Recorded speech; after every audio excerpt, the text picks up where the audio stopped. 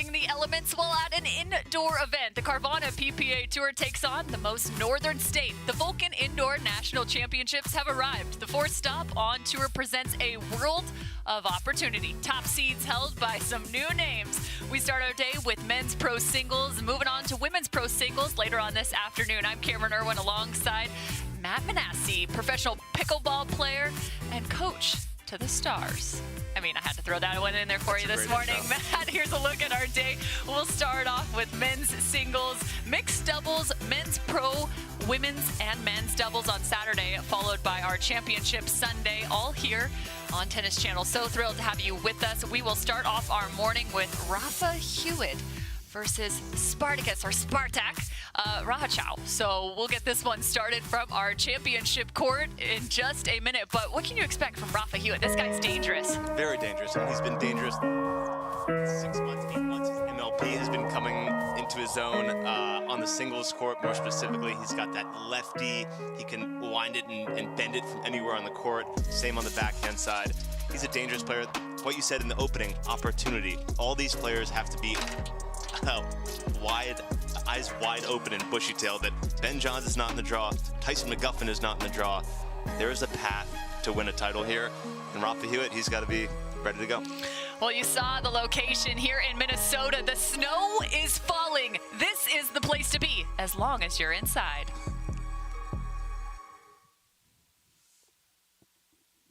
Player. My daughter, Anna Lee, is my doubles partner, and her 16th birthday is coming up. Be great to get her a car, and Carvana has helped us make that dream come true. They have thousands of options, and I'm a mom, so of course I want Anna Lee to have something safe. Anna Lee has absolutely no idea about this car, so I told her we're going to Carvana's vending machine for a photo shoot. Drum roll.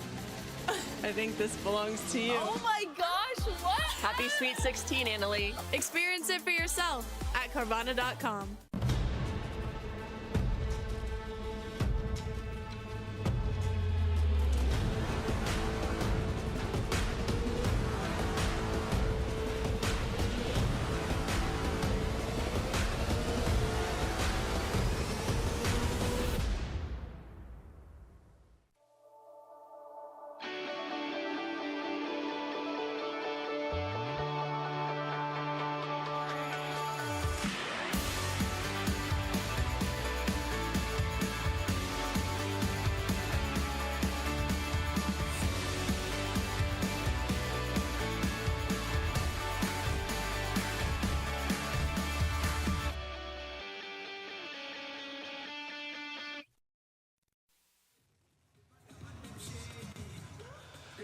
The growth of men's professional singles in pickleball has been on full display in 2023. And as much as the weather has been a bit of a predicament here in Minnesota with a few names dropping out of our draw, our men's singles draw is still astonishing in terms of the total number of players. There's a look at Spartacus. He's facing off against Rafa on the far side. Rafa Hewett, the lefty out of the Pacific Northwest, is going to have a bit of a challenge. Early on, you watched these two warm up, and you already noted some of the power coming from Spartacus. Oh yeah, he's got a tennis background clearly. Great one-handed backhand. Well, not there to start out, the old commentator's curse, but we saw him ripping it in warm up.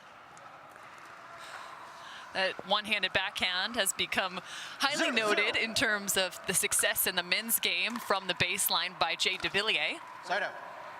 And singles action obviously plays different than doubles, as well as an indoor event compared to an outdoor event. So how might indoor kind of change the game here? Yeah, I mean, you don't have to deal with the elements, right? There's no wind. The ball is going to sit up there nicely for you. You're going to be able to set your feet a little bit better than outdoors, dealing with those elements. So guys like Rafa who have these big shots, big strokes, they're not the Ben Johns kind of cat and mouse game. They're going to go after a little bit more, so they should be better inside. So a side out for Rafa Hewett, as he already has 1 point dropped down from Spartacus. 0-1. There's that nasty forehand we've seen from Rafa Hewett time and time again. Yeah, and singles usually, you don't want to leave that return sitting in the middle of the court. Gives a guy like Rafa all the time in the world to pick his spot. Rafa Hewett originally out of Lewiston, Idaho. A great place if you're a baseball player, and obviously tennis. 2-1. Rafa comes from a tennis background.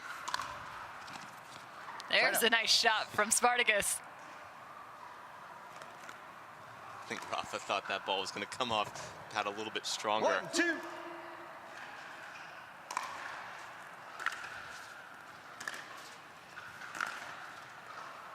Side out.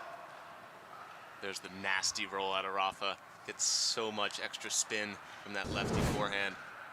Holds it to the last second. Just a ton of shape there for Rafa Hewett. 2-1. It's fun to watch how far he drops that paddle head down.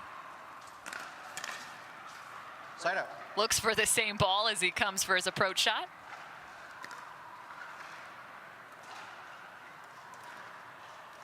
One, two. Let's serve. 1-2.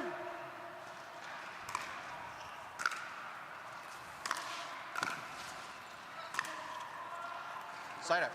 Great return there, deep in the corner, making your opponent have to come up with something special right away in the point. 2-1. So important in singles.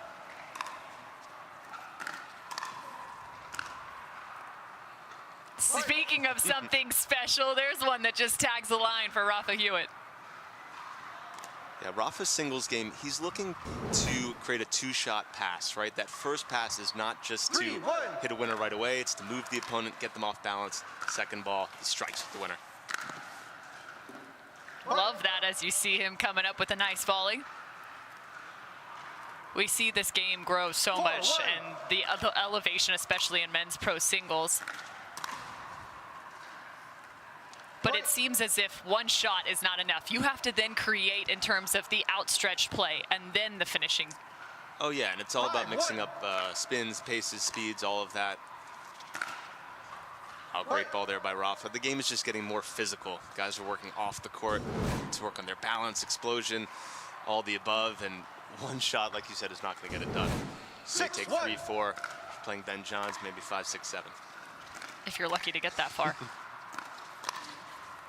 Point. Federico Staksrud Timeout is receiver, holding that 7-1. #1 seed here in Minnesota as he picked up the gold. He actually took down Ben Johns before heading into the final versus Jay Devilliers, who is the #2 seed here for men's pro singles. In terms of the draw, you got another couple good names. So 1-2 as Jay Devilliers is that second spot. You also have Dylan Frazier in the mix, as well as J.W. Johnson. He's currently the 8th seed, so he's on the same side of the draw and could potentially meet Federico Staksrud rather early on. Yeah, if I'm Federico Staksrud, I'm not happy about the way that draw turned out. No Ben Johns here, and I still have to face Server, another 2 top timeouts guy, remaining. Receiver, you have 1 timeout before remaining. the final. Jay Devilliers, on the other hand, is probably very excited about that. A few other names to keep an eye out for. You've got James Ignatowich as that #3 seed. You also have Christian Alshon in the mix, who's turned a lot of heads as of recent 7-1. on the Carvana PPA Tour, as well as Julian Arnold, the 5 seed. Side out. There's a look at Jay Devilliers there. I'm not sure if he's coaching or just watching. Just there to intimidate Rafa Hewett there. It worked. 1-7. It's hard to intimidate with a smile.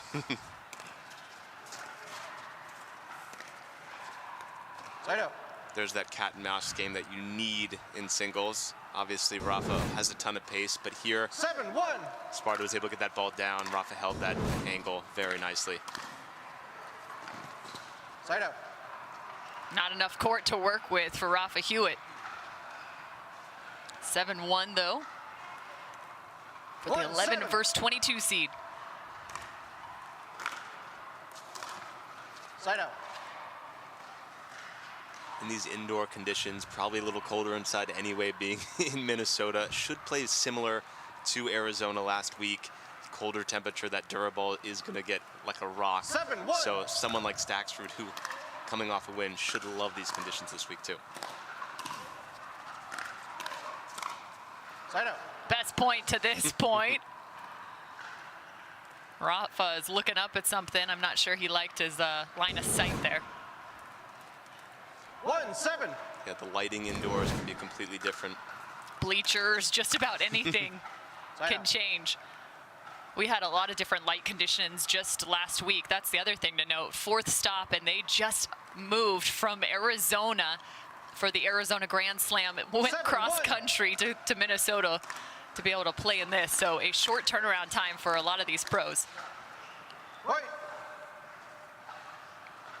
Yeah, a lot of pros struggling to get to Minnesota. I've seen a lot of Instagram posts about delays at the airport and all of that. Right. Another point for Rafa Hewett, who is now up 9-1. Yeah, you'd really like to see Sparta's return a little more depth and pace through the court. It's sitting, and he's not able to get set with his feet up at the kitchen line. Right. And there's that really nice wrist from Rafa Hewett. I'm surprised he sped up there, but kind of got forced into it. Yeah, short return. I don't think he expected it, but up 9-1, you could take a little risk from below the level of the net and flick the wrist and find the angle there. Also important to note, as a timeout has been called by Spartacus, Tyson McGuffin not in the mix. He is the defending champion here for the Vulcan Indoor National Championships. Currently out with a minor foot injury. I caught up with him, and he is healing nice and well. So look for him to potentially be back on the court very, very soon come March. J.W. Johnson and Dylan Frazier, like we mentioned, are playing singles. They did not just a week ago, so nice to see them in the mix here. Women's singles, Annalie Waters, who is the defending champ and won 3 singles titles in a row on the Carvana PPA Tour, is also not in the draw, so she's taken some time off after a full month in Arizona. All the women on tour probably breathing a sigh of relief this week. Oh, okay. We got a shot. We're going to have a new winner. We do miss you, though, Annalie. We do. Side out. And you could see just a different bounce there for Rafa Hewett. That thing did not pop up at all. The amount of spin and grit you can put on that. 10-1. Side out. Yeah, the Dura Fast 40, there's 20 small holes, 20 big holes. It's kind of the variables in the bounce. You're not sure where it's going to bounce each time. So sometimes it's higher, sometimes it's lower. Welcome to Pro Pickleball. You taught me something new, Matt Manassi. Look at that. Didn't know that. Huh. Interesting. I appreciate it. 10-1 now, and side out for Rafa Hewett, and a shot at game point. Point game. And there it is. So on a missed return, Rafa Hewett off to a very hot start, 11-1. This is just the first matchup here on Championship Court for men's pro singles. Introducing Skechers Pickleball. They're ultra lightweight and responsive for incredible speed. They have Goodyear rubber outsoles with a specialized pickleball design for increased side-to-side stability and agility. Conquer the court in comfort. Skechers Pickleball, the official footwear of the Carvana PPA Tour. The future of pickleball is here. Welcome to Top Court. Get ready for unlimited access to top players.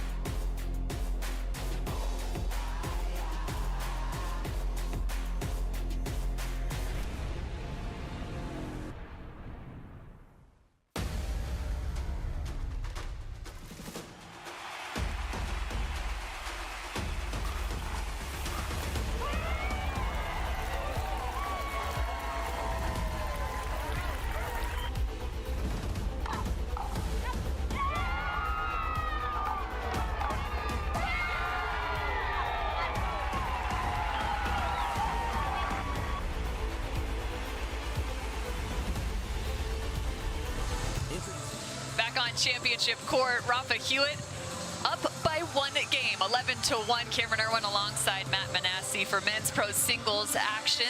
So in terms of the solution for Spartacus, are we just thinking some deeper returns? What can he do to try and slow down Rafa Hewett? Yeah, he's got to get some deeper returns, get in, you know, and solidify his space at the kitchen line with balance. Right now he seems a little overmatched, to be honest, but we'll see. Game 2, maybe the nerves are out. Fight. And Rafa Hewett just taking off enough pace there. Plenty of shape on that ball, dipping below the height of the net. 1-0.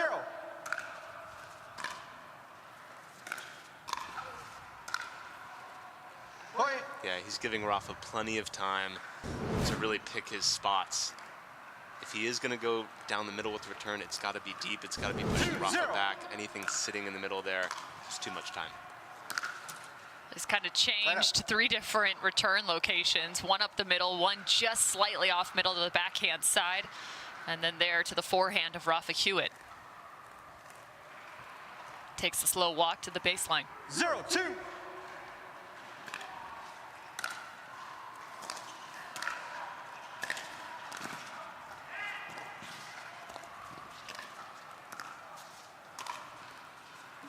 There's a good ball for Spartacus, playing the cat and mouse and finds the winning volley.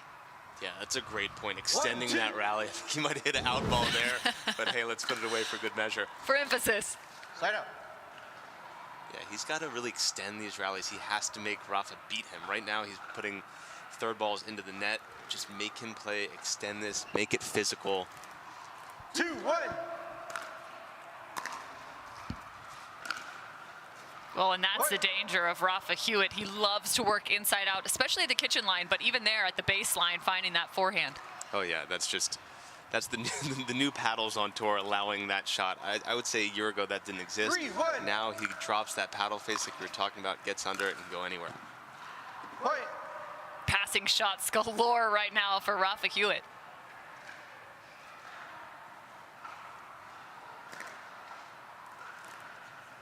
Four, 1.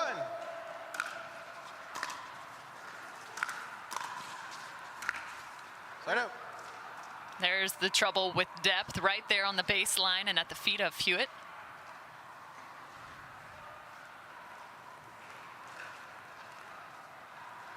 One, 4. Side out. 4-1.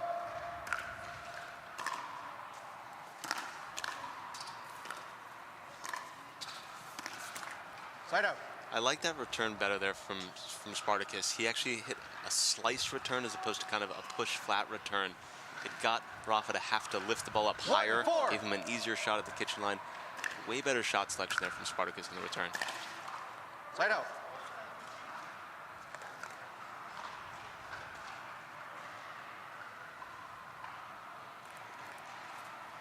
Four, 1. Point.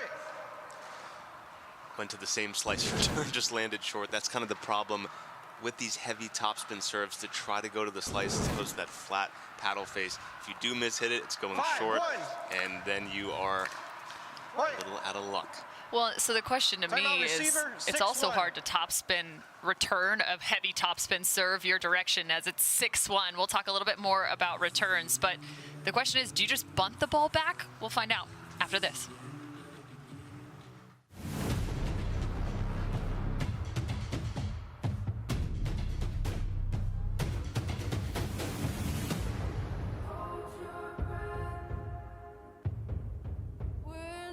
Turning back.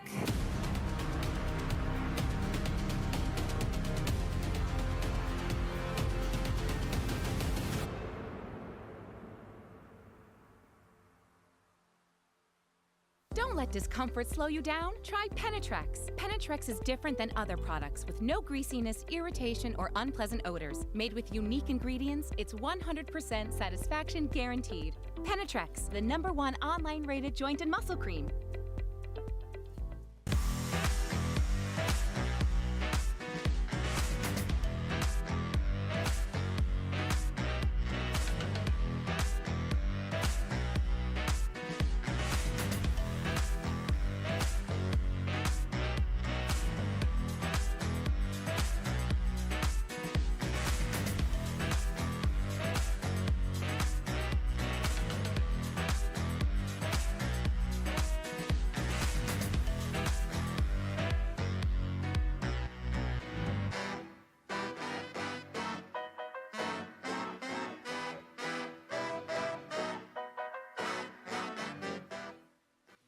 Server, you have 2 timeouts. For the break, we were talking about the heavy topspin serve and the amount of challenges it presents in terms of your return.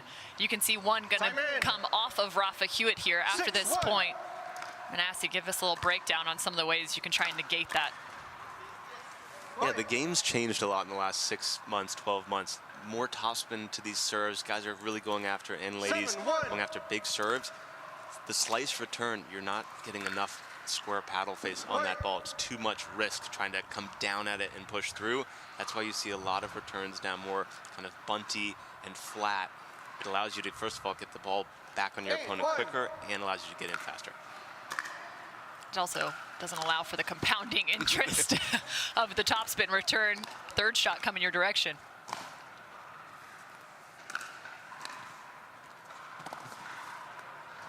Oh, Rafa Hewett trying to show his wheels there. One of the longer points we've seen.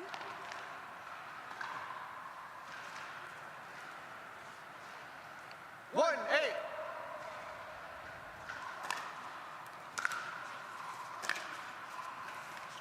Side out. And another side out for Rafa Hewett.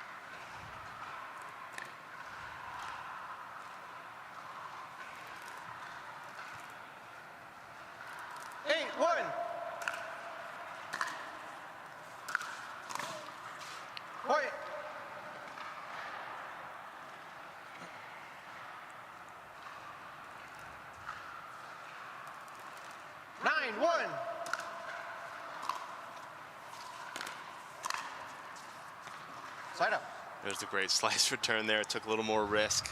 Got it to the sideline and really was able to hold his own at the kitchen line. Forced Rafa to have to get under that ball. Really, really great point there from Spartacus.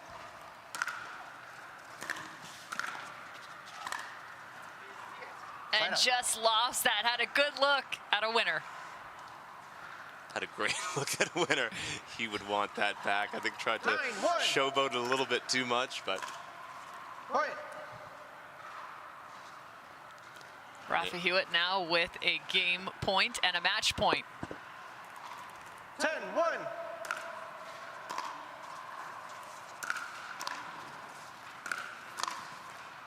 Side out. And at times people, that if they look to attack one area, maybe it's some of those shorter balls onto the backhand side of Rafa Hewett.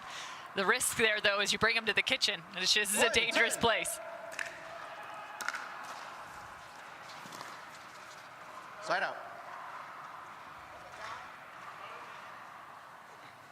Lucky break on the return there. Up 11-1, 10-1. Spartacus is like, what do I have to do here? Just wondering if Rafa's going to need those sunglasses inside. Got to please the sponsors. Ball out.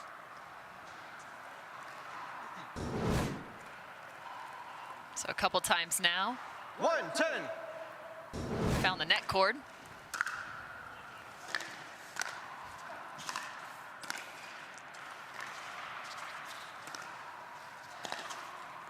Side out.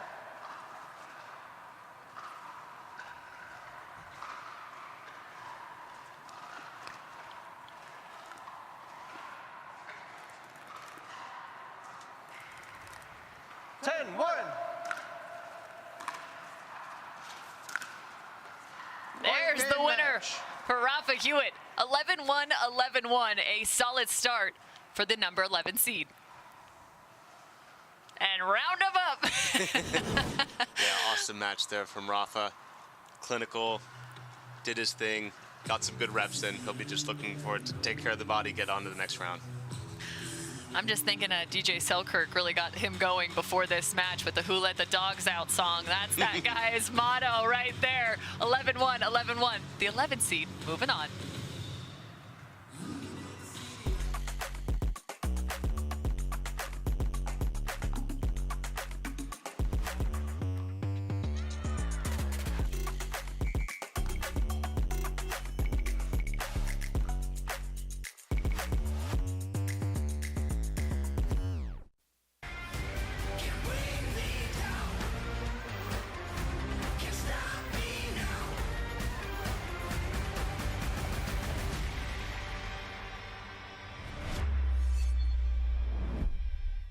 Introducing Simply Spiked Lemonade. Real fruit that left the farm and has seen too much to ever go back. Simply Spiked Lemonade. Tastes like your favorite lemonade. Now spiked. It's getting juicy.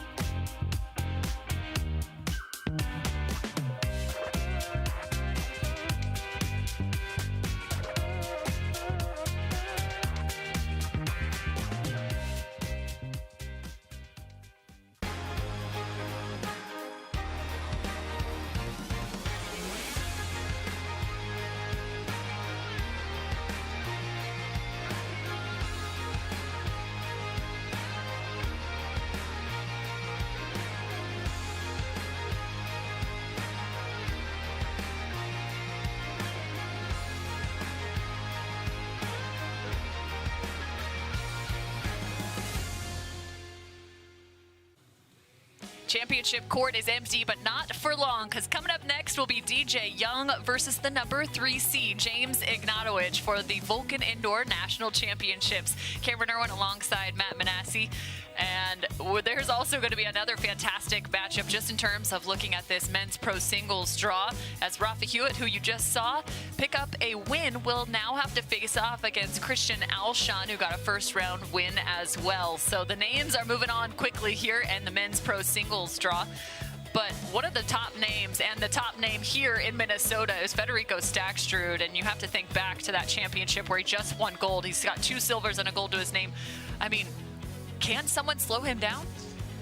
I don't know. That's a great question. Here, who knows? But the last 18 months, he's been on a steady incline with his game. He comes from tennis, strong tennis background. He really plays very similar to Ben Johns. I think that's what he's added to his game, is that the one-handed flick, kind of the cat and mouse game around the kitchen line. He's had the great two-handed backhand from tennis. He's done a great job in that. But yeah, I don't know. It's gonna be tough to stop that kid. Well, we will find out who can potentially slow down Federico Staksrud. Coming up next, it's DJ Young and James Ignatowich.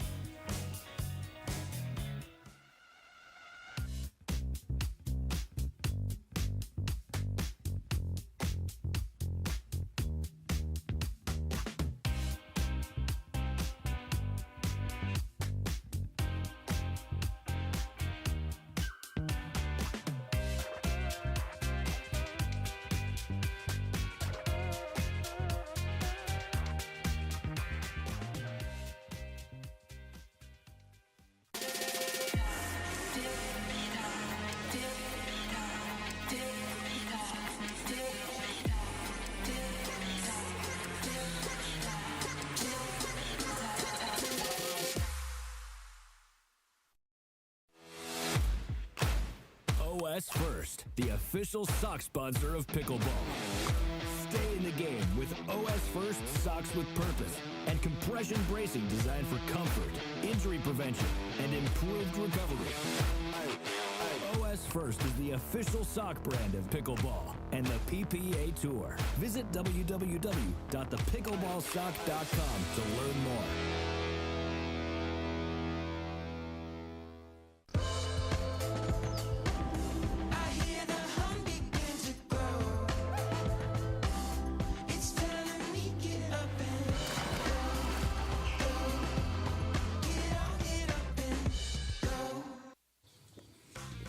championship court now has our next opponents. James Ignatowich with the paddle tap for DJ Young. These two are going to be very fun to watch. James Ignatowich has been somewhat in and out of the singles competition just in this early season, focusing a lot on that doubles competition, whether that's in mixed or men's doubles. And DJ Young, well, he's found himself on the singles court a little bit more frequently than not. A lot of creativity in his game, but James Ignatowich is the #3 seed, and he, just from the start of his pickleball career, has brought a lot of dangerous play. Oh yeah, he's a great tennis player, played at Vanderbilt, comes in with a, first of all, great athletic build. He's like 6'3", 6'4", great two-handed backhand. I think, like you said, he's taken some time to focus on the doubles game. I think that's what he's needed, but to see him back in a singles draw is great. DJ Young, on the other hand, is the opposite. He's been a great doubles player. I think he's looking to add some offense, add some more mobility to his game by getting to these singles draws and putting himself into different situations. There's a look at the sponsored Selkirk, James Ignatowich, and so quick with those feet, one of the most agile on the court. And I bring up that word just because so often in the men's game we talk about the need for agility and especially the lateral motion. You look at some of the top players now and how quick they are able to get around the court, whether it's Christian Alshon, Federico Staksrud, Ben Johns, James Ignatowich. Now it seems like it's a combination of length, lateral motion, and agility all combined into one. Oh yeah, the court is not that big, but in singles, I promise you, it takes a lot of mobility and quick movement to get around that thing.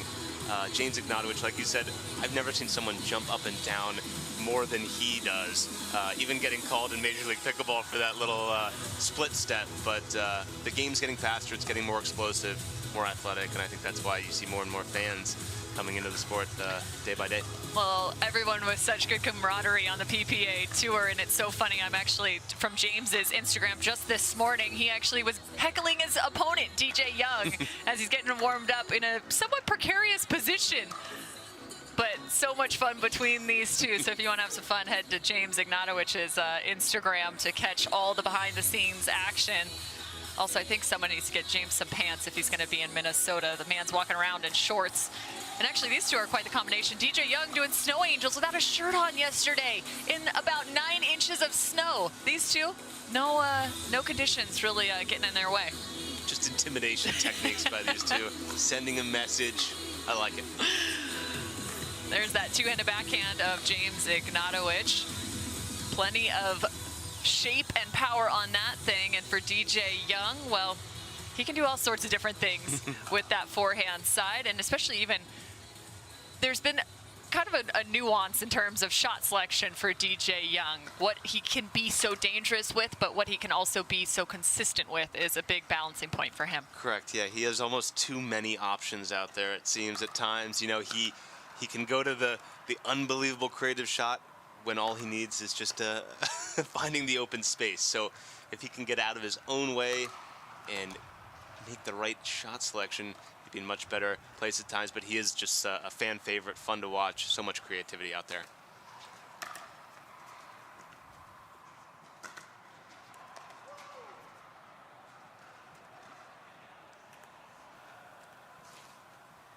I think James will really like this indoor court. No elements, no wind. He stays so low on his passing shots. Takes big cuts, so without any wind moving that ball around, he should be looking good to pick a target and go. So for these two facing off against one another, the winner of this would then face either Christian Alshon or Rafa Hewett on that side of the bracket. In terms of some updates from around the men's singles draw, Julian Arnold picked up a first-round win as well. He's the 5 seed here. 1 minute, gentlemen. Pablo Tejas and Naveen Beasley are facing off in a first-round match out on the grandstand.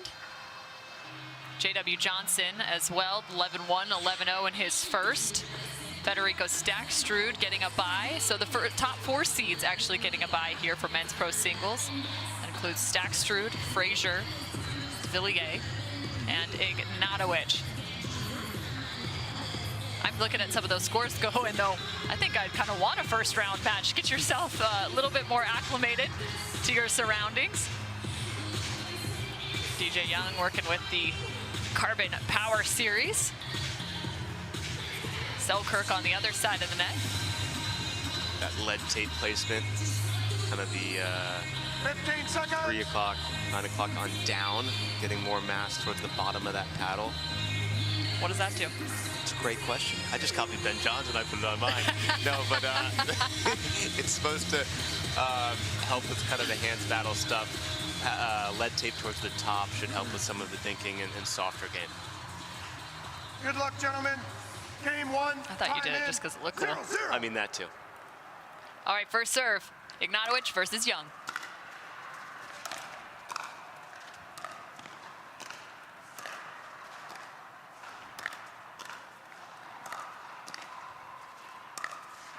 Ignatowich stays at the baseline, not able to work his way in, but still finds the first point. 1-0.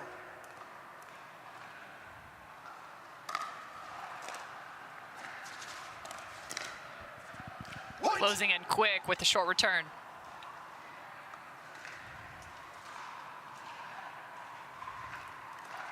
Two, 0.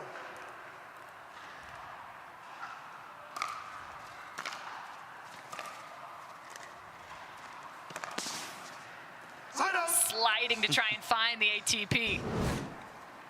Thought he had it.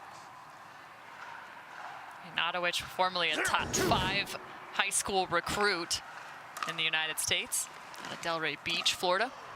Point. Good disguise there on that pass from DJ Young. Took a big swing, looked like he was going to go after the ball, then took some pace off. Point.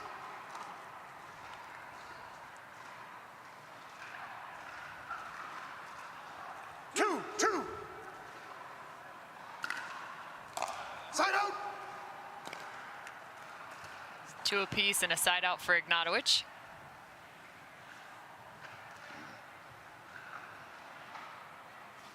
Two.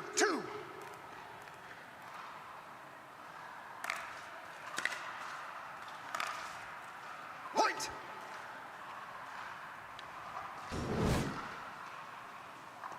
Again, there's a premium on a deep return. Short return in the middle of the court just makes you have to make that decision too quick. James able to hold it to the last second there and pick a spot. 3-2.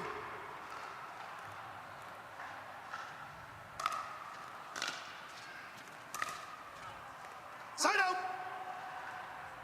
Better return there, deep, making James move, have to come up with something right away. 2-3.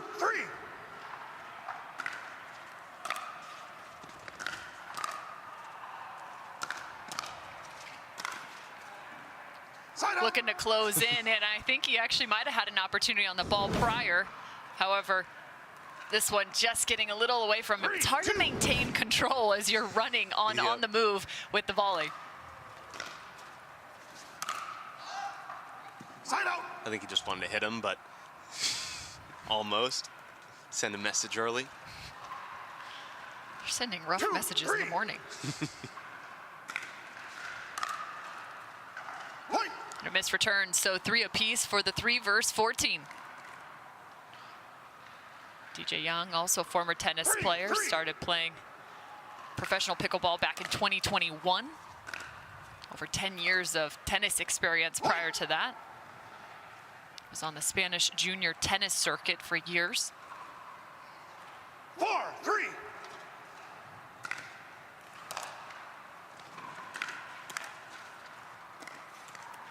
Point. There's that creativity we were talking about. Great disguise. Looking one way, went the other.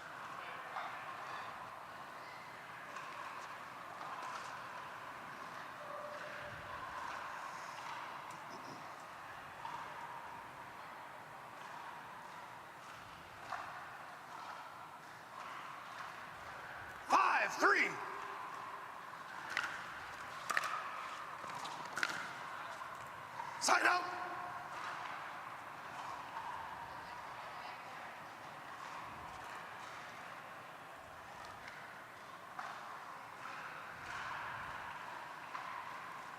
Three, 5.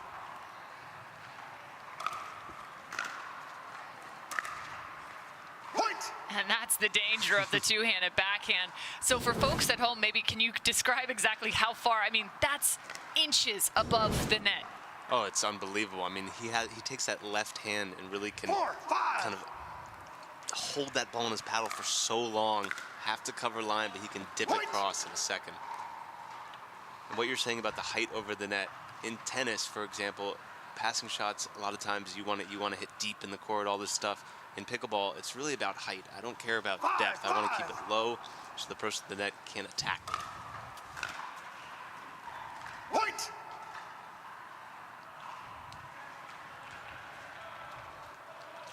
Six, 5.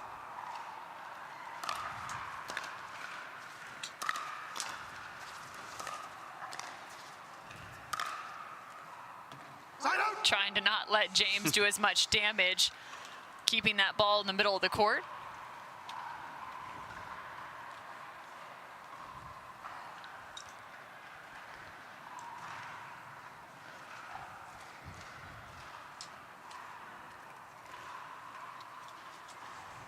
Five, 6.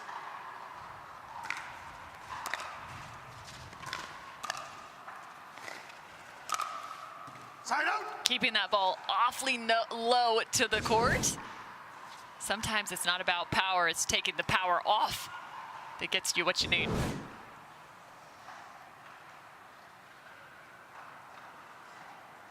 Six, 5.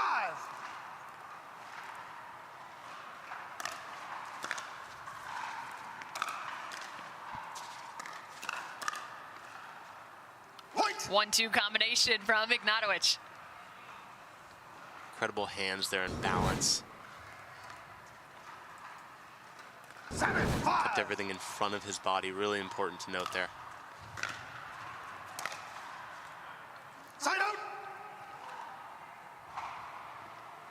Ignatowich taking home a bronze at the Arizona 5, 7. Grand Slam just a week ago in men's pro singles. Side out! DJ continually trying to find the forehand, push to the backhand side. 7, 5.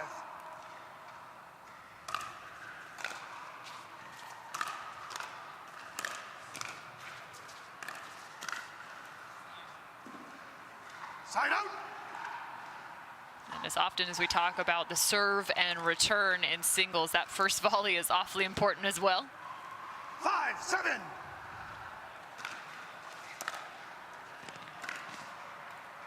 Point! Hold that to the last second. He saw James's momentum moving to the right side, holds it, goes behind him. Really, really nice stuff there from DJ Young. 6, 7. Side out!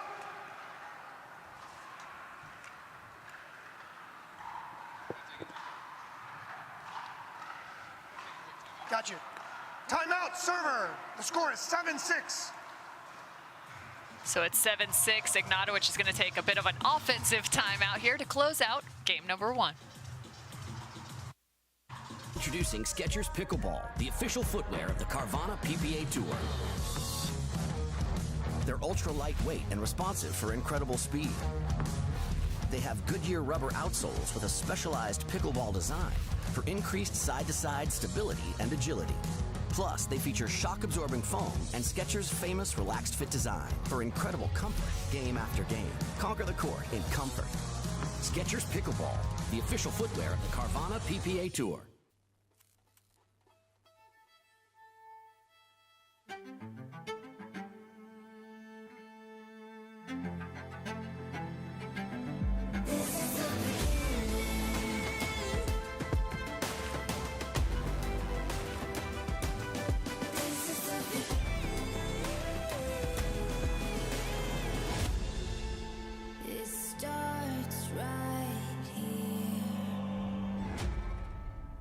To make it to the game, it takes dedication and training. To stay in the game, it takes grit and stamina. To win the game, it takes strategy and skill. You keep focus on your approach, drop, and champion shots, and we'll help you stay focused on your strength, flexibility, speed, and downtime. Having a sports medicine partner in your court is key to helping you make it to the game, stay in the game, and win the game. Select Medical is proud to be the exclusive provider of physical therapy of the PPA Tour. James Ignatowich has a few bronze medals to his name on the Carvana PPA Tour. The question is, can he get to that final here in Lakeville, Minnesota? The Vulcan Indoor National Championships, Day 1. Ignatowich versus Young.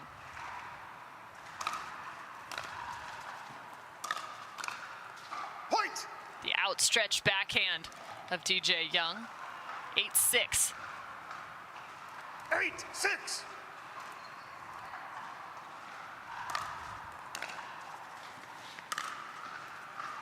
Point. That spells trouble. He missed a few of those wide earlier in this game 1. Yeah, I see what he's trying to do there. Go deep down the middle, not give him the angle, but great footwork there from Ignatowich to create the angle. And he goes the opposite direction as he steps in.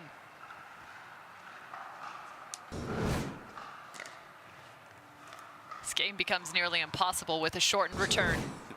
At this level, 100%.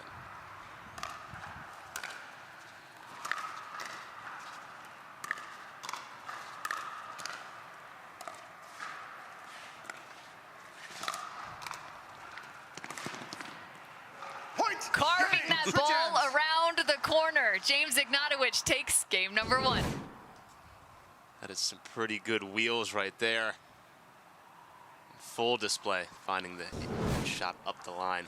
That's a beautiful angle here on the Carvana PPA Tour. Ignatowich starts strong.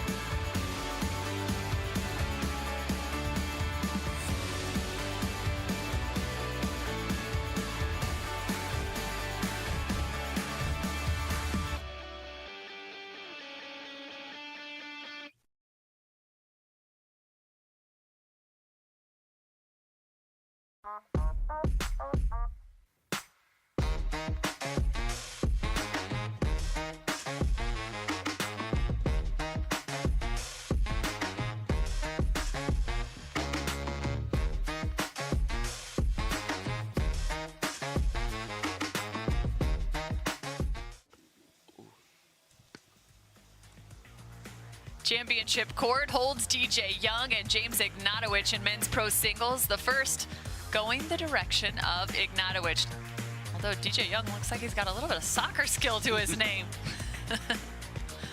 Cameron Irwin alongside Matt Manassi. So we saw a few shortened returns. However, you look back at this game 1 score, even though it's 11-6, it was close even up into that 8-6 mark between these two. What's going to be the difference for DJ Young? Yeah, DJ's got to settle himself at the kitchen line. A lot of returns coming up the middle. Some have landed short. I think that's where he fell short in that last game. He's got to get the returns deep. I think lean on that backhand side a little more when he's going to Ignatowich's backhand. James is going towards his backhand, so see it earlier.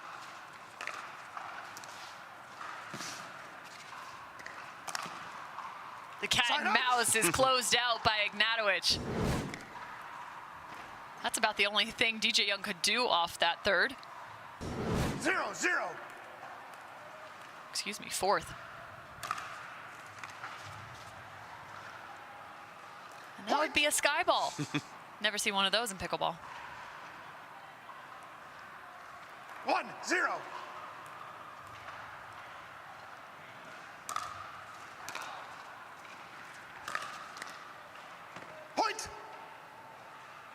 Yeah, so much spin and top spin on that serve. DJ Young trying to cut it, take a little more risk. But then if you don't time it perfectly, sit short. And again, you're at Ignatowich's whim there with the forehand.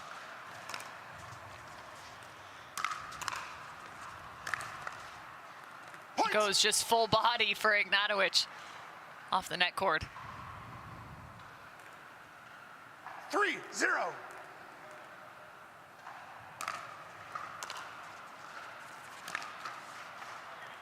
Point. Timeout. Receiver. Getting some extra The score help is along 4-0. the way. 4-0.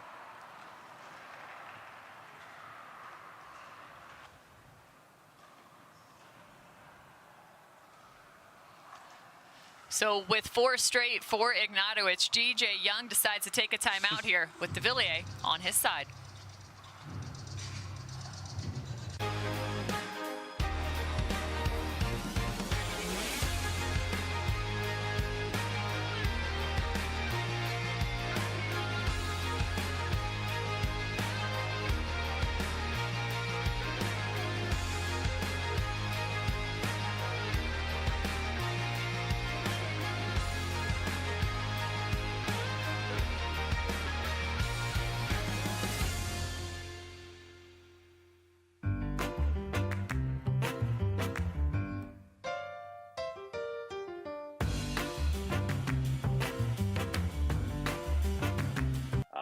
Hit the ball. I know I miss hit the ball a lot. So speak for more yourself, forgiving.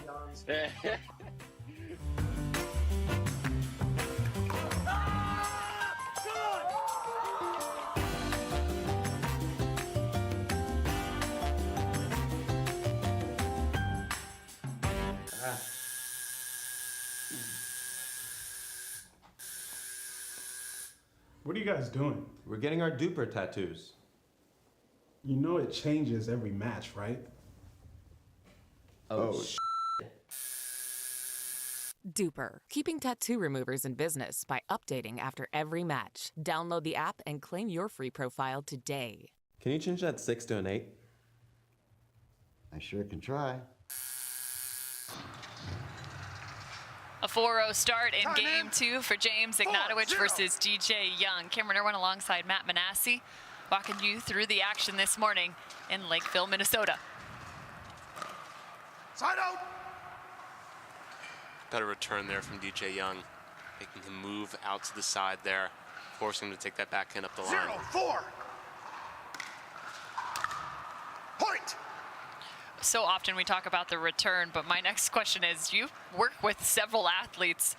What are some drills maybe after this point that you can utilize to try and help the return as it's become so critical in singles? Side out.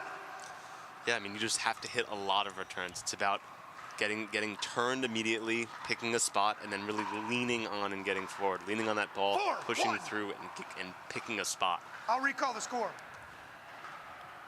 There's not much specific technique except finding that square paddle face and pushing through.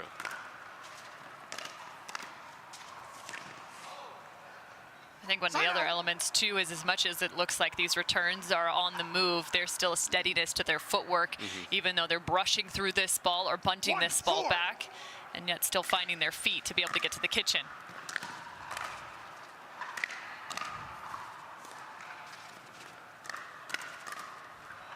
Point. Getting the ball down first to the knees of Ignatowich. Yeah, I'd like to see DJ take more risks on his own serve. Go after the serve, go for deep serves. See if you can get some short returns out of Ignatowich. Side out. Well, and to your point, plenty on that one. It's a double-edged sword.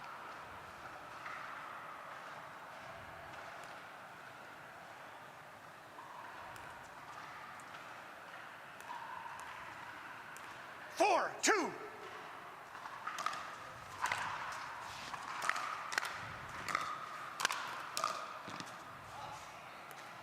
Side out. Yeah, DJ doing a great job taking that return early.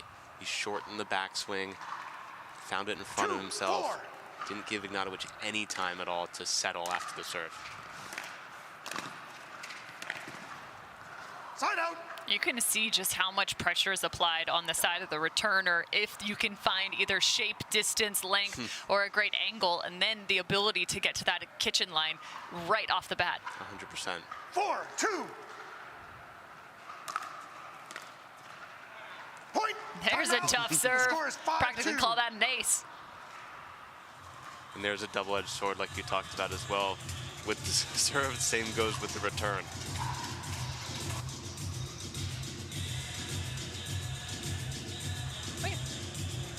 Those two playing alongside one another for men's pro doubles. And also, I think Jay Devilliers did the work to get them actually to the facility this morning, as there was plenty of snow on the ground. There was images of him shoveling about 2 feet of snow just to get to the car, and the car out of where they were staying. And interesting too, these two both have the availability to not only work alongside one another in men's pro doubles, but the camaraderie here to kind of try and figure out exactly how to take on James Ignatowich. Yeah, James is going after massive serves right now, and I like I said, I like DJ trying to take it early, trying to give him less time, but again, these serves have so much spin, so if you don't hit them perfectly, you're going to risk missing the return like he did the last point. No timeouts remaining. So Jay Devilliers just made his singles final debut in 2023, just this season alone. A fantastic singles player in his own right. Facing off against Staksrud, the Arizona Grand Slam. Time in. Just a week ago. 5-2.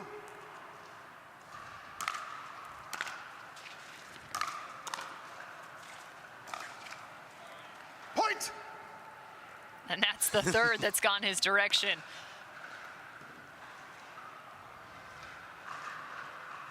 6-2.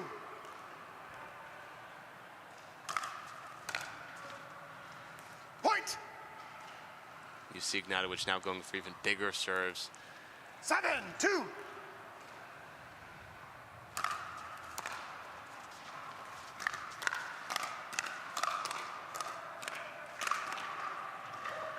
Firefight for Ignatowich. These two just going head to head at the kitchen. That was incredible. 8-2. Rice smiled between both of them to close out that point. Point. Ignatowich's serve has done some major damage here in game 2. 9-2.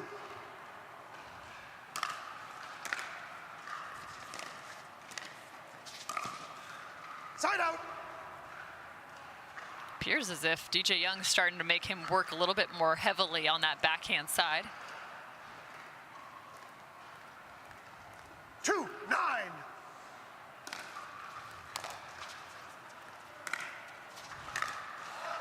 Point. Yeah, pulling him wide to that backhand, not letting him get his feet set. I think you can go to the backhand as much as you want, as long as you make sure he's off balance. Once he's set with his feet, then you're in a world of trouble.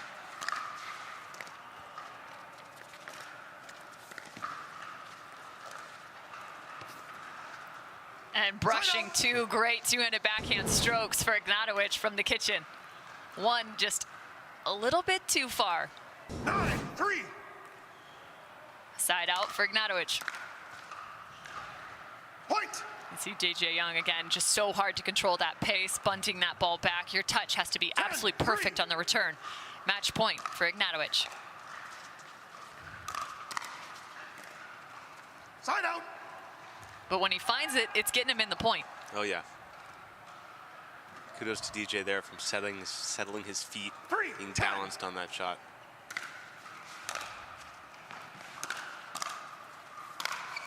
And there's the closeout. Very reminiscent to a first game rally. A little frustration on this forehand. If I'm going to go down, I'm going to show you that I can hit the ball harder than you can. 4-10. Love that from DJ Young.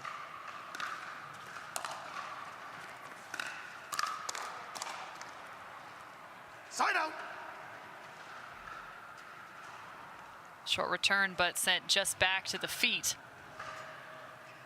of James Ignatowich. Well handled. 10-4.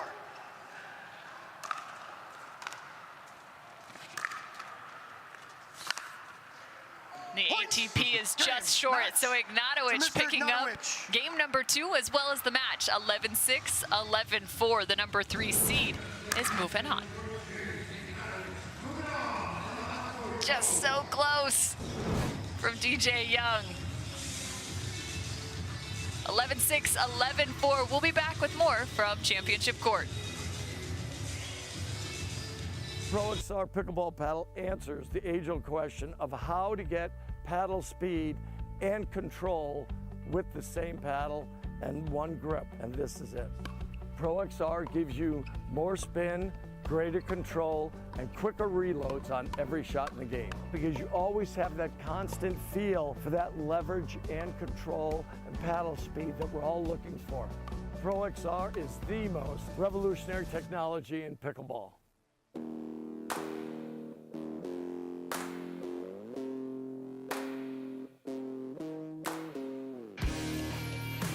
This spring, you don't have to be a baller to buy like one. With a power bid approval from Guaranteed Rate, you can go head-to-head with cash offers and win. Call a Guaranteed Rate loan officer today.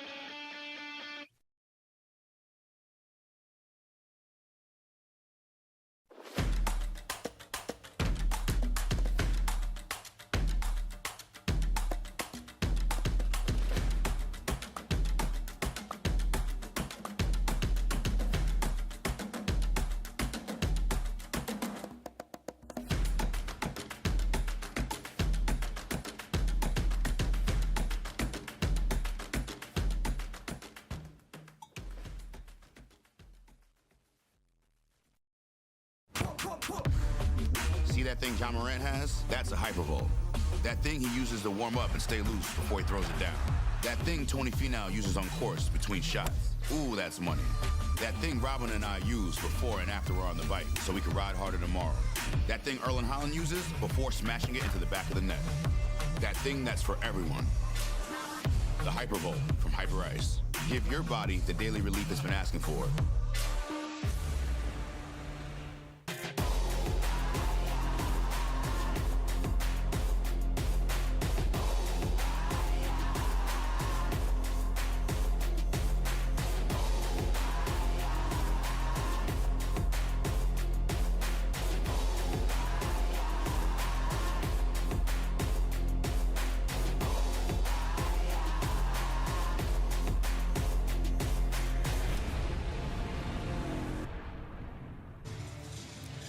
The Flying Frenchman takes championship court next. Jay Devilliers versus Ben Newell in a second round matchup. Jay Devilliers getting a bye, so this just being his first on the day. Cameron Irwin alongside Matt Manassi for the Carvana PPA Tour men's pro singles action.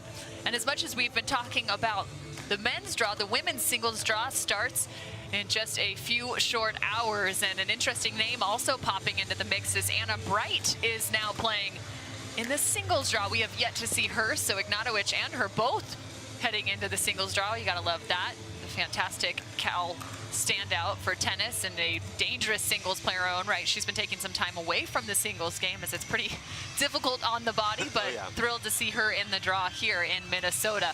But these two, Ben Newell, the lefty, working with the carbon paddle, and we'll say he's gonna be the fan favorite considering this is the Vulcan Indoor National Championships, and he's repped by Vulcan. Jay Devilliers, the number 2 seed who just found his first final in 2023, 4 days ago, now in Minnesota. Give me a little bit of a lowdown on Jay Devilliers' game from your perspective.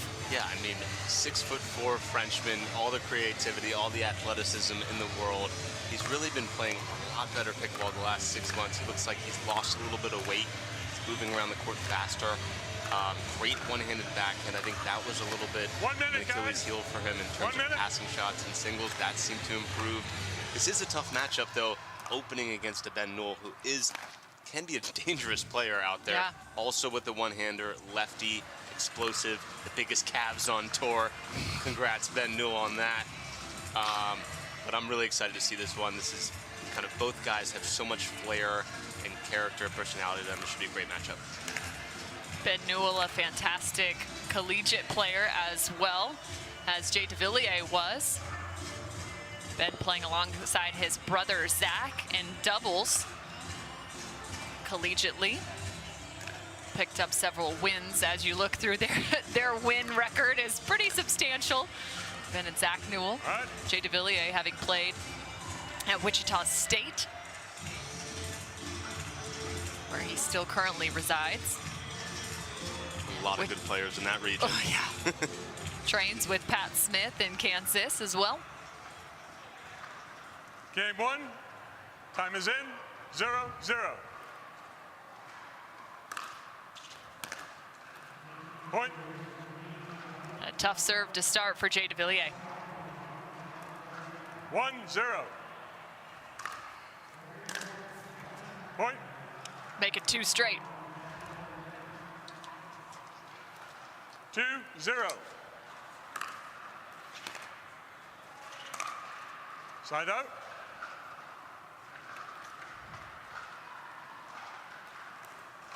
Zero, 2.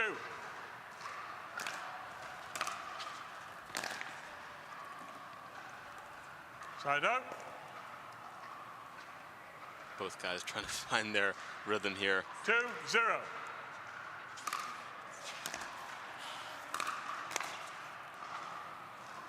And a miss there from Ben Newell. And again, Jay Devilliers has been dangerous in 2023. Still looking for his first PPA gold title in men's singles action. Took silver just a week ago. 4-0. He also took silver at this tournament a year ago. So he tries to chop that ball down. Yeah, you'd like to see him push through that volley a little more.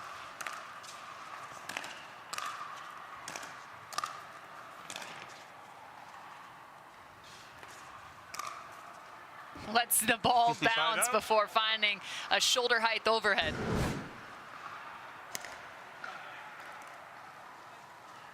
Four, 0.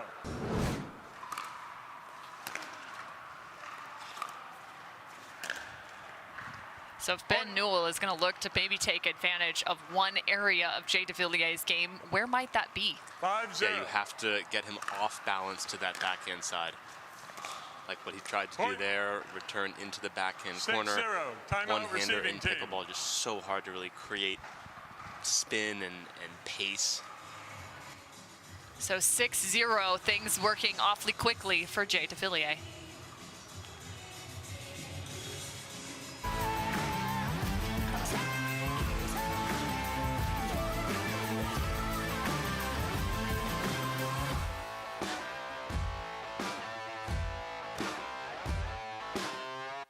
For many of us, we just charge ahead because planning for your future takes time. And right now, thinking about your financial future takes on new meaning. At Baird, our financial advisors have guided individuals and families to achieve their goals through every crisis evolution and groundbreaking idea for over 100 years. That's the difference between thinking you're ready for what lies ahead and knowing you've planned for it. Now that's different. Discover the Baird difference. What are you guys doing? Getting our duper tattoos. Oh, cool. Hey Cameron, how's it going? Almost done. Perfect. Can't wait to see your number. Number? Duper, because ratings shouldn't be a surprise. Download the app and claim your free profile today. I haven't even started yet. Oh.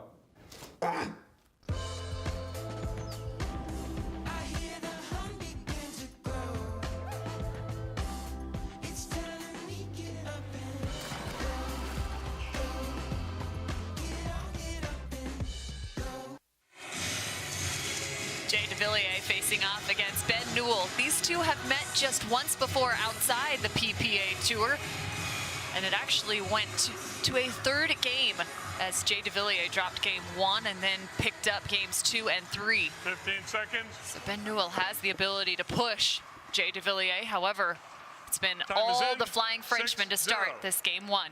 Up 6-0.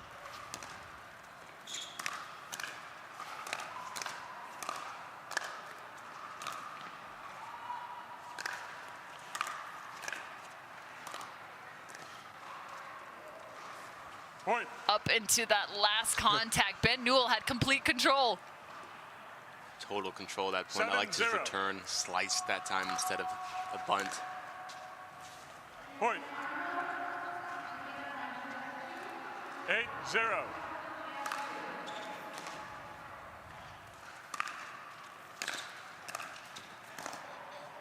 And you can just watch the hang as there's a great shot from Ben Newell across court. But the backhand of Jay Devilliers is just so mean. Even on that two-hander, you can see how he held that with a nice disguise. We've seen a few of those, and I think that's a product of the indoor game here. Some of those serves just going ricocheting off the paddles. Point. In order to beat somebody at the kitchen line, too, it's almost as if you have to have them completely outstretched like Jay Devilliers there.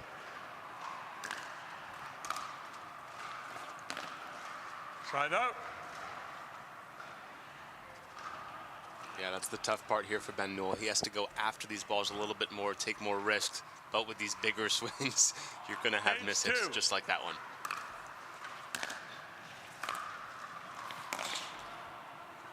Point.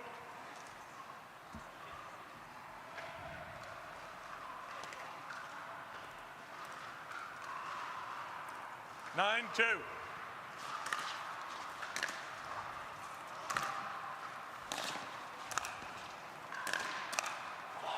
Side out. Ben Newell starting to get hot here. Yeah, starting to feel a little bit better, trying to find some momentum, probably propelling him into game 2. Side As he just misses the serve long. He's got to do something to find a little rhythm. Even if it's some fake emotion, pump himself up, show him, hey, Jay, I'm here.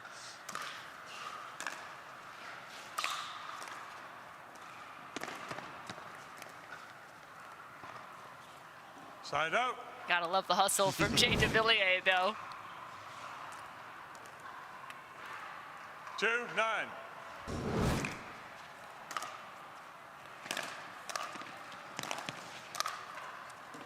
Side out. So another side out for the number 2 seed.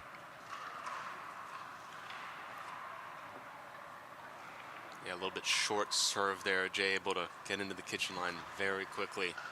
9-2.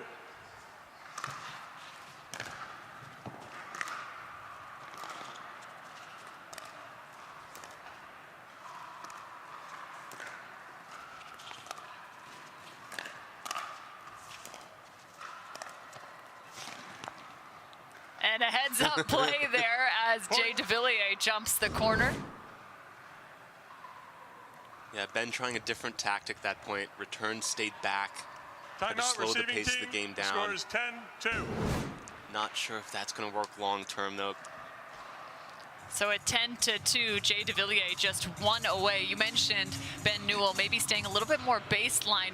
It's hard to beat the length of Jay Devilliers at the kitchen. Yeah, 100%. I mean, even staying back there, yes, you may lengthen the rallies, but at the end of the day, it's just a slower death. You'd like to see Ben really take it to him, come in, force Jay to hit the passing shot. I just think at the end of the game here, down 10-2, he's looking for anything to kind of change the momentum, get Jay to think out here. Jay Devilliers 15 seconds. up with an 8-point advantage at this point. Saw Jessie Irvine on the sideline with him there, giving him some advice. Time is in. Probably like win the next point. Knowing Jessie, that's probably true. And he does get it done. 11-2 in game number 1. So it's been interesting to watch this men's pro singles in the beginning points of our day. Our top seeds are looking really solid against some of their lower seeded opponents to get us started. The door is open here on the Carvana PPA Tour. You don't get the moments everyone talks about without the moments no one sees. Early morning practice, late night drills, running it over and over. You don't get the crowd without the quiet. Everyone sees the glory, the medal, the podium, but every winning shot starts right here. Paddle Tech, let's go again.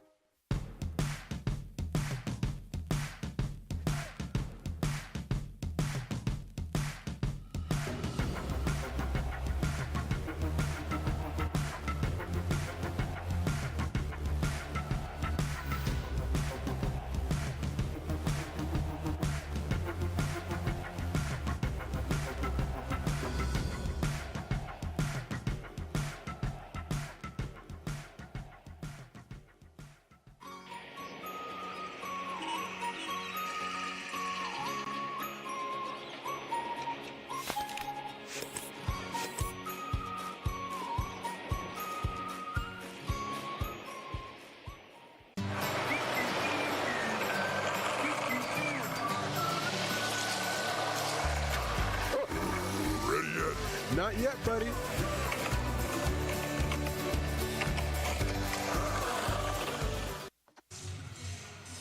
Ben Newell, the southpaw out of Rockhurst University, is going to look to respond against Jay Devilliers, who picked up game 1 in men's pro singles action. You got Tyler Lung sitting courtside as well. Time is in, 0-0. So he's trying to pick up a bit of a scouting report. Point.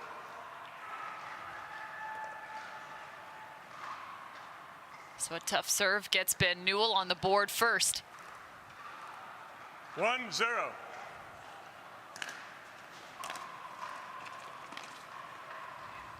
Side out. Yeah, Tyler Lung, also a lefty. Probably seeing how Jay is adapting to that style today. 0-1. He's not in the men's pro singles draw, but will be playing men's Side pro out. doubles. Scouting isn't a one-day thing, you know? You could be looking for the next event. Always got to keep an eye out on your competition. I wonder when he's going to actually take the court himself. This was the Side event out. to do it, no doubt.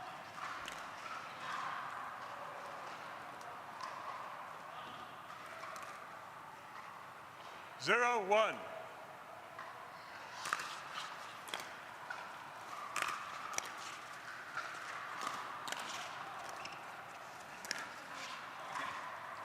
Taking some edge shots. Ben Newell. 1-1.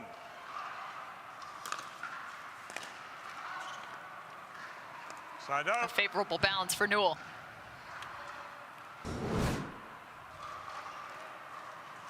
It's Yana Newell in the background.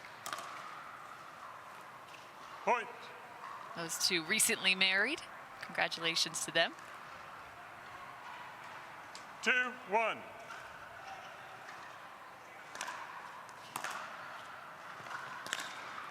Side out. That was a big forehand from Huge. Newell. If that's going to go, you're in trouble. 1-2.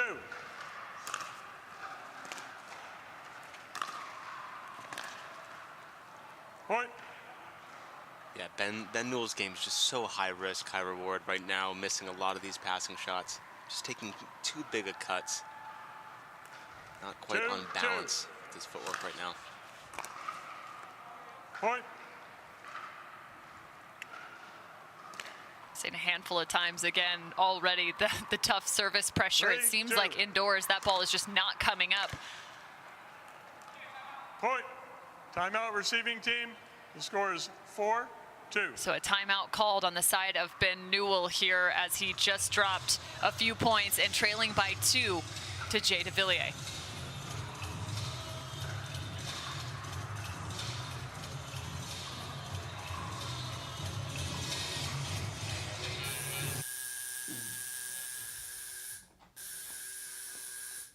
What are you guys doing? We're getting our duper tattoos. You know it changes every match, right? Oh, Duper, keeping tattoo removers in business by updating after every match. Download the app and claim your free profile today. Can you change that 6 to an 8? I sure can try.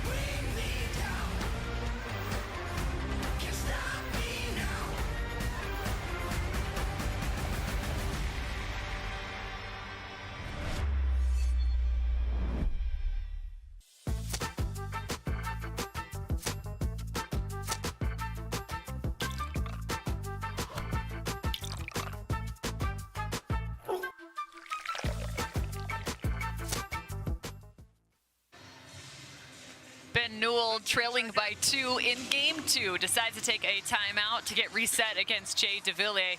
You mentioned you've got to take some risks, and Newell is doing that right now. If he starts to turn a couple of those, could be dangerous.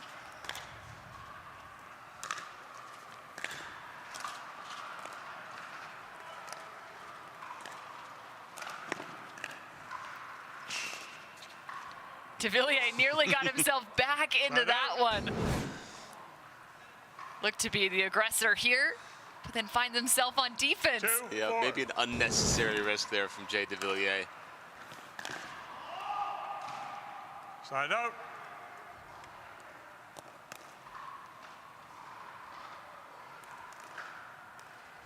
Four, 2.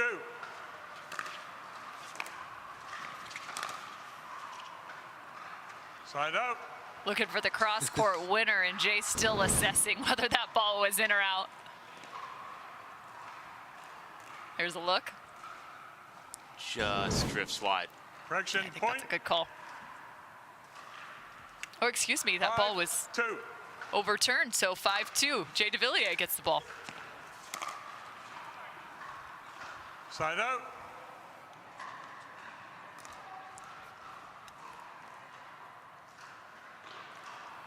Two, 5.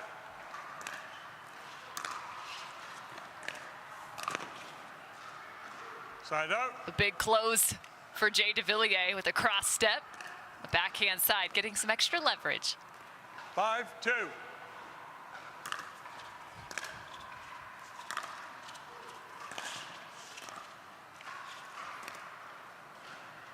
Slipping and trying to do a little something special is Ben Newell.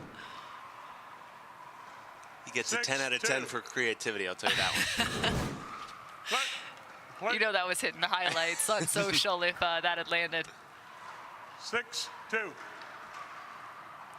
Correction. That was a side out. 2-6.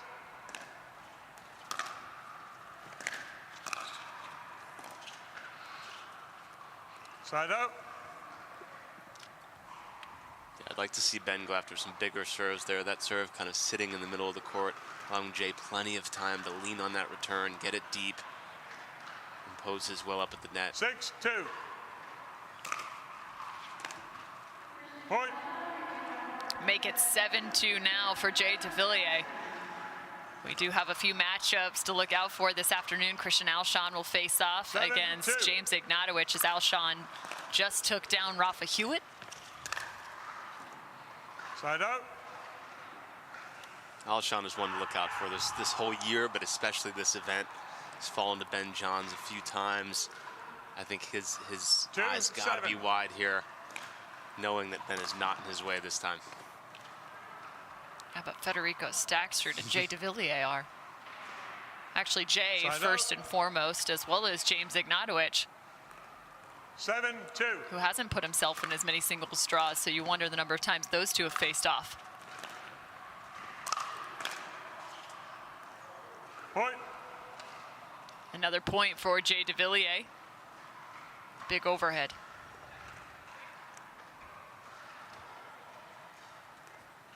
Eight, 2.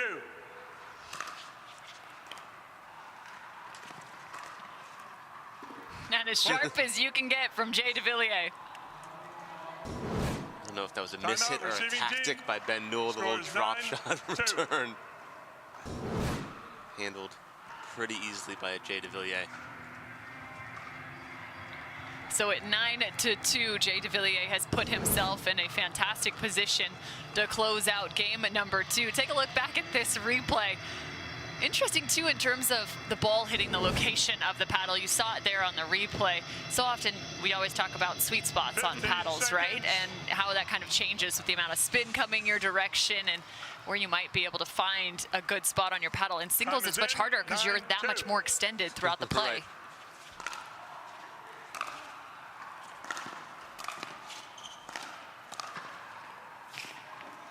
Point. That's just great control on the move from Devilliers. Wow.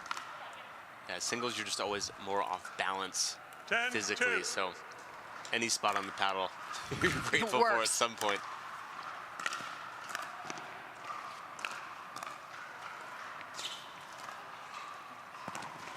Oh, Newell with so much effort on the last play. Drops the second to Jay Devilliers, the number 2 seed.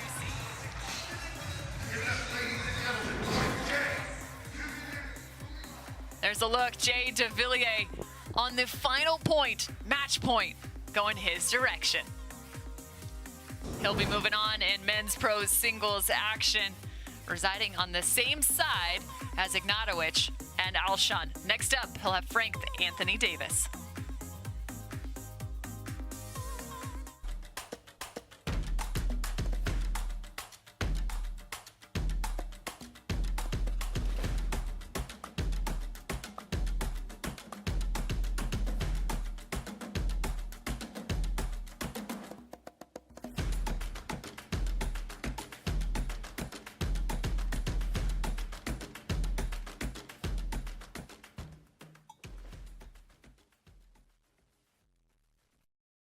At Foot Solutions, we have highly trained, board-certified podorthists available at our retail locations to expertly fit you in a truly custom orthotic and recommend the perfect footwear from our collection of stylish international brands. We are proud to have thousands of positive reviews online, showcasing the care and attention to detail that defines our service. Come into Foot Solutions and see for yourself how visiting with one of our specialists can improve your quality of life.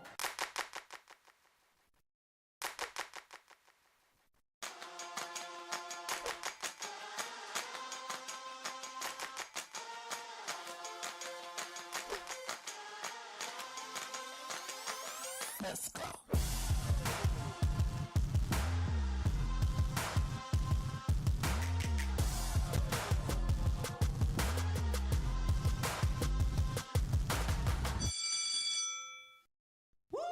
I don't think she's feeling it right now. I won't be on my phone all week. Looks like somebody needs a little Hertz TLC. Liv, you're on vacation, but I don't think you're feeling it. Huh? Please, your phone. It's okay. Hand it over. Yeah, you're good. Go enjoy yourself. Sam. You feeling it now? Let's go.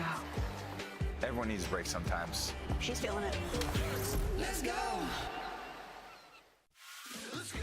It's your journey. Own every mile in an available H-Track all-wheel drive Hyundai SUV. Get 0% APR on the 2023 Tucson or Santa Fe, or $750 bonus cash. Hurry in.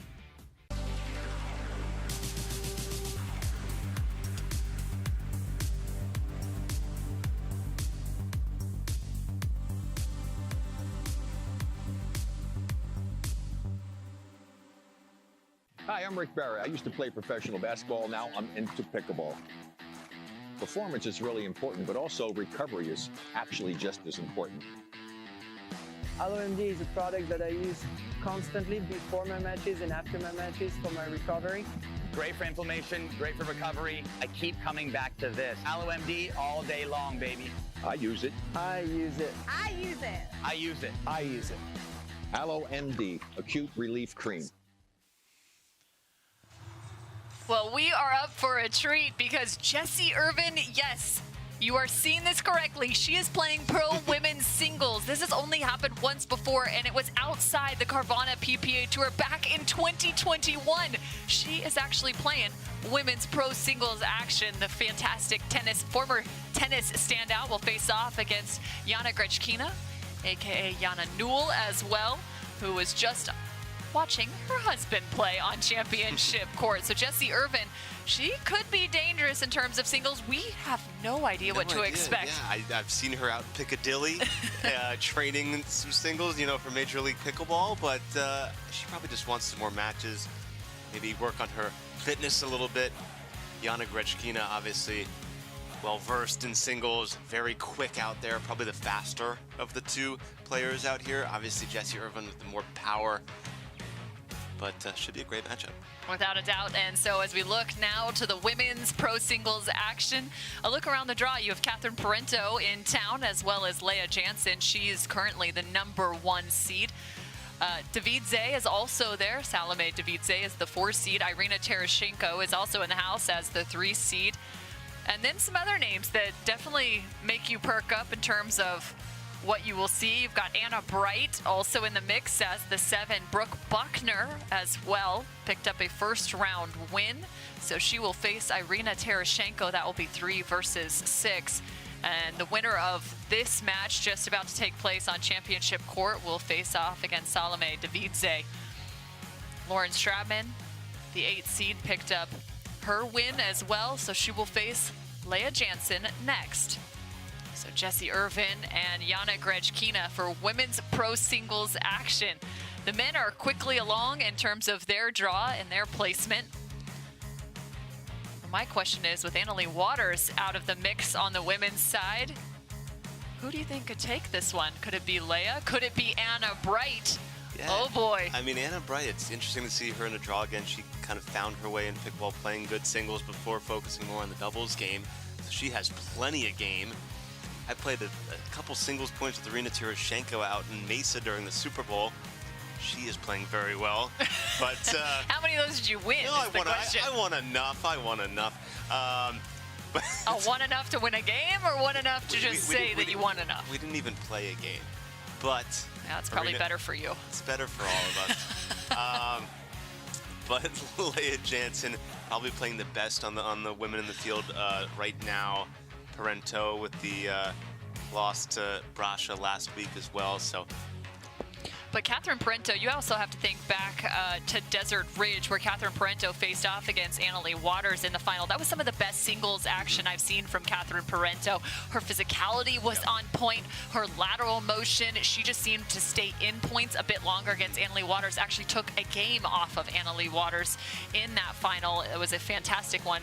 Of course, you can go back and watch that here on the Carvana PPA Tour, as each of these days is archived for you online as well. So interesting to note, too, Anna Bright will face off against Parenteau in a first-round match, as she had somebody withdraw from the bracket. So that will be her first match, and that's quite a tall task for Anna Bright and Parenteau to have to face off right away. Parenteau has really focused on the off-court stuff a lot more than most players, traveling now with full-time physio as well.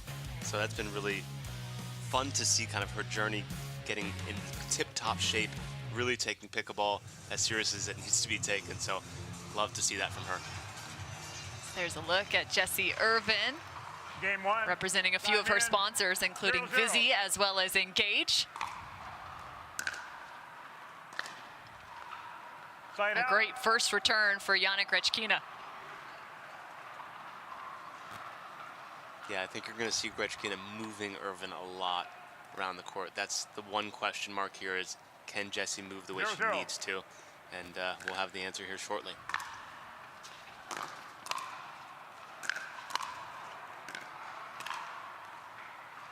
Side out.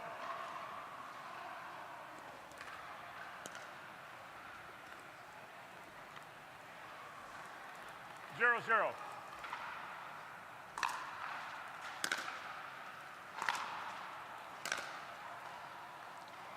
Grechkina just missing on the two-hand backhand, originally out of Vladimir, Russia. She currently resides in Kansas City, Missouri. 1-0.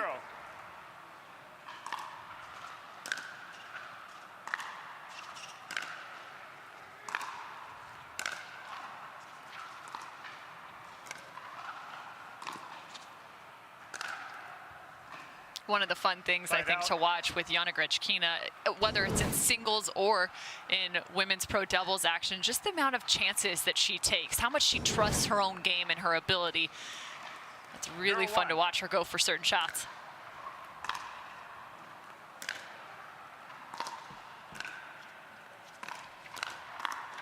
Right now she's showing some prowess at the kitchen line with some nice volleys.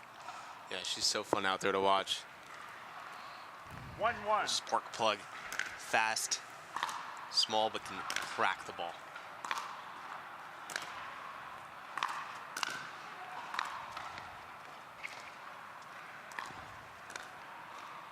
Point. Chops that ball down. Yana Grechkina attended the University of Missouri, Kansas City. She won back-to-back championships in 2018 and 2019.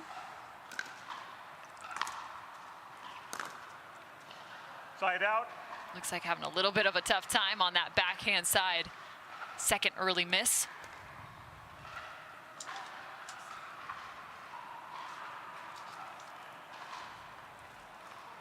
One, two.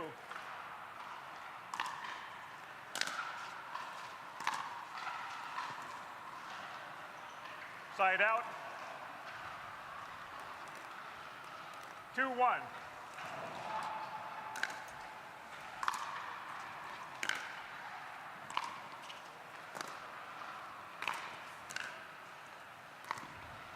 And she corrects it. A couple nice backhand strokes to get her in good position at the net. Yeah, you see Yana really exposing Jessie Irvine's movement around the court. 3-1.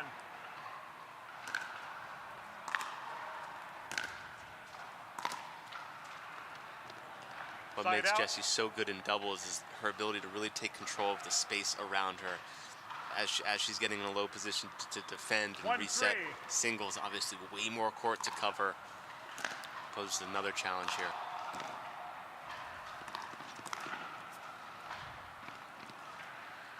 Side out. Jessie Irvine again trying to find her way through the transition zone, getting herself established. It's got to be hard. It's a little bit of an unknown for Yana Grechkina facing off against Jessie Irvine. Got to figure out just in these early parts of the game how you want to play her. Yeah, you know her strengths on a doubles court. You know if she's set both sides are tough, backhand and forehand. You're just not sure in doubles, or in singles rather, what side to pick on. Side out. Grechkina really just taken the court in the last year or so. Really, she said, testing the waters and figuring out exactly where she wants to be in terms of her partnerships. 1-4.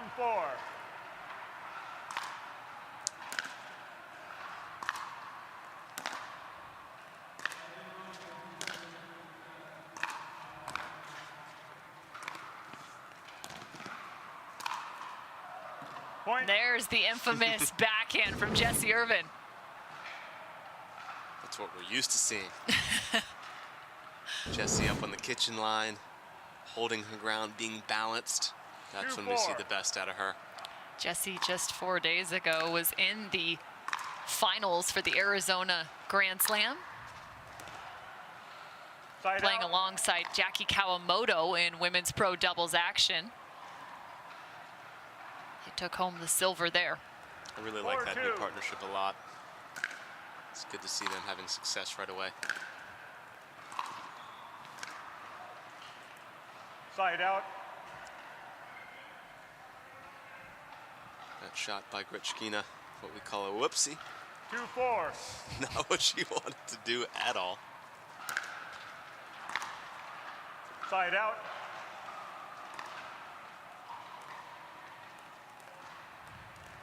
4-2. Side out. Jessie Irvine again continues to find that backhand side of Yana Grechkina.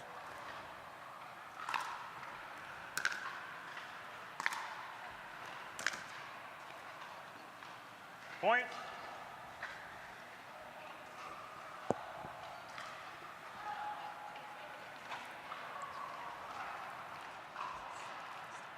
Three, four.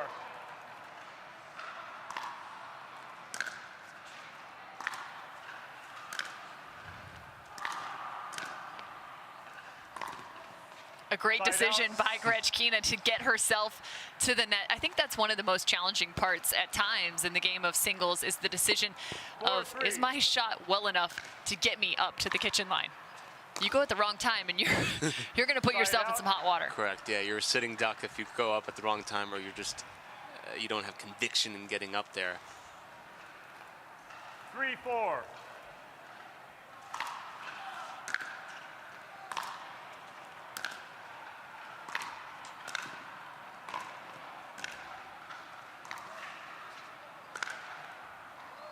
Side out. I'm really liking the volleys from Grechkina. Adding just enough pressure as well as location, but not necessarily doing too much. 100%. Yeah, I'd like to see her not hesitate. Just come forward, take it to Jessie, move her around, expose that movement.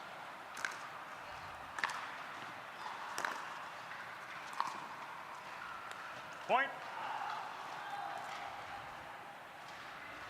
If Jessie can come up with the goods, then you reevaluate, go to the towel, come up with a new game plan.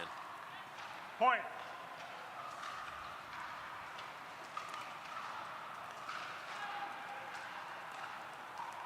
Six, 3.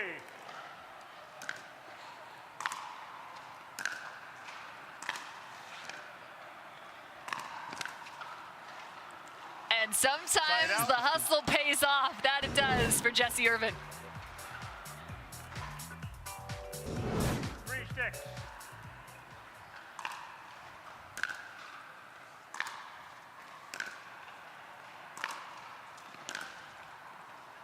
Point. I like that there from Jessie Irvine as well, coming forward herself. I think if she's passive and stays back and leaves it up to Yana to make a mistake, 4-6. it's too much up in the air. She needs to take aggression, come forward.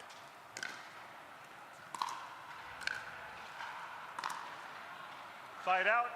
And Yana actually, as I look through some of her records, she actually has taken some time away from the singles as well, having just played in the last Arizona Grand Slam for women's singles action. Previous to that, her last event had been in Orlando back in December of 2022. So having only played in one, now this her second in 4 events.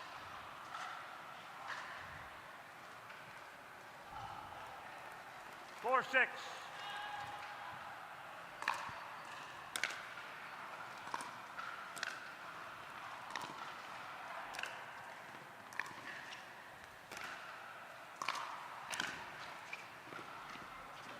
Side out. That looks like a movement drill there. Let's go side to side. See how you do. Working Jessie Irvine to the forehand and backhand side, one after another.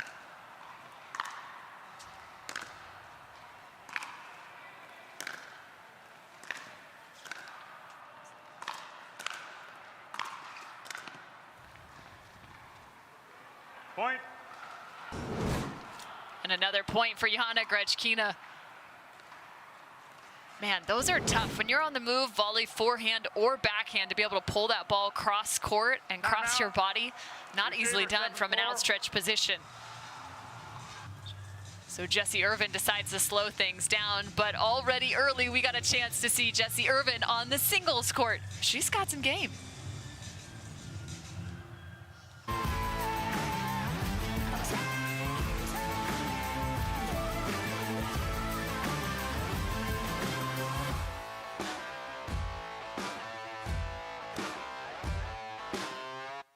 Gooder, $25 active sunglasses for anyone. That includes you, Wildcat. We see you out there bringing the fun to the starting line. You're the life of the party, whether there's a party or not. We see you making sure everyone matches. That's important. No, go back. Hooligan, Yahoo, troublemaker. You just want fun sunglasses. Find your fun at gooder.com. On Holland America Line, we'll make it the time of your life. Time and time again. Visit hollandamerica.com or call your travel advisor. Want to maximize your game performance to always stay in bounds? Look no further. Thorlo pickleball socks are specifically engineered with our innovative padding to help you perform your best. Pickleball socks that keep you on the ball. Find your sock at thorlo.com. Carefully crafted with Valencia orange peel, Blue Moon is one of a kind. Something this unique could hang in a gallery, but it looks best in our signature glass. Blue Moon, one of a kind, every time. Timeout. Jessie Irvine and Yana Grechkina in pro women's singles action here in Lakeville, Minnesota on the Carvana PPA Tour. Cameron Irwin alongside Matt Manassi. And Jessie Irvine on the singles court. Now we're playing some tennis.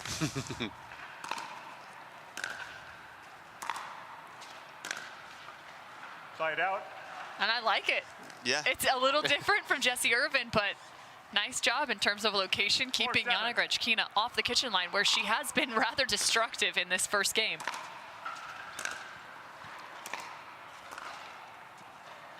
I like that, though, from Grechkina, electing to come forward first. She had the ball in her paddle.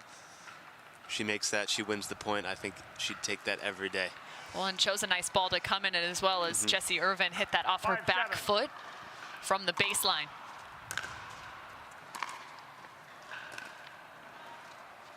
Point.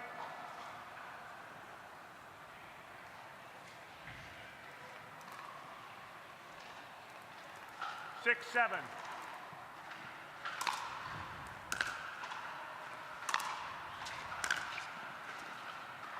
Point. And some pressure applied. I wondered if she was going to go for the kitchen after that forehand ball. Well placed into the corner. Sometimes it's all it takes is just your presence at the net. 7-all, so Jessie Irvine out of the timeout, looking steady. Point. And that's what we haven't seen from Grechkina at the kitchen. Early in this game one, she has been fantastic, but she's found a few errors there now.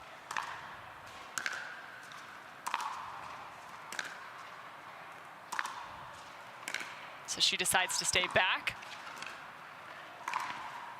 And then finds herself at the kitchen line. Just loft a little bit more on that volley. A nice job by her. Yeah, not too much cause for concern yet. She's putting herself in winning positions. Just has to make that final ball.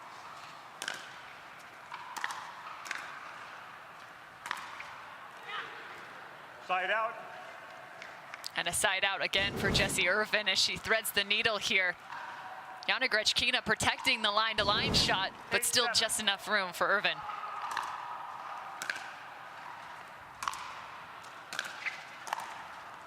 Side out. What you don't realize about some of these volleys, too, is just the amount of spin that's coming their direction and how far they're reaching in. From some of the angles, it's tough to tell. But those well-strike thirds makes this game much more difficult.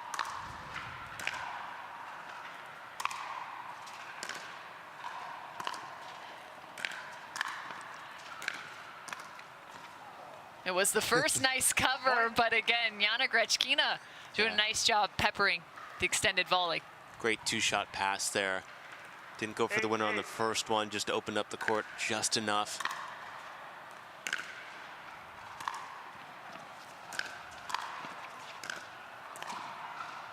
Yana Grechkina handling the new pattern well here in just the last few points as Jessie Irvine continues to try and find the deep corner on the backhand side for Grechkina.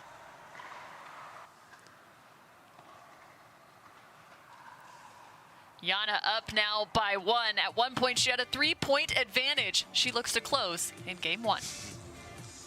daughters, and I'm a professional pickleball player. My daughter, Anna Lee, is my doubles partner, and her 16th birthday is coming up. Be great to get her a car, and Carvana has helped us make that dream come true. They have thousands of options, and I'm a mom, so of course I want Anna Lee to have something safe. Anna Lee has absolutely no idea about this car, so I told her we're going to Carvana's vending machine for a photo shoot. Drum roll.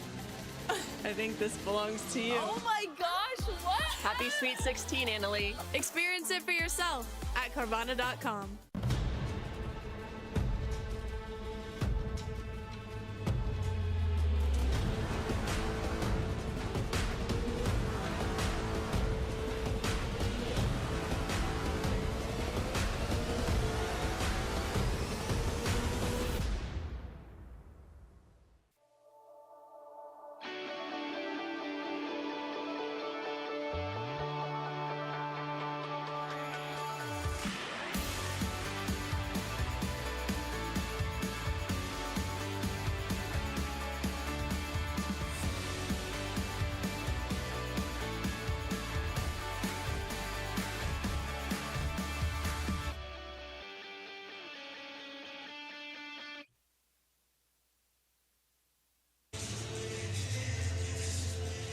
Just a one-point game here in game number 1 for Jessie Irvine and Yana Grechkina in pro women's singles action on the Carvana PPA Tour.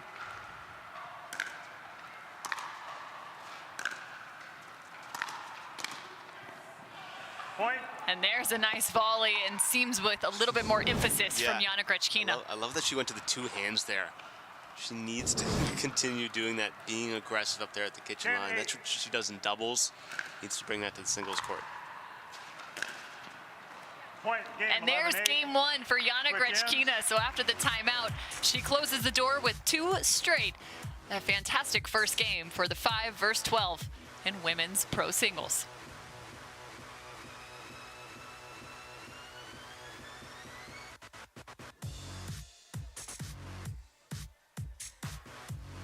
Lightweight and responsive for incredible speed. They have Goodyear rubber outsoles with a specialized pickleball design for increased side-to-side stability and agility. Conquer the court in comfort. Skechers Pickleball, the official footwear of the Carvana PPA Tour. The future of pickleball is here. Welcome to Top Court. Get ready for unlimited access to top players.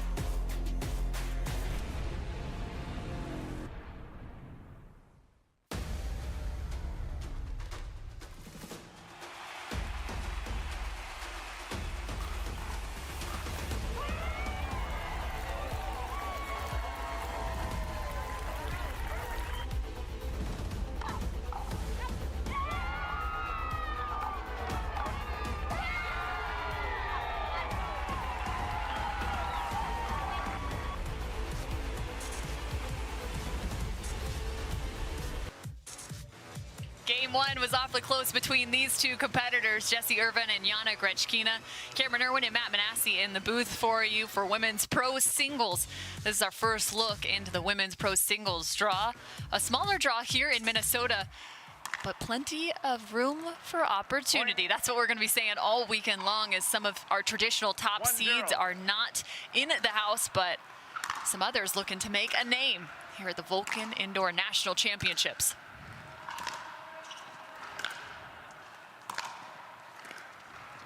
Side out. What a shot from Jessie Irvine right at the foot of Grechkina.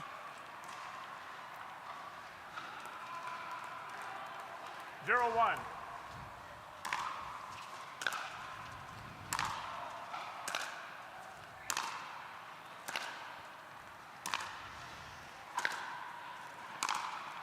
It's fun to watch these 2 strike the ball right now. Just some clean strokes from the baseline.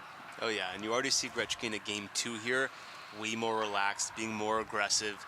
It looks like winning game 1 kind of let the guard down a little bit. Now she can go after the ball.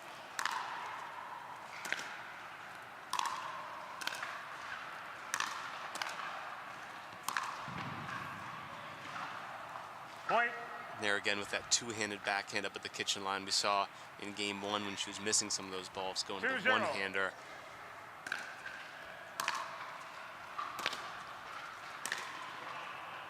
I mentioned earlier on that Yana Grechkina was a fantastic tennis player at the collegiate ranks, but she actually found tennis back when she was about 5 years old.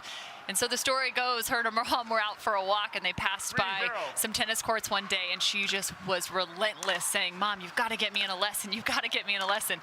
Next thing you know, her life has become all tennis and now all pickleball. I love it.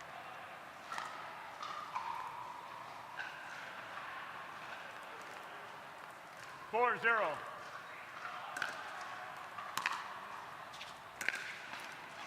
Side out. I think Yana Grechkina, you saw her look back behind her to the stands. That's where Ben Newell currently exists. So probably having some conversation between game 1 and game 2 in terms of strategy. Side out. Yeah, I think she thought she had that ball at cross-court angle. She's feeling pretty good game 2.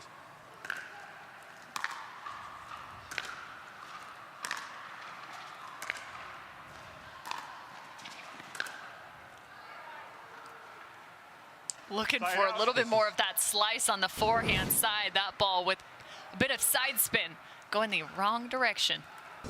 0-4.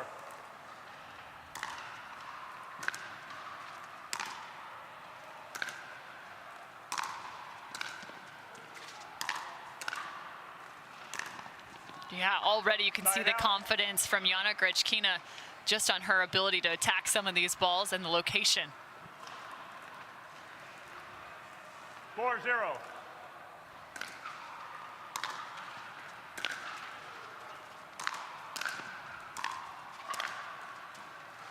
There it is, much better aggression from the kitchen line.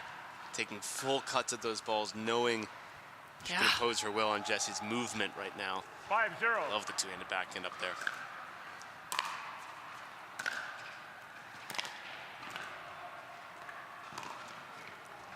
Point.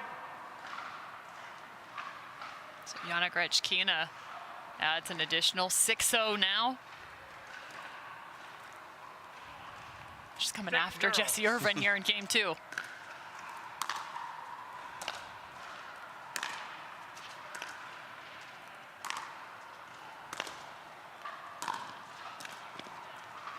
Yeah, what a great read. That's just textbook. Catching Jessie off balance there. Open court winner.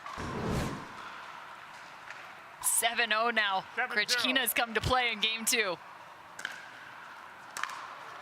Point.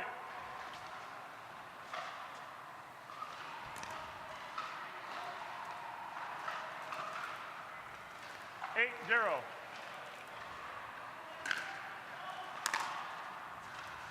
Point. Sure, Jessie here just need to find 9-0. some glimpse of hope.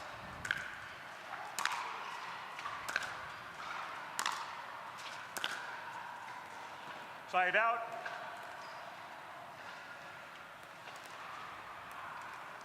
Zero, 9.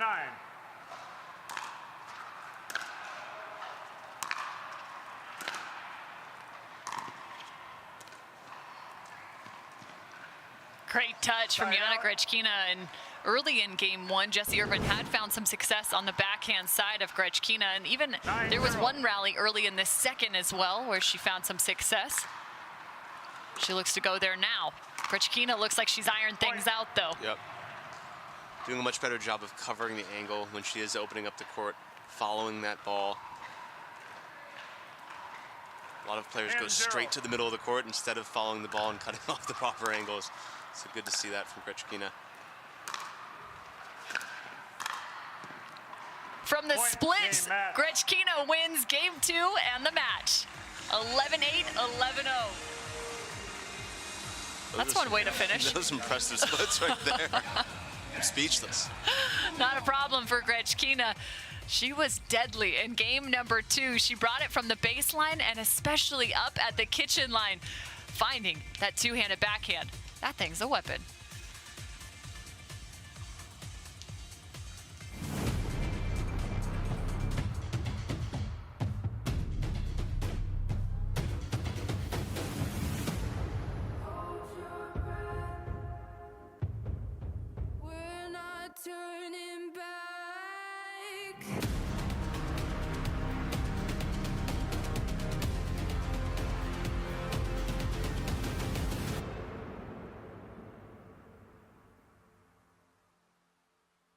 Don't let discomfort slow you down. Try Penetrex. Penetrex is different than other products with no greasiness, irritation, or unpleasant odors. Made with unique ingredients, it's 100% satisfaction guaranteed. Penetrex, the #1 online rated joint and muscle cream.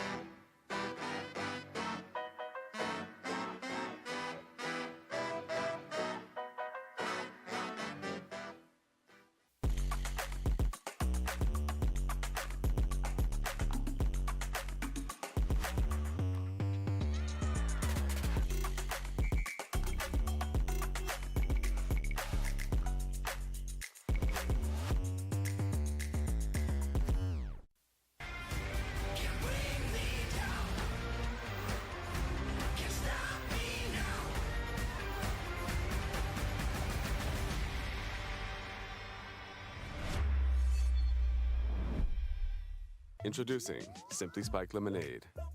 Real fruit that left the farm and has seen too much to ever go back. Simply Spiked Lemonade. Tastes like your favorite lemonade. Now spiked. It's getting juicy.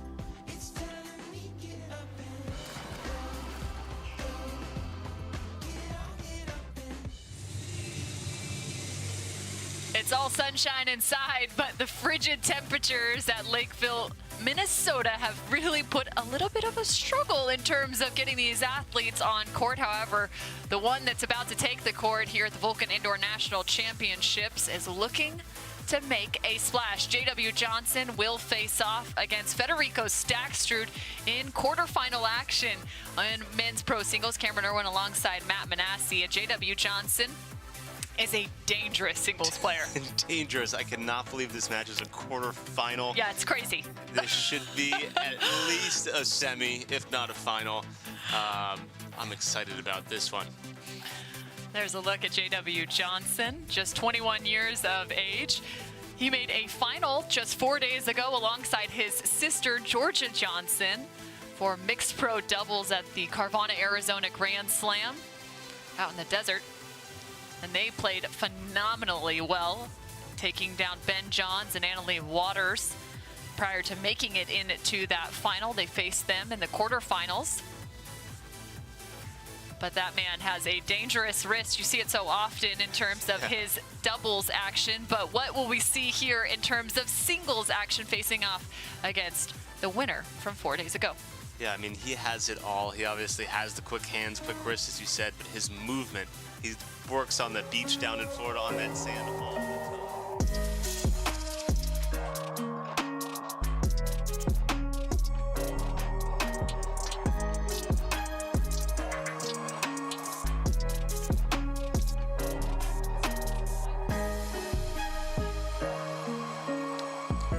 Men's quarterfinal action coming up after this.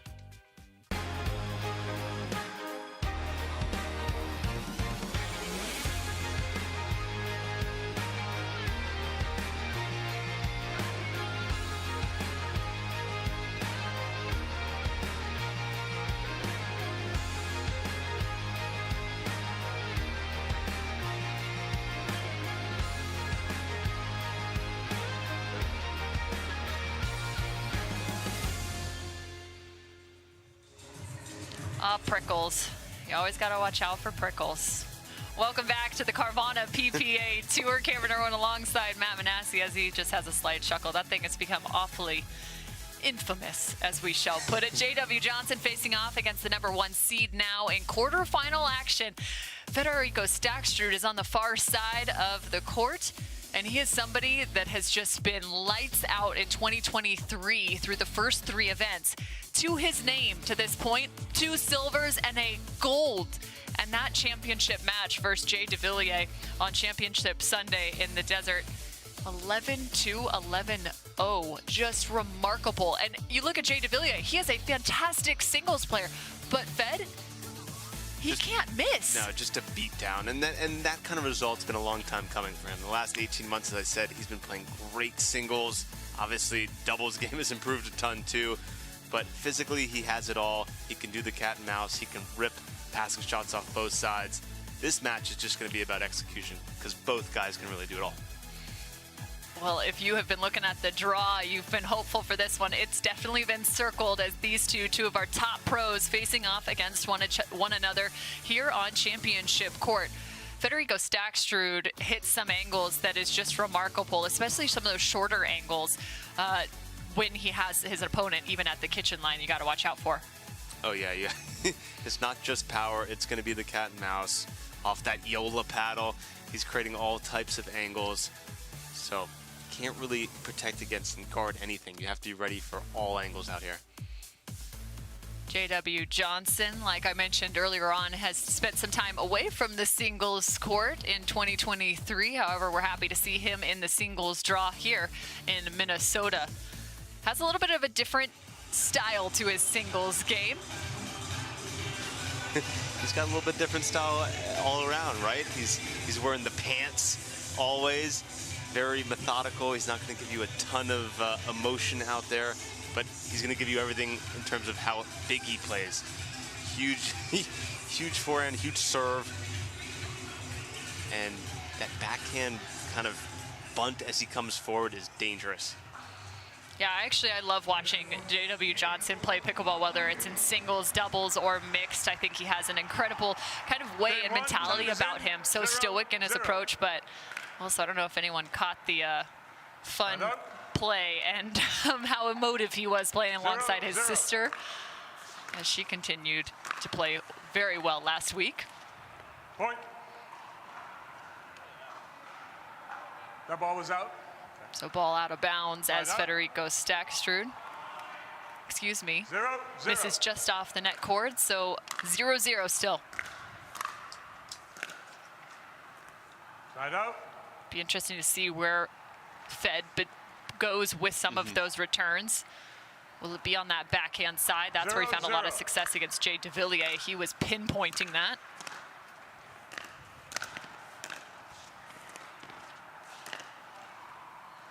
Side out. So early side outs between these two. 0-0.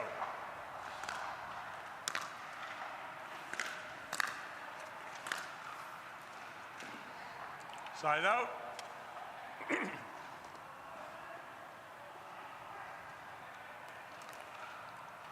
Zero, zero.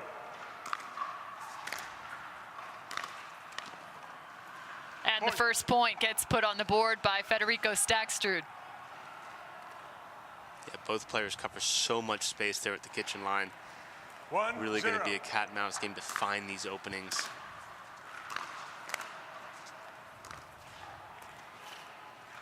Side out.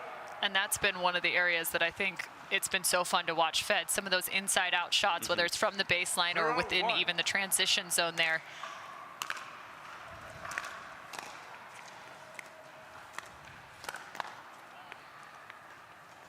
J-Dub just going heads up.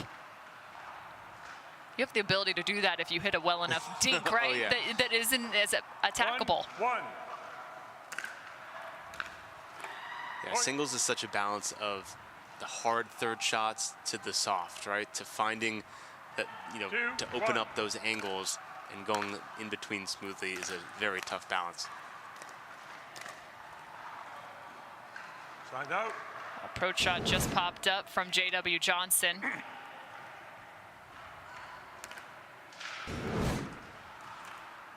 One, two. Point. And again, the assessment period taking place for all of our athletes, now playing an indoor facility where the game is played a little bit quicker.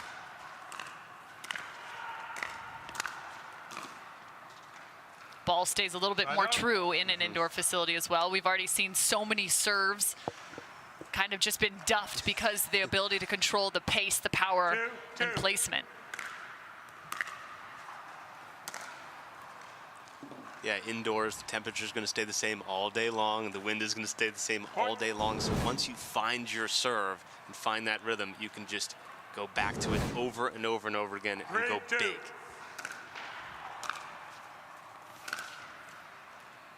You know, there's been an argument to say all pickleball should be played indoors, and I'm actually the opposite. I come from the beach volleyball world where I think you start to create great players who handle conditions better than others. 100%. Yeah. And I think it creates a different way of winning. And we've seen it from the Olympic ranks as well in the beach volleyball world. It's been really fun to watch. You have great wind players, you have great condition players, different types of sand and court. I think it makes it interesting. Point. Ball just long off Federico Staksrud. I think there's probably a mile-per-hour wind gust limit that there should be outside. Well, I understand it's not the same game and the ball isn't the same, clearly. But it definitely has an effect. They're playing in 20-mile-an-hour winds.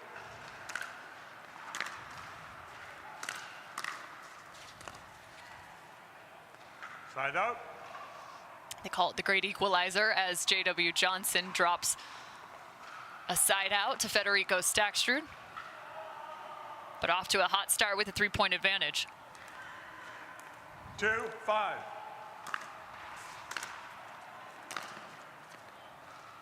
Side out.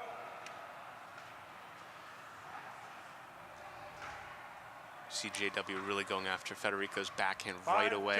Each point getting him moving to a corner. Point. And Fed even pushed. You can see even on that backhand side how far pushed he is in terms of his court position for the return to find the forehand.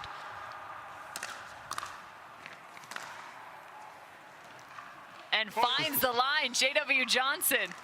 Yeah. 7-2. 7-2.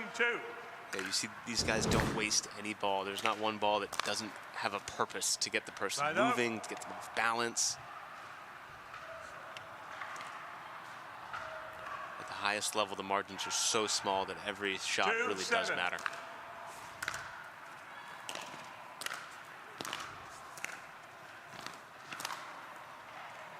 A nice closeout from J.W. Johnson. So in terms of court positioning, I'm curious too. To some, we talk about it, but there's real nuance. Is it necessarily that you're just following the ball all the time, or is it really relative to scouting report? It's both. So you have to obviously cover the ball, cover the angle to give yourself the highest probability of winning the point. But then if you play someone like a James Ignatowich who can flick a backhand from anywhere, that poses a different threat than playing a Jay Devilliers who has more of a linear one-handed backhand. So a little bit of a balance between the two in terms of the scouting report, but J.W. Johnson has the lead here.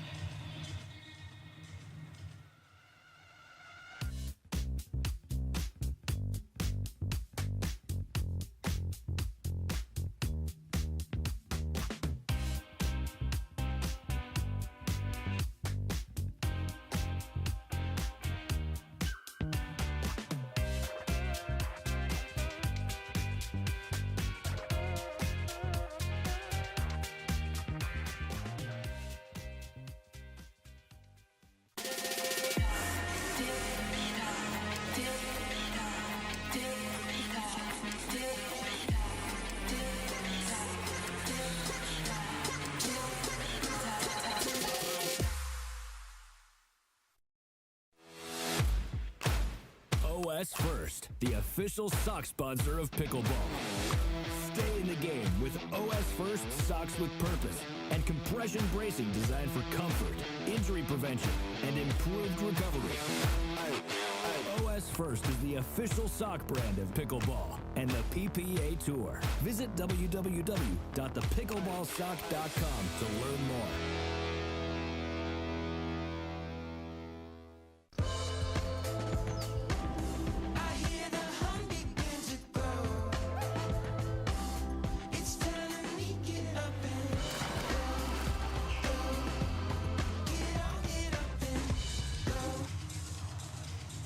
Federico Staksrud, the #1 seed and the gold medalist from just a few days ago, is trailing here in game 1 to J.W. Johnson, men's pro singles. 2-7.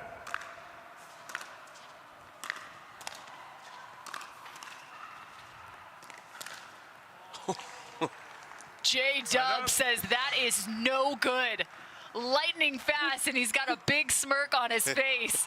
We've got a few other camera angles for us to look through, and man, 7-2. J.W. Johnson, love that one.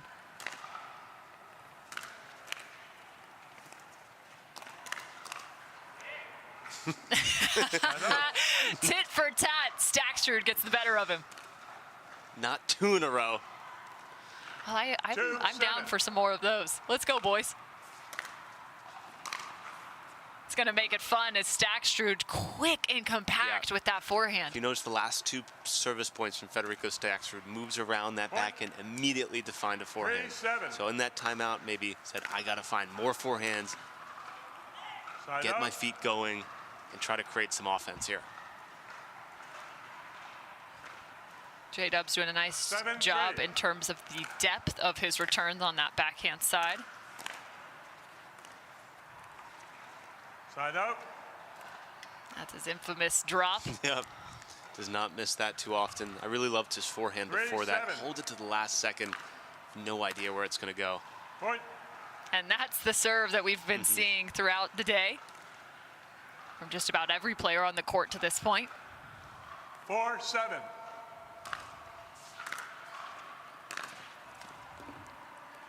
Point.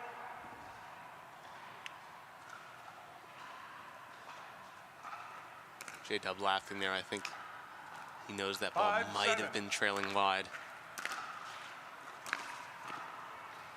And Staksrud again, he trailed 2-7 and then called a timeout. It is now 6-7. Yeah, again, doing a much better job of moving around that backhand, not letting the ball settle there. Point. And it's 7-all. Yeah, he's just made a great footwork adjustment. 7-7.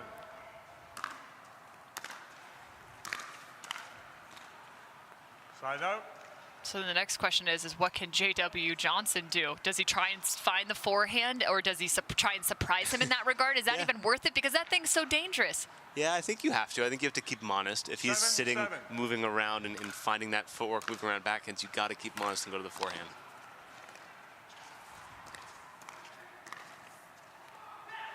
And the continuance from Staksrud there. Just when you think the point is won, it is not. 7-7. So instead, he returns middle. And the third is long. Side out. Just. 7-7.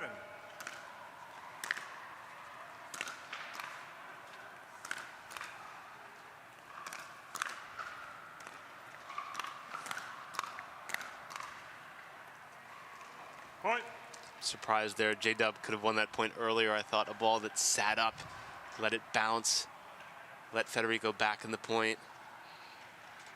Really good composure though to reset, 8-7. Continue. Oh my, J.W. Johnson with a nasty cross-court angle. That was McNasty. Oh my gosh. Had to say it.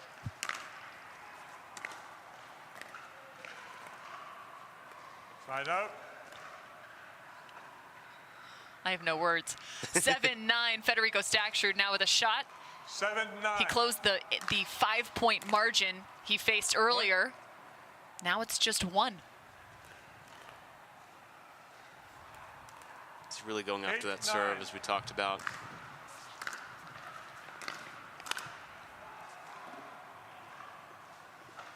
Point.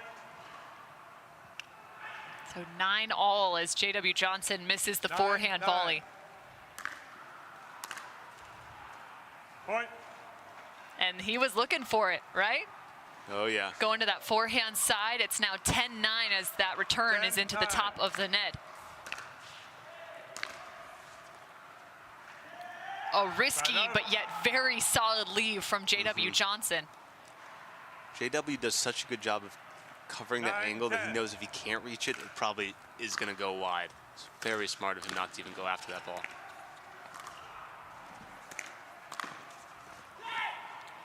Big moves from Federico Staksrud. Gets another shot at game point here. Federico holding that line, seeing who is going to make the move first. 10-9. Really, really smart anticipation. Side out. And there's the risk reward we talked about earlier. Gonna go for big serves, but once in a while.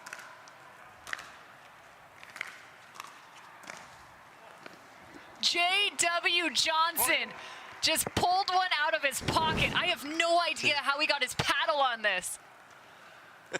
That's just a hope and a prayer type shot that worked. That was incredible. Side out. So he ties things up at 10 apiece. Must win by 2.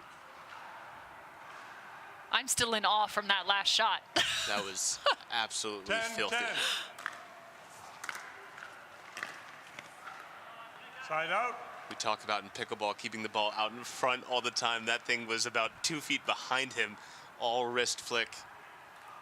Unbelievable shot. 10-10. Point. Make it 11-10, the missed return from Staksrud. 11-10.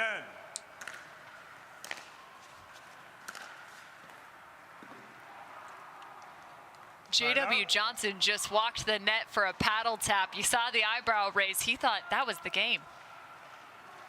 Ball called out of bounds from Staksrud. I might challenge that if I were him. If nothing else, at least ask. Yeah. Our official. 11-all.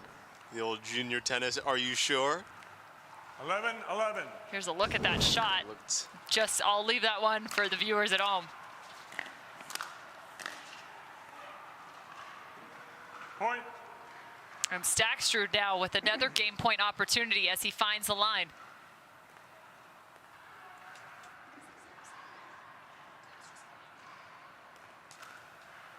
$12-11.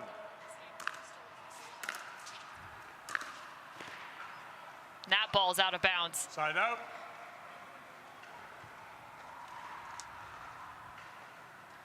Staksrud going to the towel each and every time. J-Dub had a game point.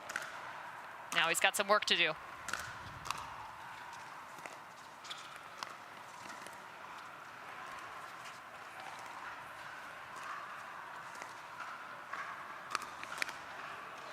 Covering the ATP. What a defense from Johnson. Just cat and mouse at its finest. Anything you can do, I can do better. J-Dub.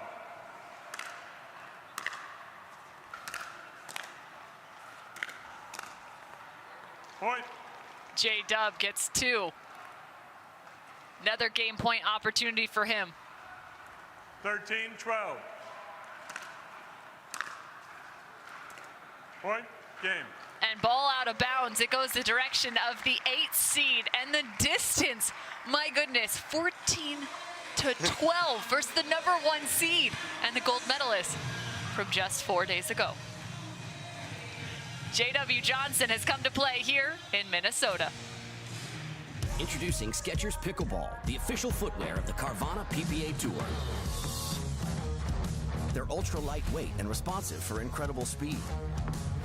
They have Goodyear rubber outsoles with a specialized pickleball design for increased side-to-side stability and agility.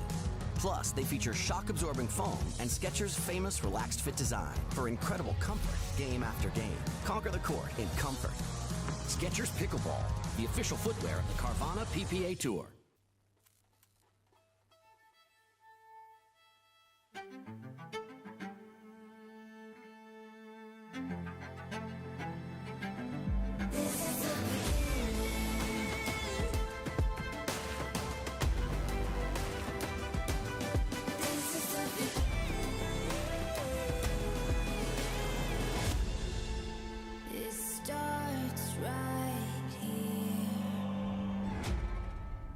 To make it to the game, it takes dedication and training. To stay in the game, it takes grit and stamina. To win the game, it takes strategy and skill. You keep focus on your approach, drop, and champion shots, and we'll help you stay focused on your strength, flexibility, speed, and downtime. Having a sports medicine partner in your court is key to helping you make it to the game, stay in the game, and win the game.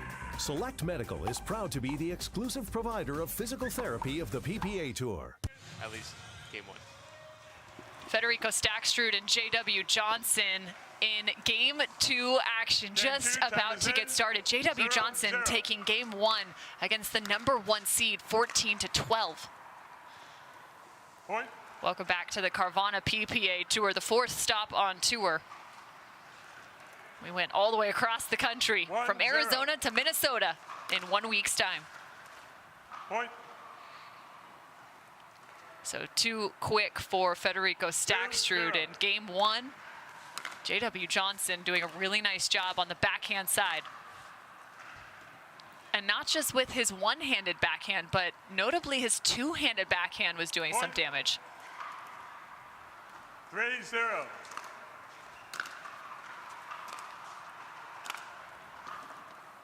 Side up. Clean finish. Great ball there from J-Dub. Yeah, the two-handed, he was able to really hold that to the last second, pull it cross, go line. Just the ability to hold it made Federico very uncomfortable up there at the kitchen line. Yeah, and even through the transition zone.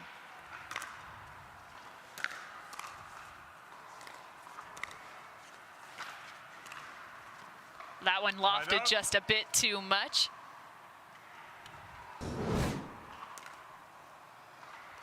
We do play 2 out of 3 games to 11. 3-0.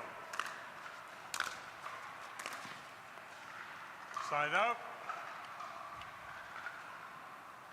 Sometimes you can hold that forehand too long yourself, not know where to go. A little indecision there from Federico. 0-3.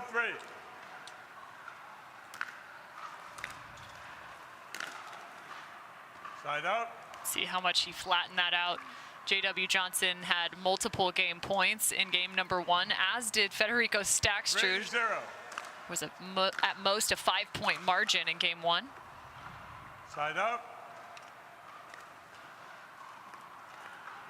Yeah, J-Dub's ability to flatten out that backhand is actually something to watch here throughout the rest of this match. He waits till the ball gets to the perfect height, and then just comes right behind it. Side up. We always talk about how stoic J.W. Johnson is. If you don't think that man is has got some competitive energy that will come out of him, you just saw it there. Point. 4-0. Side up.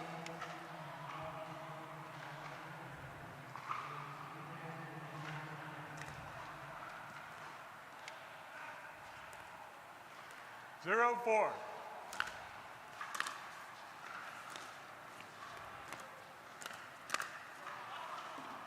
There's the flick from J.W. Johnson.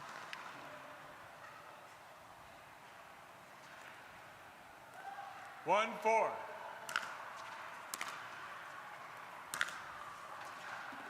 Side up.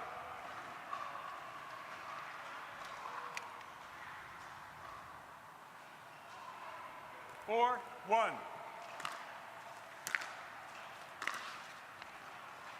Side out. J.W. Johnson continues to return to the deep middle. Staksrud is trying to short hop those thirds, and it's not going his direction. No, he has not made one forehand there the last couple points, so something to note moving forward.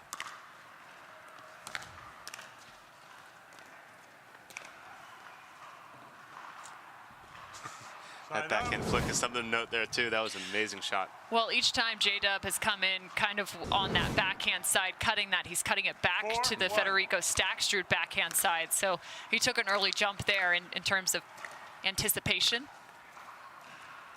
And that's what's going to happen in that regard, opening up some space to the forehand. 1-4.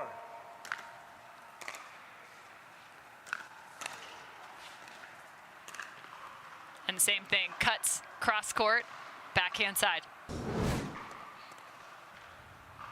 Side out. See the amount of reach from Staksrud. 4-1. Side out. Timeout, receiving Yeah, J-Dub should continue to go there until Federico can prove him otherwise. Timeout. So J.W. Johnson seems like he knows exactly what to do on the return. Now he's got to find some offense.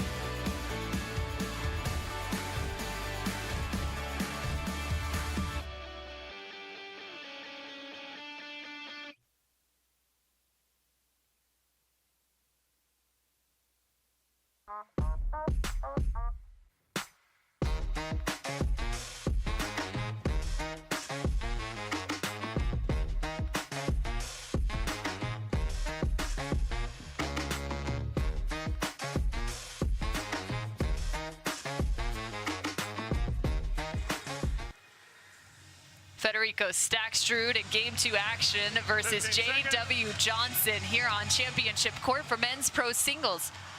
Women and men both playing now into the afternoon in Minnesota.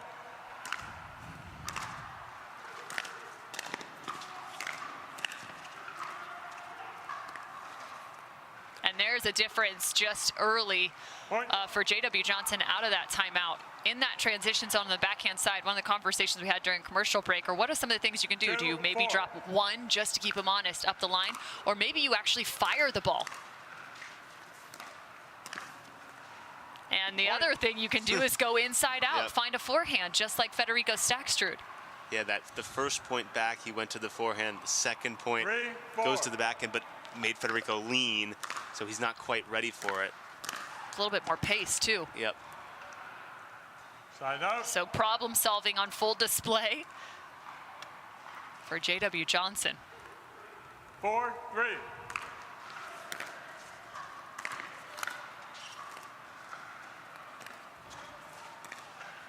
Point.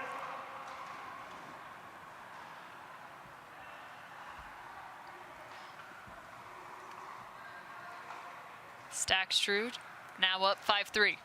5-3.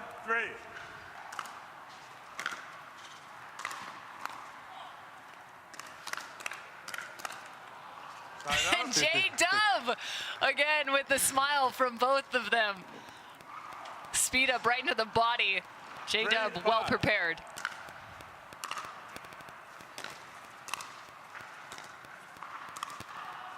Point. Again, Cameron, to your point, just not as balanced on that second ball, not waiting for it anymore. Great change of 4-5. speed and spin there by J-Dub.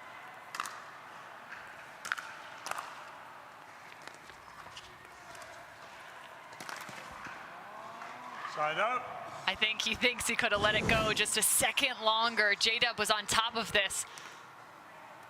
Tries to carve. So hard to get the feet right. So tough, especially when you had to move. the entire length of the court. 4-5.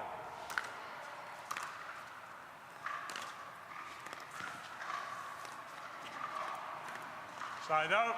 So the drop to the backhand side, and then the fifth just missed. Hand on the hip for J.W. Johnson. 5-4. Side out. He's really struggled with that forehand all game long.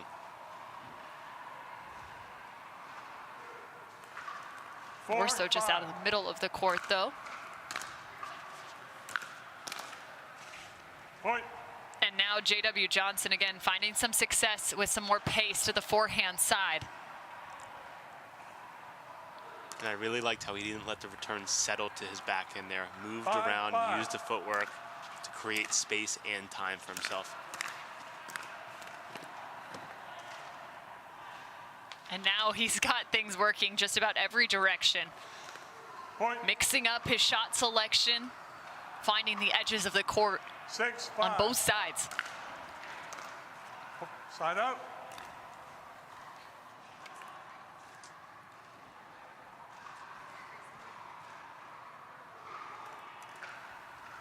Five, 6.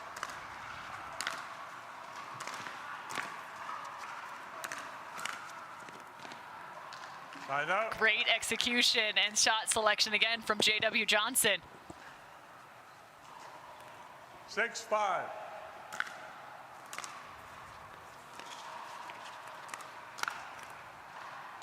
Point. Drops to the forehand.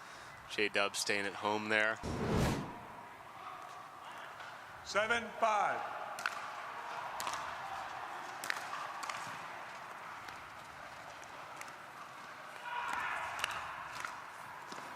So now the question for me, as J.W. Johnson finds the 8th point, is what can Staksrud do?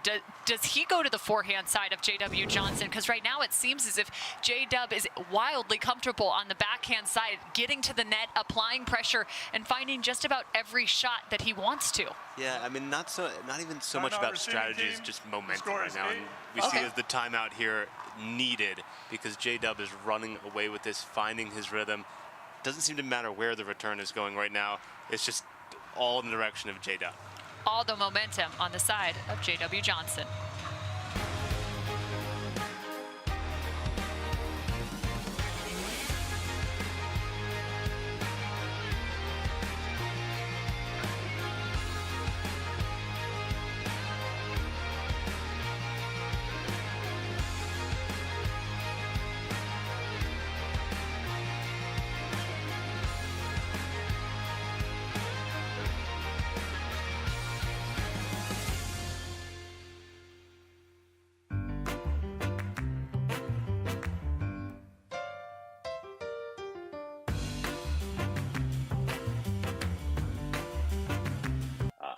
Hit the ball. I know I hit the ball a lot. So speak for more yourself, forgiving.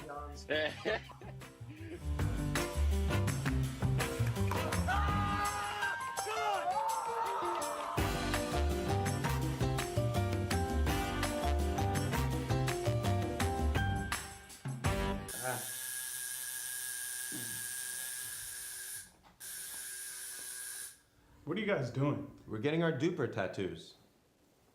You know it changes every match, right? Oh,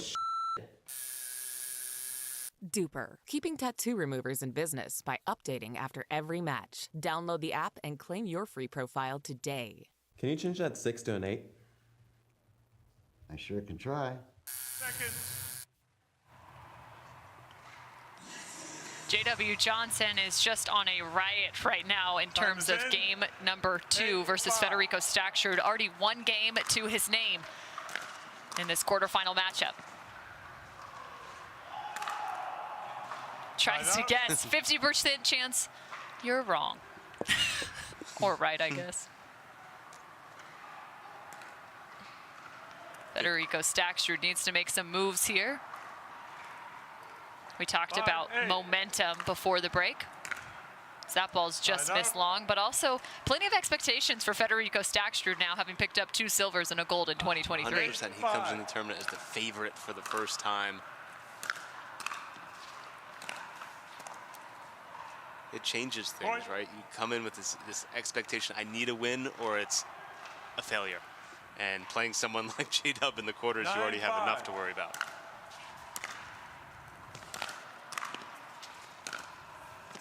And Staksrud does look to the forehand side. That was one of the questions I asked in terms of J-Dub's comfortability. And this ball just wide of the court. Point. Throws his hands up in the air. Is like, wow, finally made a forehand. 6-9. Shorter return though there from J-Dub, which had a lot to do with it.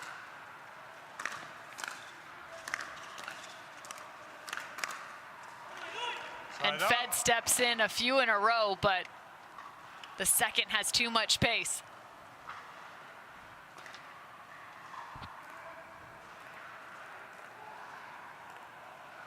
Nine, 6.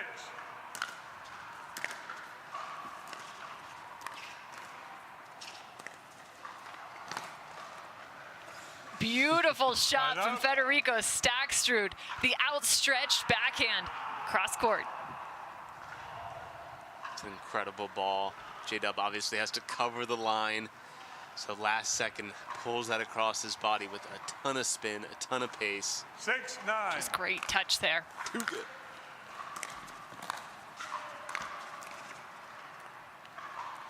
Point. We talked about momentum. Right now it's on the side of Staksrud as he finds his 7th. The winner of this match will face the winner of Dylan Frazier versus Julian Arnold.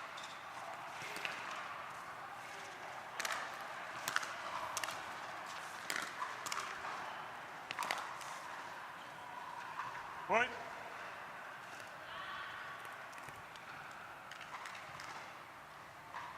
A lot of throwing the arms up in the air from both players right now. 8-9. Side out.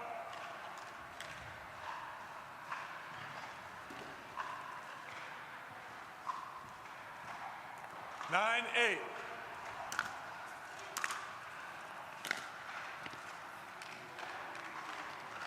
Point.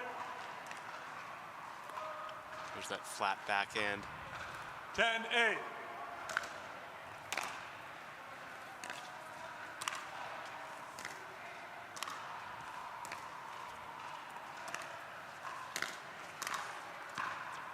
And a good reach there from Federico Staksrud. And I'm looking back through the number of times these two opponents have faced each other. It is now 10-8 or 8-10 for Federico Staksrud.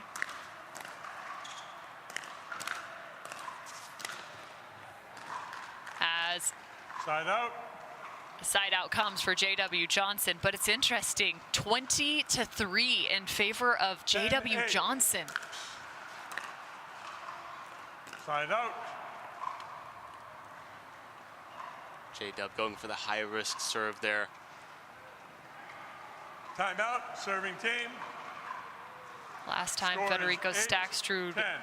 won, it was back in September of 2022. So J.W. Johnson has definitely have the numbers in his favor at this point. The Pro XR pickleball paddle answers the age-old question of how to get paddle speed and control with the same paddle and one grip, and this is it. Pro XR gives you more spin, greater control, and quicker reloads on every shot in the game, because you always have that constant feel for that leverage and control and paddle speed that we're all looking for. Pro XR is the most revolutionary technology in pickleball.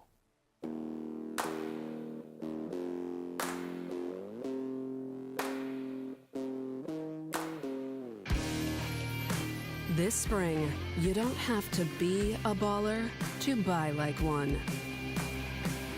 With a power bid approval from Guaranteed Rate, you can go head-to-head with cash offers and win. Call a Guaranteed Rate loan officer today.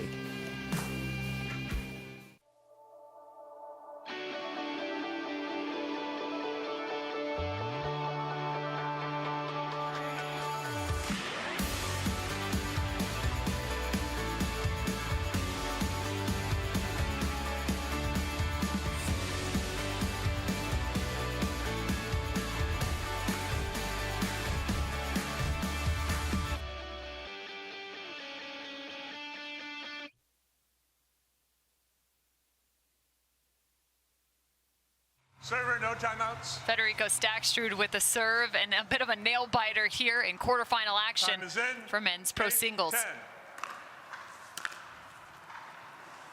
And a missed return. He has a little bit of room to wiggle. However, J.W. Johnson wants to close this out in 2 games. 10.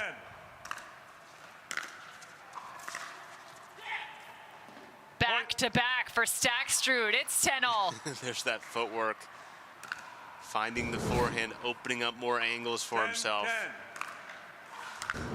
That is some fancy feet.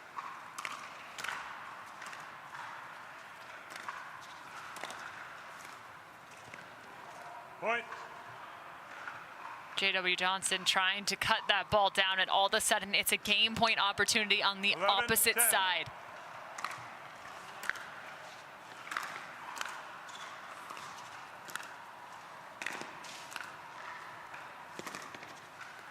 Staksrud from Wow. left to right to left to right. Unable to finish this one. 10. 10, 11.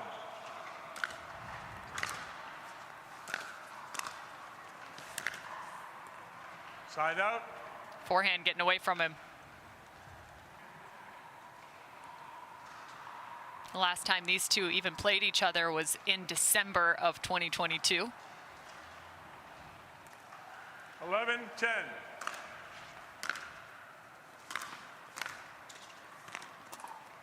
Side out. And another side out for J.W. Johnson.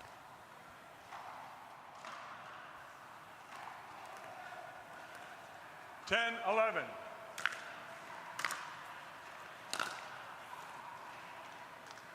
And the cross-court winner, Fed, is going to ask the question. That ball, yes, good. 11-all. It's just like that first game. Fed had a 11, game point. 11. J-Dub, I believe, fought it off.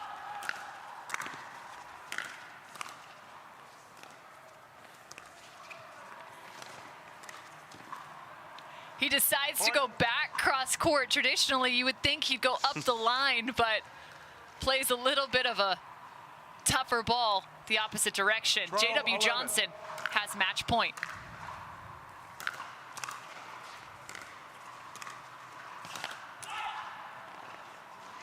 Side out.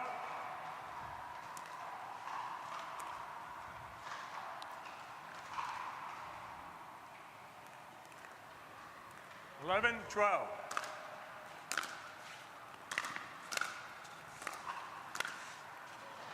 The misdirect from J.W. Johnson has Staksrud sliding.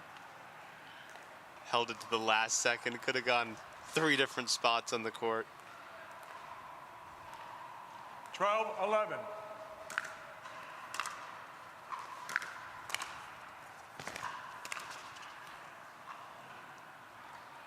He left it and it landed. Side out. Oh my goodness, he pulled his paddle down.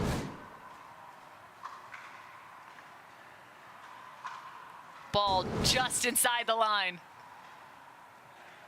Circle that point if it goes 3. 11, 12.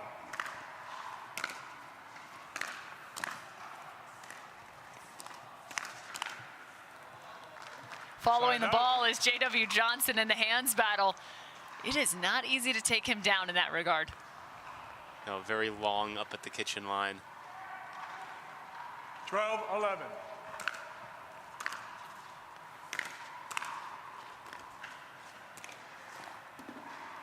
Side out. And these two are just going one after another. Nobody can close it out.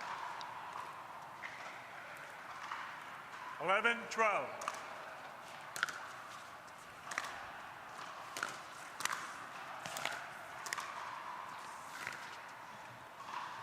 Great location from Staksrud. It's now 12-all. Really good deep serve there, keeping J-Dub back, allowing Federico to get forward in the point first, which usually does not happen on your own serve. What's crazy is the scores right now. You look even 14-12. We're at 12-12 now. 12, 12. One of the most extended singles matches we've seen just in 2 games played. Point. 13-12. This could go 3. We should just play the third game to 14. 13-12.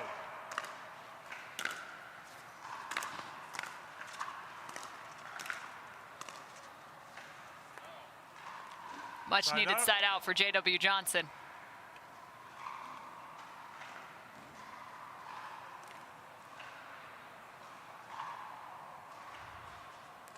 Twelve, 13. Side out. A missed serve. Can't let that rattle you. Got to find a good return here.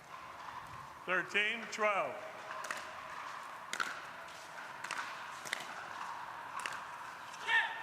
And there it is. Federico Staksrud picks up game number 2, 14-12, mirroring scores from game 1 to game 2. There's not a lot of room between these two players right now. Federico finding the forehand, finding the open space. Not a lot of room, only 4 points of room between these first 2 games in terms of difference. Just absolutely wild for the 1 and 8 seed. We'll be back with game 3.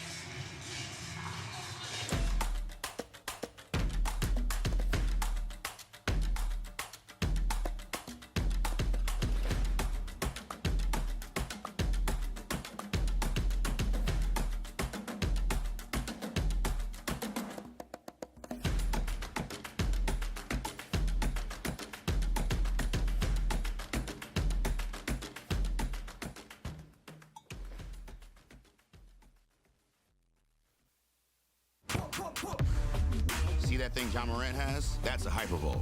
That thing he uses to warm up and stay loose before he throws it down. That thing Tony Finau uses on course between shots. Ooh, that's money. That thing Robin and I use before and after we're on the bike so we can ride harder tomorrow. That thing Erlen Haaland uses before smashing it into the back of the net. That thing that's for everyone. The Hyperbole from Hyper Ice. Give your body the daily relief it's been asking for.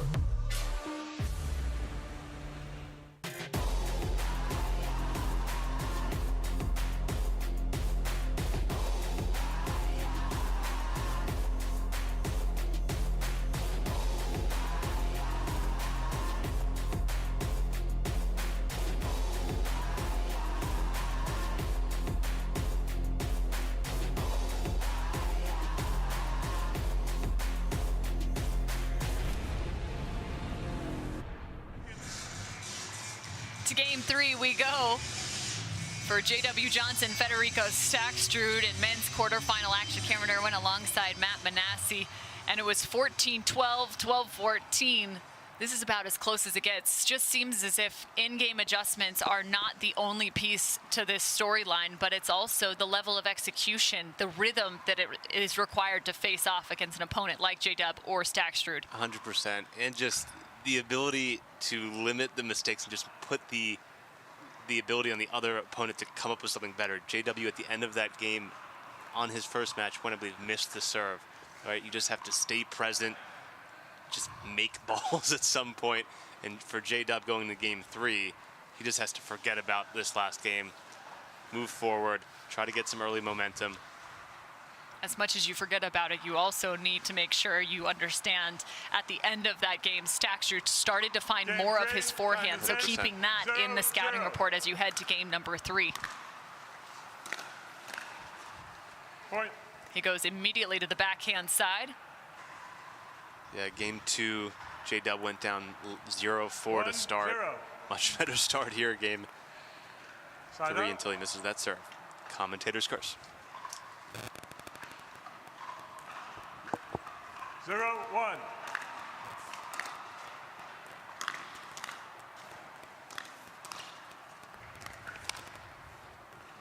Point. It's fun to watch the movement of Federico Staksrud, especially knowing how far out that ball is for J.W. Johnson. The only thing he really can do is just drop that ball cross court. 1-1.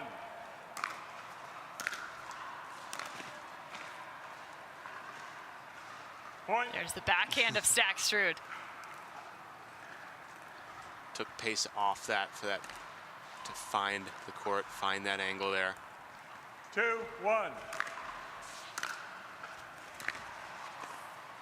Speaking of taking pace off, again, I talked about it before this match started, just some of the sharp angles in terms of pace control for Federico Staksrud. Back-to-back points, that's really on display here. 3-1.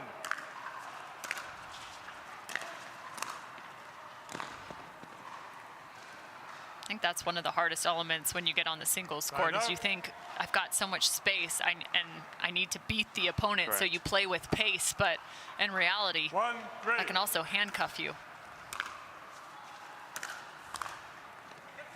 Point. That kitchen line is the equalizer, or the kitchen itself. You can't break off that angle by cutting into it, so taking off pace can allow that ball to dip past your opponent.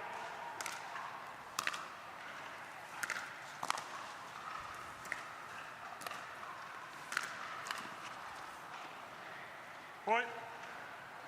3-3 now, so J-Dub earns 2 back.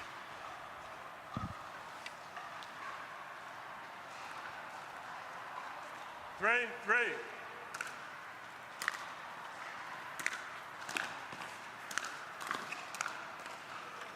That's one of my favorite volleys, regardless of men's game, women's game, whatever it is. In singles, you have the availability in the kitchen, or excuse me, coming through the transition zone to kind of unleash more often. You wouldn't traditionally see that as much in doubles.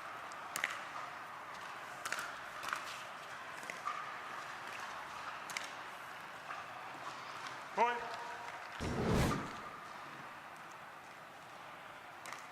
There's the flick for J-Dub. Good anticipation. Timeout, receiving team. Great timeout here from Staksrud. JW finding a ton of momentum and rhythm. So 5-3, we will stay with you through this timeout as Federico Staksrud needs to find some problem solving. The question is, where can he look against J-Dub in this game 3? Yeah, I mean, it looks like there he said he had some trouble seeing from that side, so maybe we are having an issue of one side being a little bit better than the other, so he'll have to fight through that. But JW doing a great job himself now of taking pace off the ball, finding those angles, and then doing a great job of closing that space down with his feet. Well, you can see it on screen now for the Vulcan Indoor National Championships presented by Lifetime. Coming up next, it's Parenteau versus Anna Bright. That will be first round matches for both of those individuals, but it will be second round of play in terms of the bracket. And change. So 6-3 out of the timeout, a missed return from Staksrud, as there is now a change of ends at 6. So now J.W. Johnson might have to deal with some impaired vision.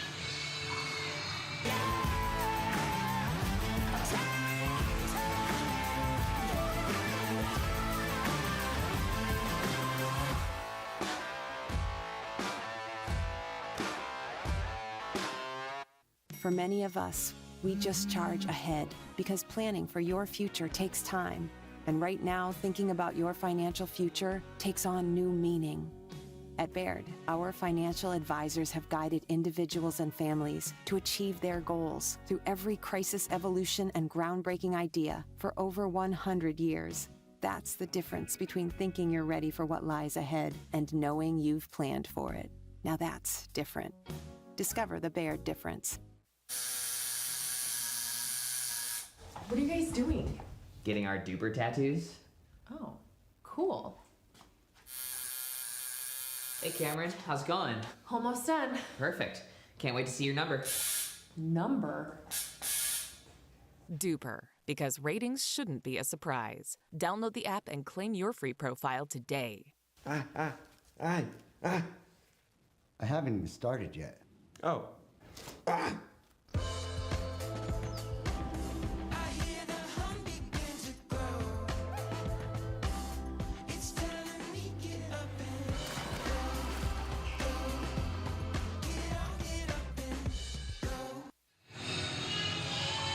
After the change of ends, J.W. Johnson has a 6-3 lead in Game 3 over Federico Staksrud, the #1 seed and gold medalist from the Arizona Grand Slam. Time is in.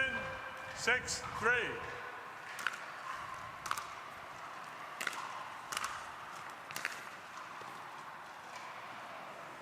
and just missing. And we talked about it not long ago, but you can see there is just a bit of light coming through from one side of the court. So there are some bleachers down below, which as long as the ball stays beneath that, in terms of your vision, becomes a little bit easier. If that ball gets above some of those bleachers, you kind of lose it in that light already.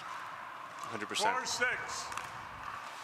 J.W. Johnson on the side where he might have some difficulty in that regard. Side out.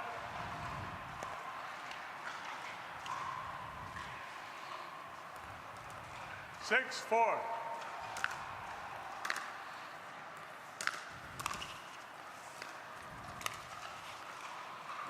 Side out. Federico Staksrud giving himself a little bit of a pump up there. That was a solid read and nice execution by him as he earns the side out, trailing by 2. Yeah, great disguise there. He had his body moving back towards the middle, but flicked down the line. 4-6. Side out. Just a hair late on the two-handed backhand. 6-4.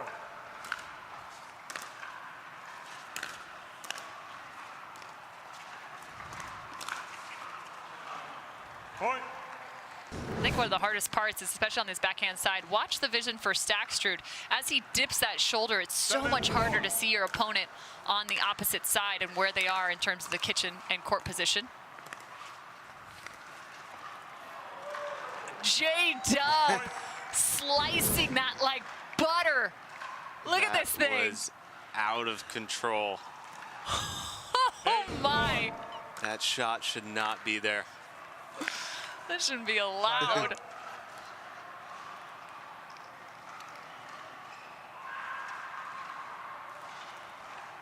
Four, 8.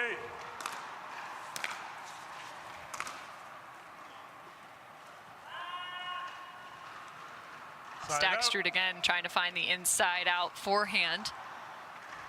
He knows how important each one of these points are right now. Down by 4, needs to cut the deficit.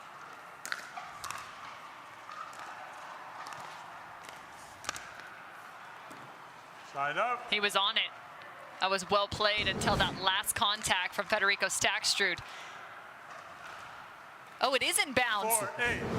I lied. I'll give it to you. More than earned.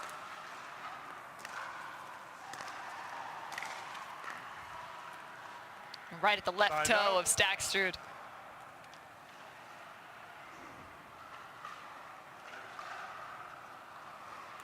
Eight, 4.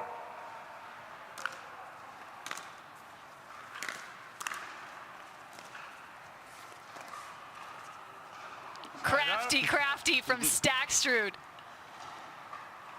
Had that wrist completely cocked to be able to pull that ball back cross court. He's gone down the line a lot all match long, so to go cross court definitely had J-Dub fooled. 4, Had me 8. fooled too. Side out. It's really been that same return location for J.W. Johnson that's created a lot of success. 8-4. Not necessarily straight up the middle, but just off center on the backhand side. Side out.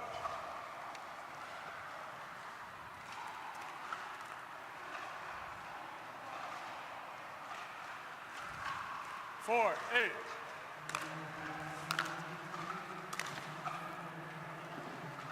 Point. Good ball from Staksrud. Two-handed backhand, line to line.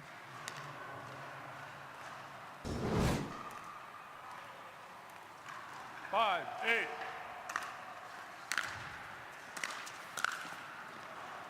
Point.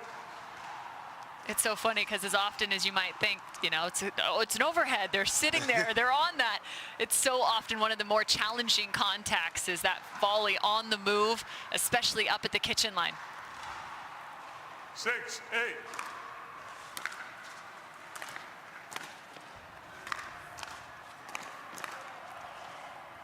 Point. So Staksrud starting to make some moves, trailing by 1. 7, 8.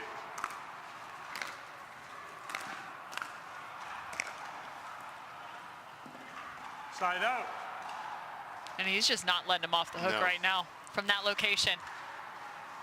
J-Dub's got to find a spot here on the serve to get a short return. Side out.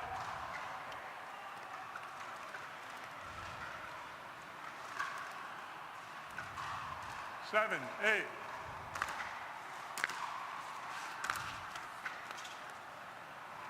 He took about 3 strikes at it, but not able to actually connect off the net cord. So 8-all. 8, 8.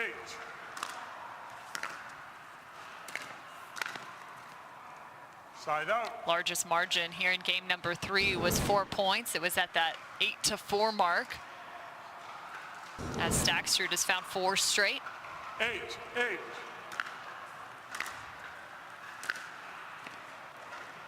Winner, working inside in, is J.W. Johnson.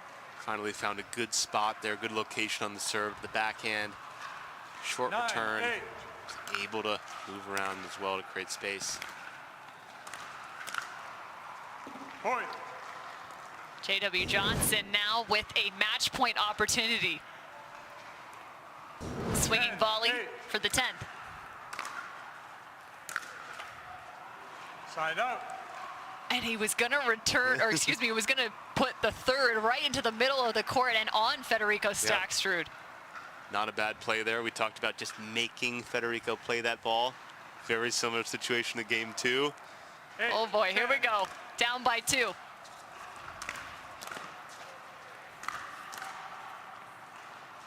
Point. Back to back on the outstretch. J.W. Johnson, 9-10 for Staksrud. 9, 10.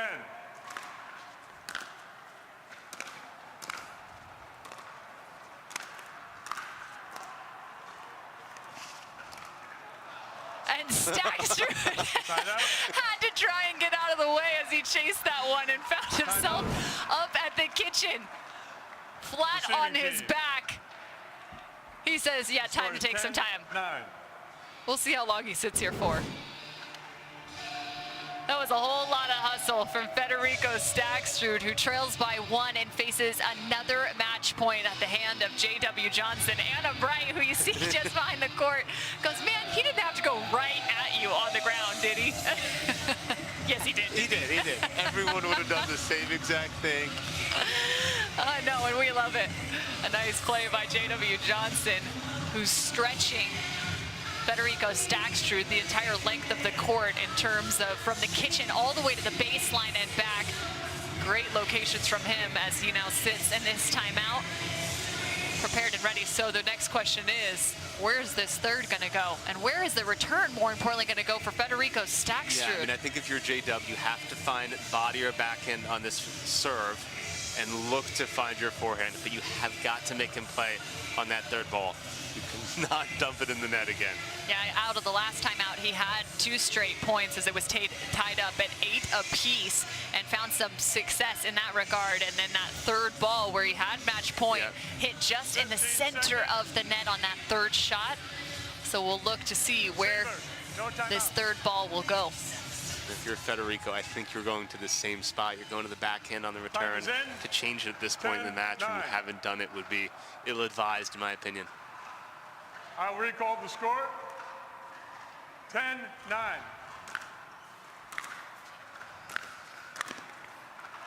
J.W. Johnson, in 3 games, takes down the _1 seed. A fantastic match played. Look at the separation between these two. 14-12, 14-12, 11-9. Just 2 points of separation in each of the games. The #1 seed falls.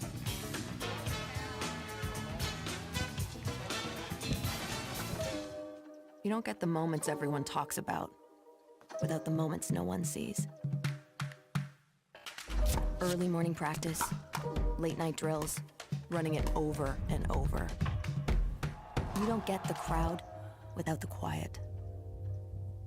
Everyone sees the glory, the medal, the podium, but every winning shot starts right here. Paddle Tech. Let's go again.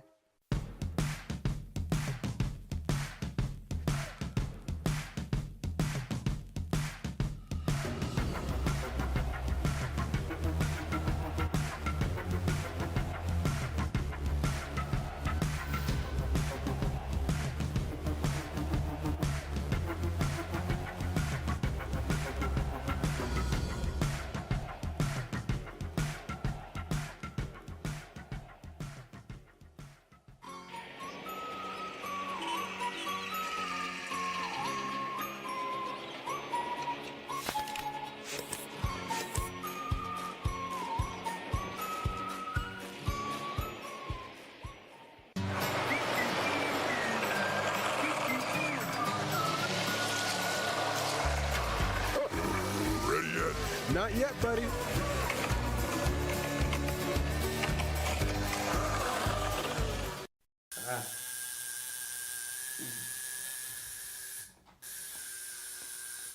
What are you guys doing? We're getting our duper tattoos. You know it changes every match, right? Oh, Duper, keeping tattoo removers in business by updating after every match. Download the app and claim your free profile today. Can you change that 6 to an 8? I sure can try.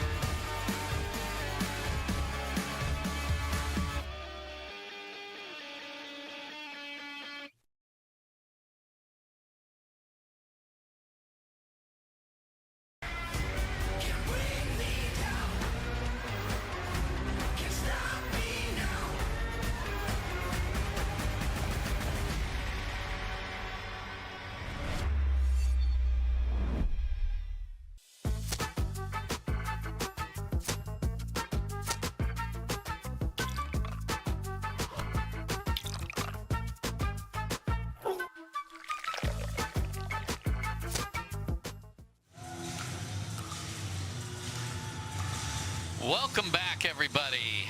What a thriller on the men's side there as J.W. Johnson takes out Federico Staksrud, so he will not play in his 4th consecutive final.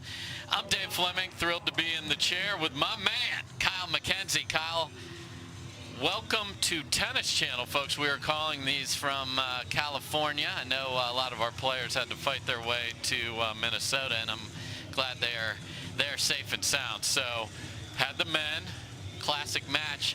Now we see Anna Bright re-entering the chat on the singles side. What do you expect to see from her here? Well, definitely a tough act to follow after that last match, but this is one I'm particularly very excited for. Anna Bright, more known for her doubles accomplishments, certainly a great singles player, and she has all the tools, in my opinion, Dave, to really be an elite singles player. She doesn't play every event, but I think she can really push Catherine Parenteau, one of the best singles players in the game. No doubt. So in their history last year, we feel like Anna Bright's been around forever. She's played literally 1 year plus. Crazy to think about that. Of pro pickleball. Catherine took 3 of their 4 matches. The most recent was out in Rockwall, Texas in the backdrop 15-7. Before that at the PPA Championships in October. Went 3 with Catherine taking it 11-4 in the 3rd. So I think what we have here is Catherine's played a lot more singles pickleball recently. Anna Bright has all the tools. So will it be recency of experience versus what Anna Bright's got? And we're going to have two-handed backhand slashed everywhere here, won't we, Kyle? Yeah, absolutely. And Anna Bright obviously coming off very confident off her mixed doubles win at the last PPA event. We'll see if that can translate into singles here. All right, Catherine Parenteau to serve. Let's play pickleball.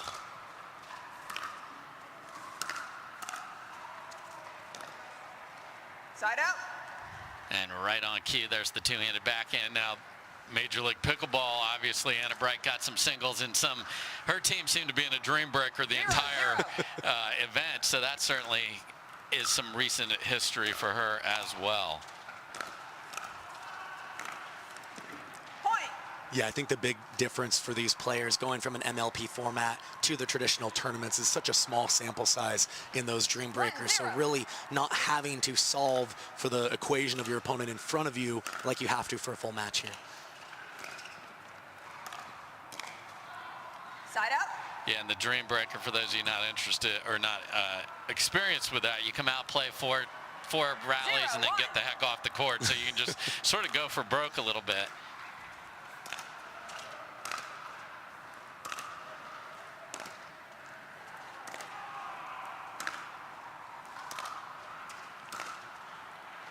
Side out. And that's what Anna Bright's going to be able to do. She's going to be very good at being able to hit good passing shots on each side. For me, I think looking at her double skills, translating them over to singles, there's a couple of areas that could potentially be problematic. That's the weight transfer of getting in off the return. And also, she's got a great two-handed backhand, but when she stretches for that volley, I think she's less comfortable taking that hand off to do it with one hand. Didn't need to there, though. Yeah, there's big swinging two-handed backhand. Those folks that love the two-hander love it when it's up in your eyes and you can really rip it. So nice start for Anna Bright here, the 7 seed.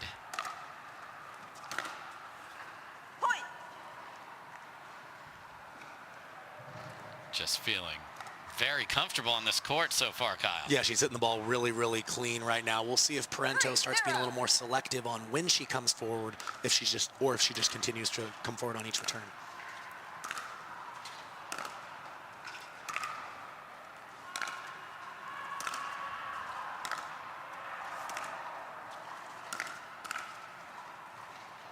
Side out.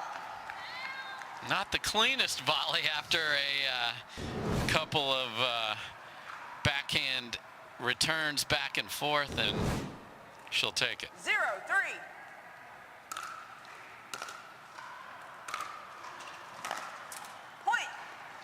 Yeah, Parenteau doing a good job the last 2 points of when she has approached. She's approached up the line, taking away the angle of Anna Bright and just forcing her into a tougher pass.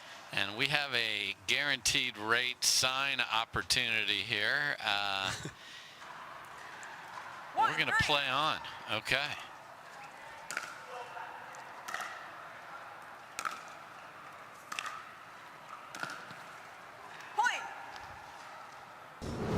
Again, really smart from Parenteau. She's waiting. She's being a little more selective on when she comes forward, waiting for an opportunity to cut those angles down of Anna Bright and just really force her into multiple tough passes into a tight window.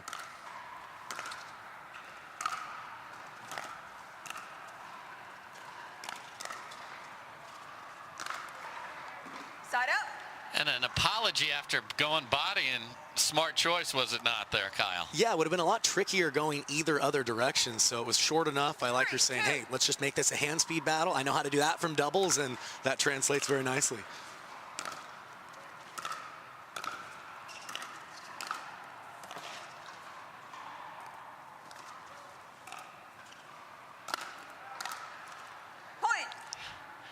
Anna Bright sort of lets out a sigh of relief after having 3 or 4 balls that seemed to have lots of open court that weren't put there. Yeah, Parenteau guessed right a couple of different times, but still unable to get the point there. Side up. There's a good look at the type of returns when Catherine Parenteau took a game off Annalie Waters a couple tournaments back. Real aggressive with her return choices. So let's see if she can come back here, down 2 here in game number 1.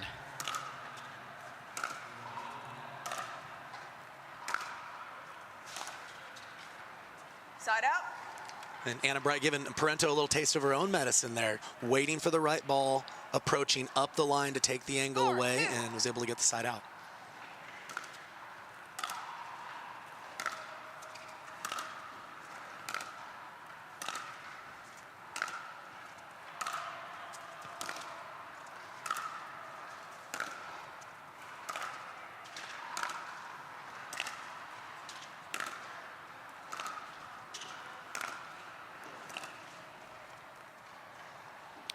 Great leave there by Anna Bright, and the two-handed backhand exchange goes her way again. Score is 5. Yeah, and the early story here to me, Dave, is just seeing the respect that each of them have for the passing shot. They're being selective on when they come forward. So, good start for that lady, Anna Bright. We'll be back with the rest of game 1 right after this.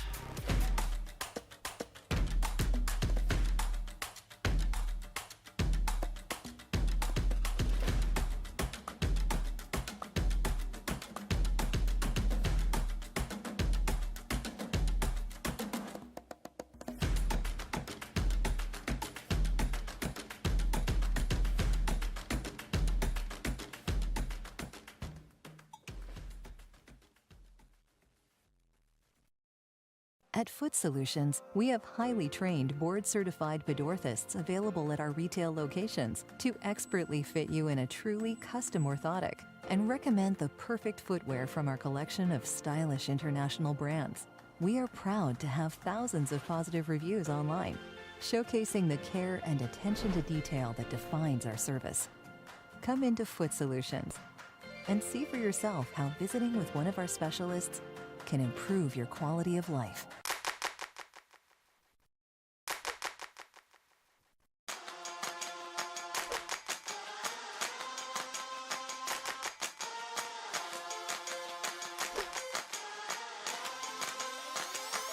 Let's go.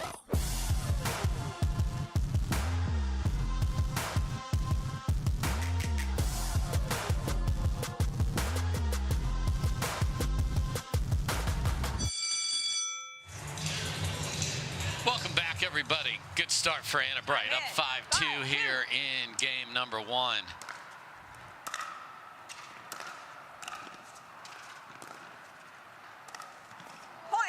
What a terrific choice on the dead run to throw the two-handed topspin lob over Catherine's head there. Yeah, it seemed like Parenteau was completely in control there. Nice choice by Anna Bright, throwing in the lob in singles.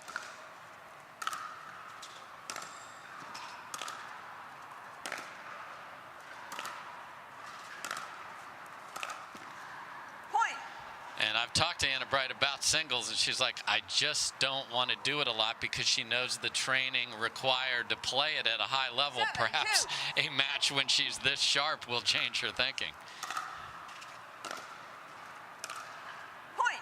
Well, we mentioned, you know, she has on paper, she has all the tools. I would not be surprised if she chose to really concentrate on singles, to heavily climb up through the ranks. But to her point, it requires a lot more fitness, some unique patterns to train for, but she certainly has the ability, as we're seeing here.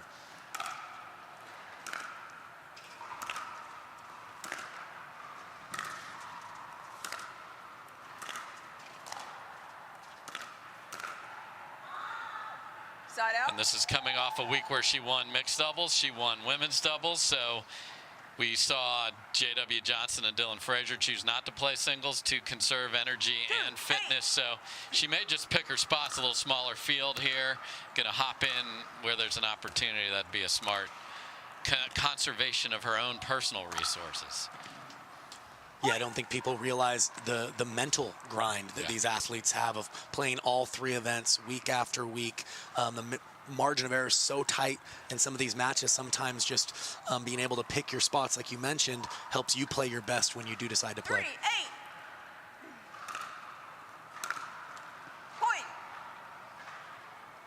Nice deep serve there by Parenteau into the body. Looked like Bright wasn't really able to clear the spacing for the forehand return there.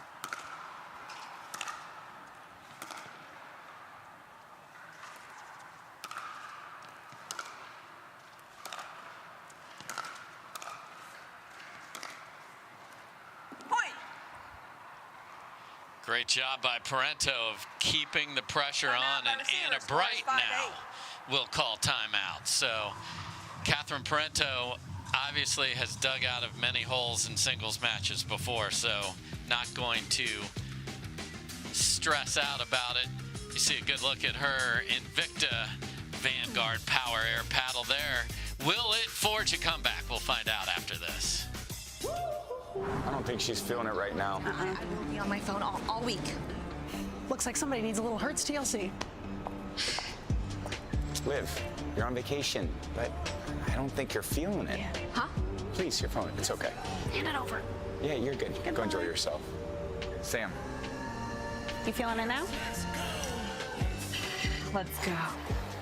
Everyone needs a break sometimes. She's feeling it. Let's go. It's your journey. Own every mile in an available H-Track all-wheel drive Hyundai SUV. Get 0% APR on the 2023 Tucson or Santa Fe, or $750 bonus cash. Hurry in.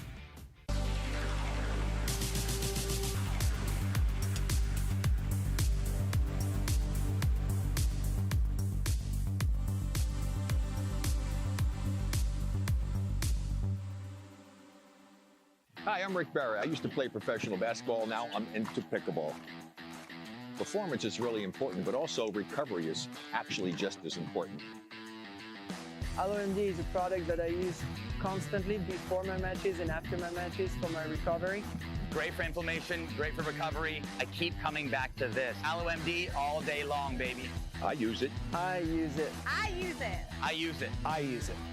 AlloMD Acute Relief Cream.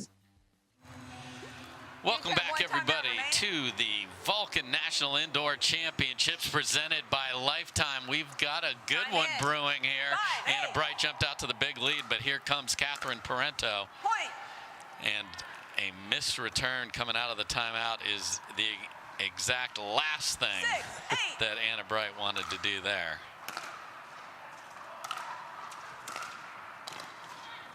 Side up. Yeah, it's just a great pass there by Anna Bright, but I still like the commitment of Parenteau looking to get forward. I think if you're choosing between the Bright forehand or backhand, not a bad idea to approach that forehand side. And the camera nods its agreement. Side up. Nice little stab volley there by Parenteau. She looked like she was in trouble, but good reflexes to get the side out. Side up. Boy, got the short return there, but didn't take advantage. So Anna Bright has been at the Snowman forever, and we can tell you there's plenty of snow to make snowmen up at the Minnesota area. We're glad that these players made it there safely.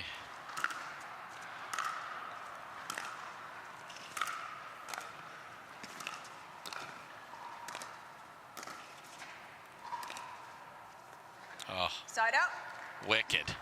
Yeah, and for me, Dave, I think Catherine Parenteau has about as much variety as any of the women's singles players and has so much experience. She's really going to feel Bright out here and choose the appropriate style that she thinks gives her the best chance.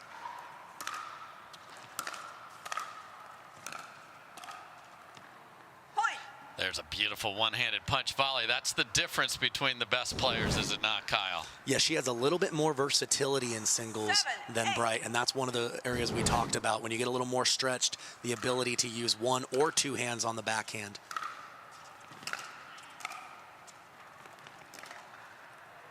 Side out. Oh, my. So Parenteau on the comeback train hits a nice little drop volley that dead run. Bright tried the at the body again, shot, and then got the dribbler. Yeah, pretty unlucky from Parenteau because I don't think that ball was high enough to go at the body successfully, but had to hit the tape to have that one work out. 7.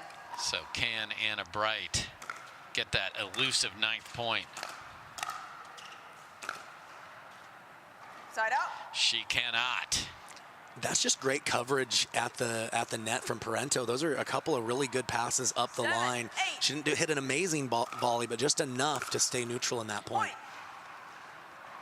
And we are tied up. The winner of this will get Brooke Buckner in the semifinal. Brooke is a great ball striker. If you haven't seen it, I'm looking forward to having her on the court coming up. She beat Irina Tereschenko in her quarter.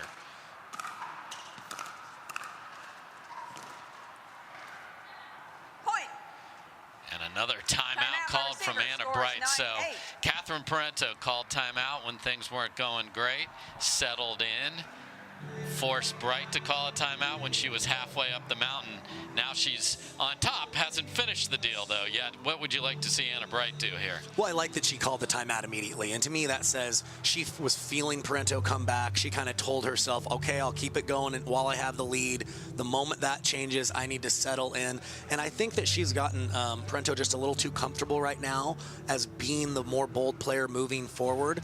I think Bright's going to have to look for maybe not the perfect moment to kind of take it to her and flip the script a little bit here.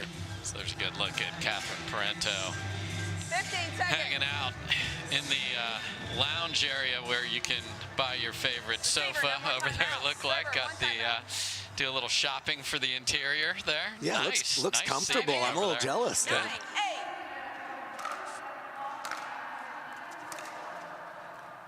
Side out. And right on cue, right after the timeout, Bright says, you know what, if I'm going to lose, I'm going to lose by being bold. Returns, comes in, and she gets the serve back here. 8, 9.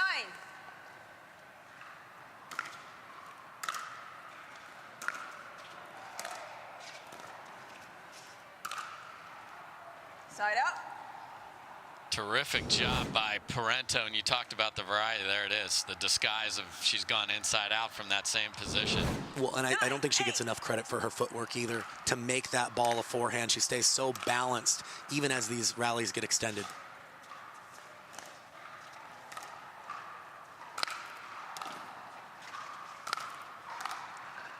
Side out. Anna Bright points to the wide open 10 feet of the court that was available on 2 different swings there. Kind of wondering the same thing myself. It's a couple of points where she's tried to go inside in multiple times in a row.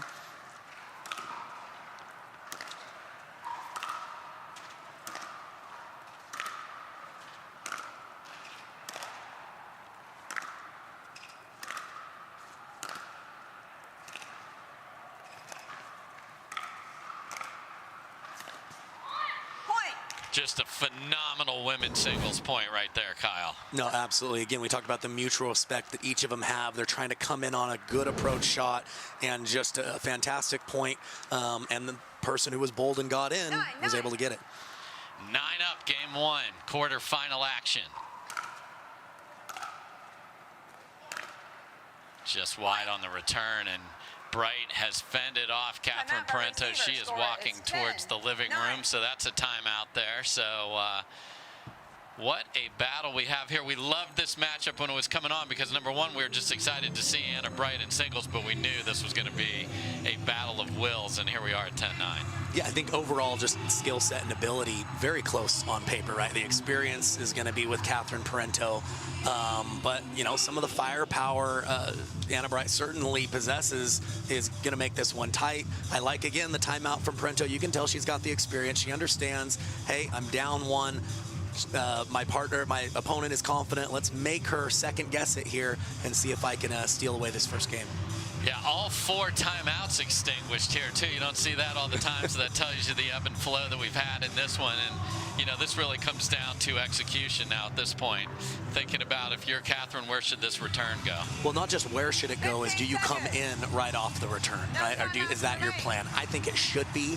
And then if she feels it's not great, she can always maybe stay back a little bit. But I would maybe look to take some of that angle away, go maybe more middle, and look to hit a good first volley here. So is she feeling bold? We'll find out right here.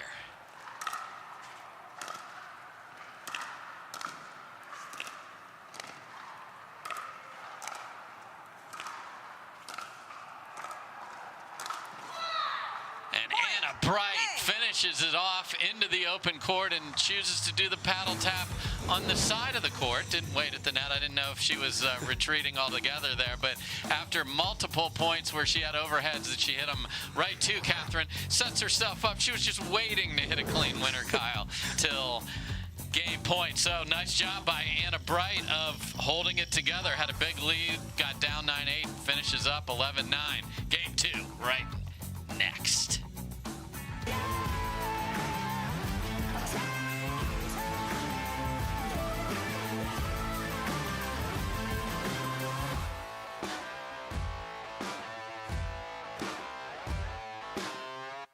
Gooder, $25 active sunglasses for anyone. That includes you, Wildcat. We see you out there bringing the fun to the starting line. You're the life of the party, whether there's a party or not. We see you making sure everyone matches. That's important. No, go back. Cool again. Yahoo. Troublemaker. You just want fun sunglasses. Find your fun at gooder.com. On Holland America Line, we'll make it the time of your life. Time and time again. Visit hollandamerica.com or call your travel advisor. Want to maximize your game performance to always stay in bounds? Look no further. Thorlo pickleball socks are specifically engineered with our innovative padding to help you perform your best. Pickleball socks that keep you on the ball. Find your sock at thorlo.com. Carefully crafted with Valencia orange peel, Blue Moon is one of a kind. Something this unique could hang in a gallery, but it looks best in our signature glass. Blue Moon, one of a kind, every time. Welcome back, everybody. What a great first game we had here. Dave Fleming with Kyle McKenzie and Anna Bright showed that will and determination, which is never in question with her, Kyle. No, not at all. She's a very, very confident player, has even a little bit of a swag and bounce to her step right now. I think she's just taking in the moment, kind of feeling the music and ready to just play her best here in game 2.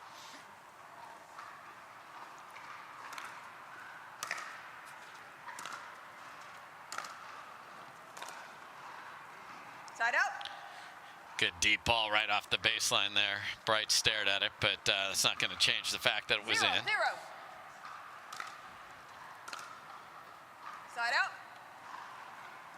Yeah, Parenteau got a lot of free points or weak returns when she served, just that extra depth, but got a little greedy there, just overcooked that serve.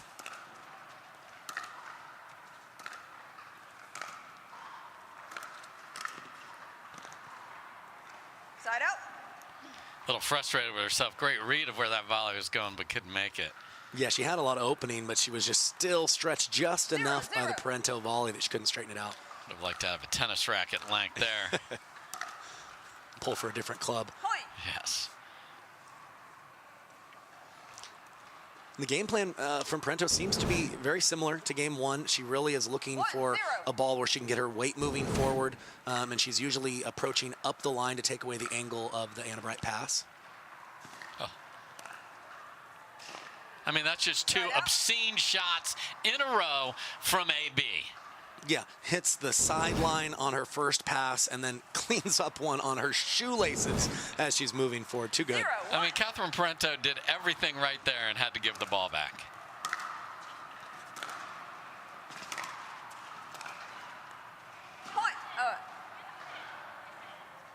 Point. Okay, so a little debate here. Catherine called that out. Anna Bright staring right at it said, no, no, no, no. That was in. And let's see what the reality was here. I think Anna Bright was correct. Good job by Catherine of Oh, okay. And a little flick of the ball away there. That I'm not. There's no doubt there was carryover from giving the call. Even though it turns out that was the correct call. Interesting. We'll see if this percolates. Side out. Yeah, we've seen this a couple of times from Bright. She's mid-court, she's getting a ball, she's hitting it well, and she's hesitating and stopping in mid-court. I think that's in singles, you really want to commit to that approach shot when you have that short ball. If not, your weight starts going backwards and going the wrong way. Yeah, we see a lot in the men's side where you drop it and come crashing forward and then do that split step. Anna Lee Waters, why she never loses in singles, does it. Can Anna Bright find that and add that to her game? Because she gets a lot of opportunities. And Dave, these are the subtle kind of nuanced differences from doubles to singles that certainly Anna Bright has the ability, but it's how well will she do at adapting to these little changes that she'll have to make to her game. Great job by Parenteau of holding. Watch her leave that paddle up in the air here and like, where am I going? Over there. Yeah, she does a great job of passing in combination. She'll shape her first pass, get her opponents to hit up, and then pick her spot for the following pass.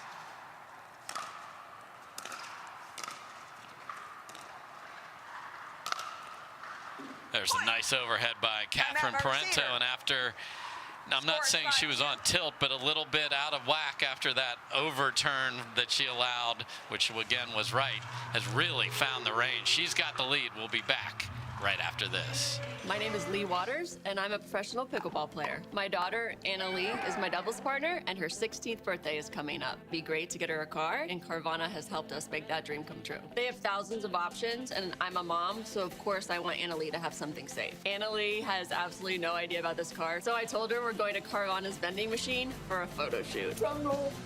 I think this belongs to you. Oh my gosh, what? Happy Sweet 16, Anna Lee. Experience it for yourself at Carvana.com.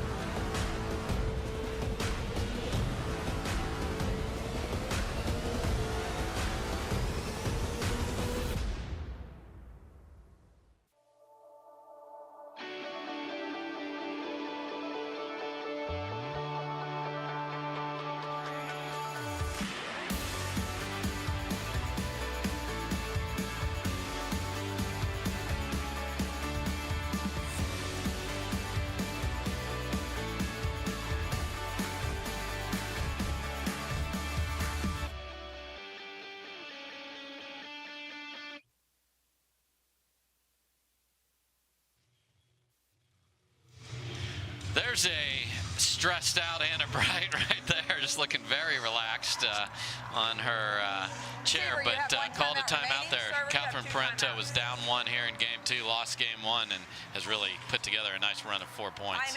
Yeah, Anna Bright very experienced herself. She understands she's got to keep this close to apply that scoreboard pressure. Doesn't want to let this second game get away from her. Good look down the line there, and just Anna Bright always determined, always got the steely eyes, is a great teammate in Major League Pickleball because of it.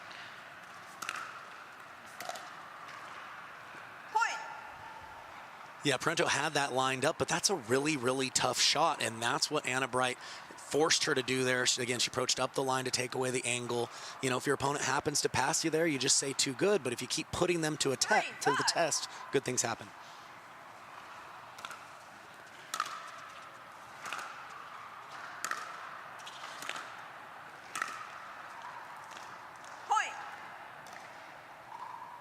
Got what used to be a potential Rose Bowl battle here, Michigan State and Cal going at it here. So there's the Cal Bear, Anna Bright.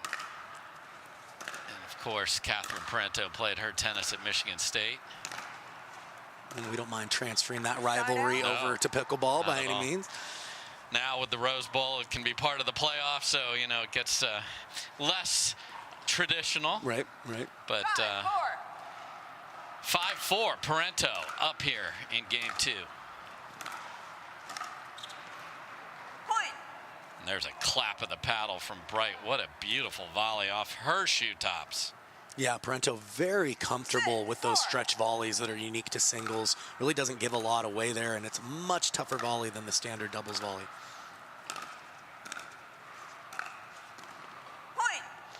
Yeah, and Dave, I mentioned great shape from Parenteau earlier, and what I mean by that is a lot of times as a player, when you're hitting a pass, you have the choice of going more power or more spin, and especially if you're hitting a ball with angle, if you can add more spin rather than power, it keeps the ball from going wide and forces your opponent to hit upwards in a more defensive situation. And Catherine Parenteau is exerting her will, and there's a frustrated Anna Bright after this point as she couldn't make the ball bounce there. And it is Anna Bright calling timeout again. So no shortage of timeouts being used here, and in singles really important. Yeah, I mean, momentum's huge. You also never know, you know, after a long point, you know, if you're winded a little bit, you got to put your best foot forward. Maybe it's not a bad idea to just make sure that you can bring your best level after, you know, after a short little break here. But again, this match has been extremely back and forth. I think they're each feeling out what they need to do against each other, but it's just going to come down to execution here. Another big topic here, of course, is we are playing indoors, Kyle. Yep. So what are some of the things that are different about indoor pickleball? Yeah, I think, you know, you don't have the conditions with the wind or the sun, but we did see in some of the other matches there is a little bit of a glare issue when the ball gets up a little bit higher. I think that the biggest shot for me in singles pickleball is the return of serve, right? So I think that you're going to see players be able to get more side outs with maybe a more predictable deep return. But with that, I just like the idea of coming forward or looking to get forward as often as possible. And there you see J.W. Johnson giving, I don't know if it's pointers, but certainly smiles and a little fist bump there. At the very least, he's pumping her up, you know, giving her some good love before she battles for the second game here. And he's obviously feeling great about taking out Federico Staksrud in the prior match on center.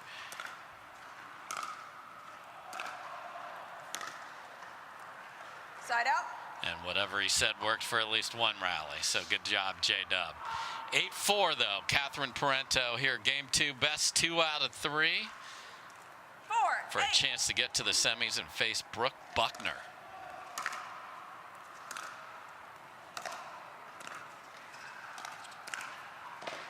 Oh, my. Oh, Catherine Parenteau could have absolutely demolished that ball in about 11 different spots. Yeah, great anticipation here from Anna Bright. She pops this one up, but stays home and is able to pull that two-hander back across her body and find the open court. Yeah, she had no business touching that ball, but she got to and was ready. Side out. Frustrated Anna Bright there when you're running in. She wants to keep that ball down, not there. Yeah, easy to pop that up like you mentioned, though. When you're running in, you have so much of that momentum. If you don't kind of change your weight transfer and be a little more delicate with it, you're setting yourself up for a smash.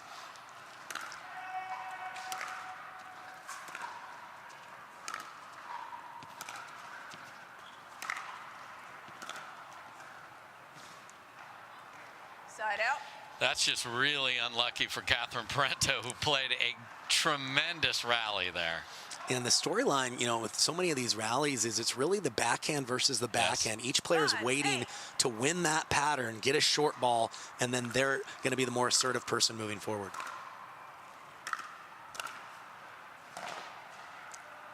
Nice choice by Bright going back behind Parenteau with that first volley, kind of wrong footing her there. And she's closed the gap here, Dave. After dumping a couple of points in a row here, it is now 6-8. She's used both her timeouts. Side out. Parenteau made that volley look easy. I promise you it was not. Not at all. A lot of left hand in that. And, you know, that's a part of the court people need to use more often in singles, short angle.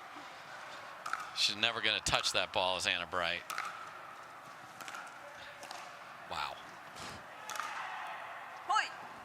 3 tremendous shots in a row, Kyle. This is some really high-level play right now, Dave, from both ladies. And, you know, it's a lot of fun to watch. You can see how tight this is and who's going to finish a little bit stronger here in game 2. Parenteau with the advantage. Point. And Bright tried to will one down the line there. Wasn't set, and we are at game point. Let's play 3 if CP can take this one.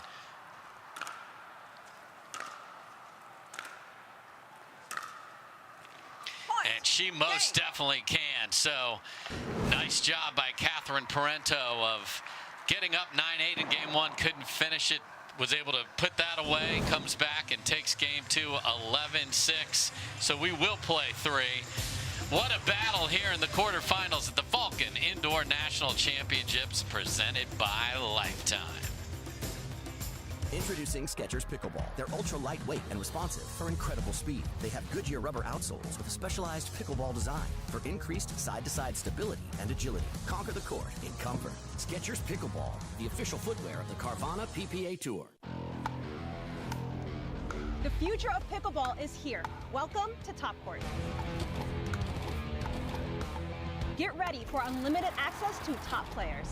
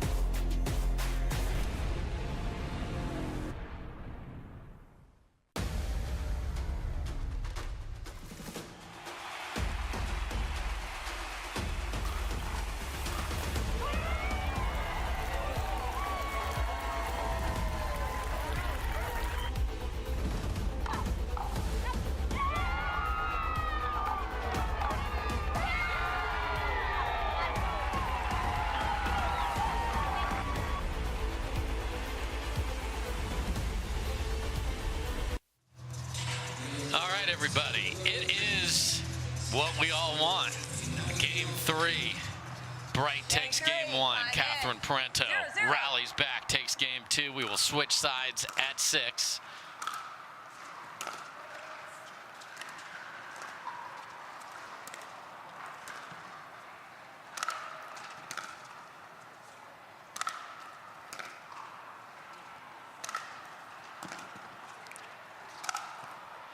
Just great patience on overheads, and that is hard to do, Kyle. Very much so. You have all the time in the world to get nervous and overthink the shot, but great job by Parenteau just saying, hey, I'm in the position of strength. I can do this all day. Eventually got the put away. Wicked roll from Catherine Parenteau, and she's up 2-0 early. Yeah, she's really, really good at those short angle shots, and that's what makes it so much tougher for Anna Bright to consistently move forward throughout this match.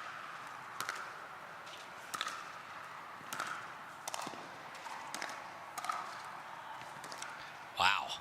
And a stab volley just sneaks over the net from Parenteau, and it's 3-0 to start. 3-0.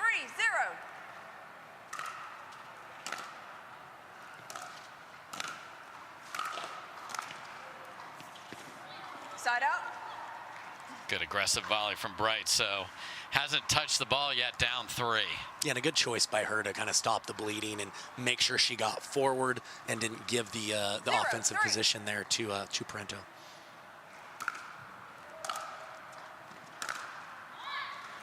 And an absolute rope from Anna Bright on the two-handed side. Yeah, just in the nick of time. You want to build some momentum, not fall too far behind here in a deciding game 3, and shots like that will certainly help. 1-3.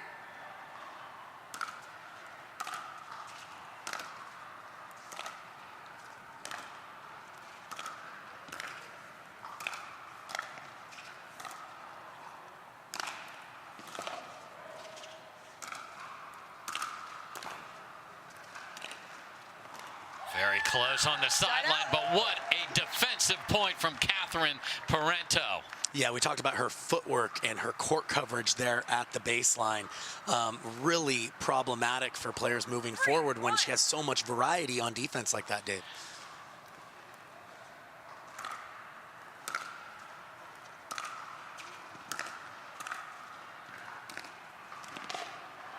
And Anna Bright says, give me that ball right back.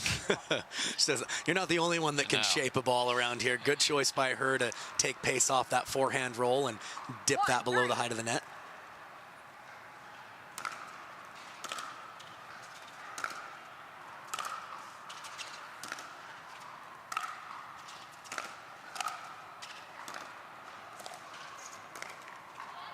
Side out. So that's the right play coming in, right, Kyle?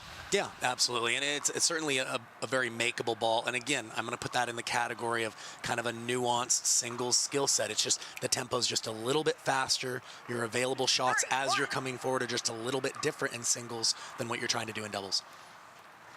3-1. And that, you've talked about shape. That is the octagon of success with shape right there. What a ball. Yeah, not only did she take pace off, she curled that with a little side spin around to make that an impossible volley for Anna Bright there. Oh my, Catherine Parenteau has everything working right now, and we're at 5-1. This was not an easy volley. Yeah, so tough to have your body moving one way and yank the volley back behind you and hit that clean. Great shot by Parenteau. Oh, and now the net says let's switch sides. So Parenteau up 6-1 here in game 3. And Anna Bright, what can she do? I mean, these are 6 basically winners, the last one coming from the benefit of the tape. Yeah, tough, because, you know, a couple times that she has come forward, Parenteau's been up to the task with some great variety in her passes. But the last couple of points, she stayed back, and I'm not sure that's going to work out for her. Can Anna Bright Riley? We'll find out right after this.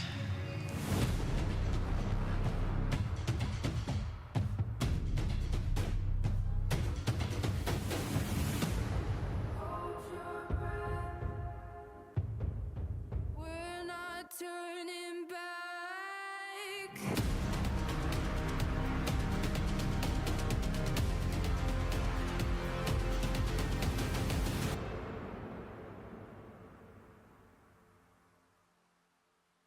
Don't let discomfort slow you down. Try Penetrex. Penetrex is different than other products with no greasiness, irritation, or unpleasant odors. Made with unique ingredients, it's 100% satisfaction guaranteed. Penetrex, the #1 online rated joint and muscle cream.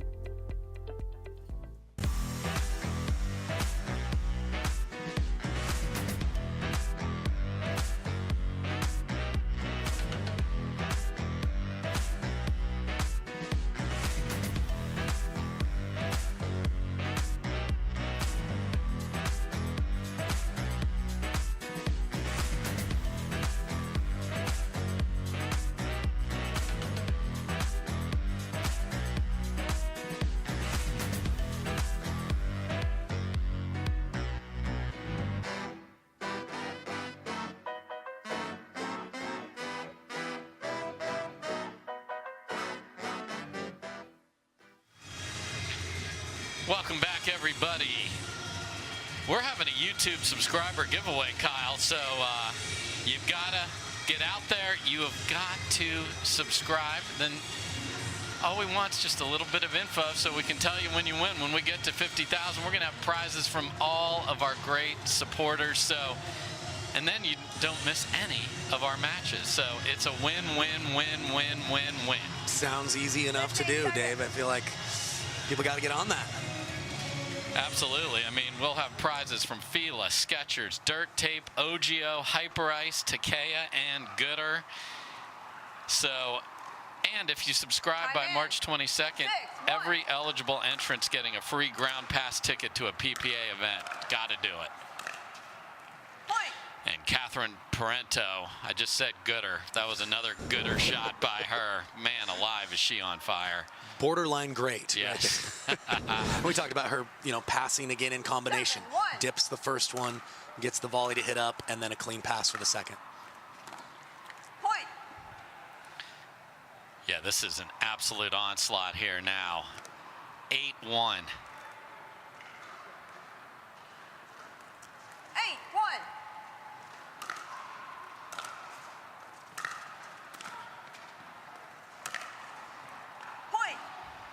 And Bright guessing the wrong way yet again, and we are 2 points from Parenteau moving on.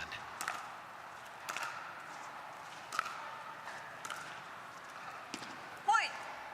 And Bright almost was able to line that up. It was really her only available shot, on the court there. But again, Parenteau's ability to move forward has really been the difference here in the third game. Match point for Parenteau right here.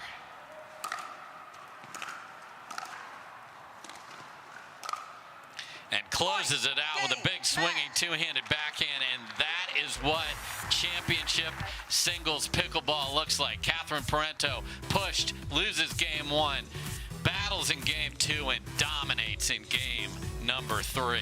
She will play Brooke Buckner in the semis coming up. Any final thoughts there, Kyle? Well, I think match experience to me. She knew how to really problem solve for her dangerous opponent, found the formula, and then just got in a nice rhythm of executing her game plan. We will have the men back on center when we come back, but Catherine Parenteau sneaking right through those referees. She's back there, and she's going to be ready to play. Back after this.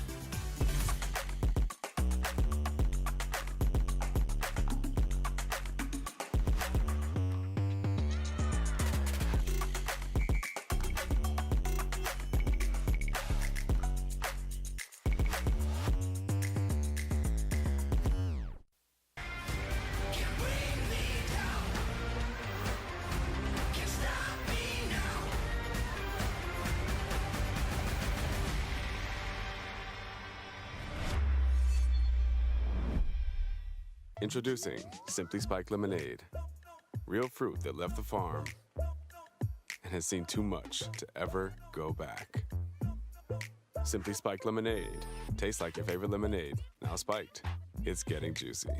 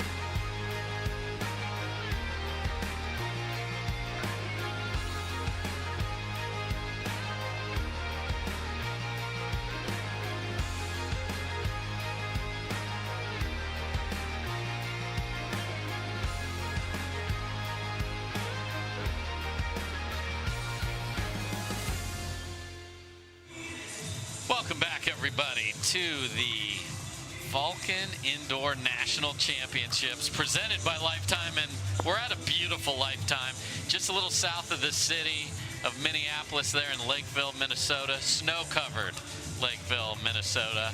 We're glad that people are making their way there. I know last night was by far the worst of the snow. I think the temperature is chilly yet clear coming up, so we are, just to remind everybody, starting much later than normal tomorrow. Tomorrow's a 2 o'clock Central start for mixed doubles, and we'll see. We hope the rest of the field can get there, Kyle. Yeah, it's been a lot of complicated storylines with just getting to this tournament, but excited for the next one that we have here on center with Jay Devilliers against Frank Anthony Davis. If you've not watched Frank Anthony play singles, you're in for a real treat. One of the most unique singles players that we have on tour, and certainly not the standard story of getting into pickleball, No. With his background. No, there's no tennis in there. Which, for those at home, I would say it's extremely rare, especially to play high-level singles and not have any kind of racket sport or tennis as a background. Frank was a college running back. He's as fast as anybody on the court, and he has a very unique style that he's kind of learned how to push these top ball strikers and, play his game and pressure them. I'm going to say cat and mouse a lot in this match. Can you explain to the viewers what we mean by that? Well, so often in singles, right after you serve and they return your third shot, you come to a decision. You can hit it harder and try to hit those tight windows for passing shots, which I would say most of the players are doing now. But Frank Anthony Davis will more than likely drop most of his third balls, try to work angles, and eventually get in to the kitchen line where he can use his speed, his short angles, and more of those extended dinking rallies is more what the cat and mouse is. Yeah, and he's going to be dancing. He'll be talking to himself. He is very entertaining watch for us. Just the way he put that ball down right there is entertaining for me. On the other side, you got the Flying Frenchman, Jay Devilliers. Coming off not his best performance on Sunday, he got run over by Staksrud, only taking 2 points. He desperately wants to get back and have redemption Sunday. Yeah, he's had several days to think about that one. It's always tough to measure in singles. Well, how much of it was your level not being there? How much of it was just running into somebody who was, hot as they come? So Jay can do a little bit of everything. We'll see what this match turns out to be. All right, let's play pickleball, and a great start for Jay Devilliers. That one-handed backhand, when it's on, it is absolutely filthy. 1-0. Yeah, no, that's his superpower if there is one weapon, and Frank's going to have to be careful returning to that side unless he gets good depth. Point. That's a good way to neutralize all the little tricks that Frank likes to do up at the kitchen line, is chase the ball. Nice job by Devilliers coming in. Point. And Devilliers is not the easiest matchup for Frank, Anthony Davis. Devilliers also very experienced in singles and is very good at the kitchen line in those cat and mouse points himself. He does have more length, so we'll see how much of that is a factor in this one.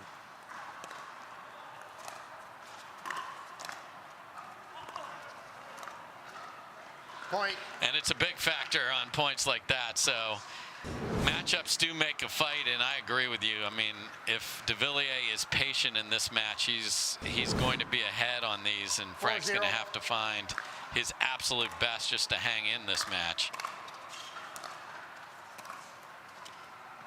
Yeah, even if Frank's edge is in those cat and mouse points, it's not a huge edge. And, unfortunately for him, Devilliers has the edge in power and shot making and some of those other intangibles. So the quickness and will from Frank Anthony Davis, because he get on the board here, down 0-4. Point. And something bizarre happened on the bounce of that serve from Davis, and it went up over the board there. And Jay must like that ball with the 4-point lead. He's going to go looking for it. Yeah, good depth on that serve from Frank. Good depth and shape, kind of forcing Devilliers to kind of half volley that return as he's moving forward. Easy to miss hit that return.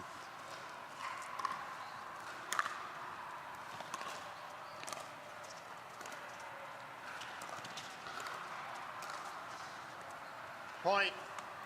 So that's what the pressure of Frank Anthony Davis can do. He's going to track everything down, so you make it a little too good sometimes, Kyle. Yeah, as he's moving forward, he's so comfortable. He just has a way of changing shots and creating those errors with his presence.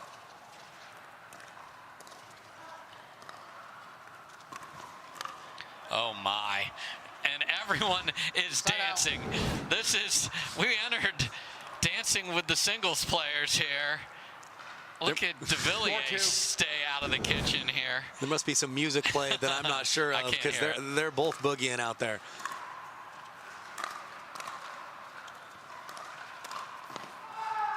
Side out. And Devilliers went trick shot and got fed a whole bunch of fad. Yeah, good choice by Fad there, going back behind Devilliers, feeling him creep to the middle there. Point. Nice job by Frank Anthony Davis is settling in here. When you drop 4 points in a row in less than a minute, it can be difficult to rally, but he's right back in it. Point. And we are tied at 4 after that missed return. So just that one weird bounce off the serve that got him his first point, and he's settled in nicely. A little tricky side spin serve. Side out. Yeah, nice job by Devilliers getting that ball down as Davis was charging towards the net there, found his feet.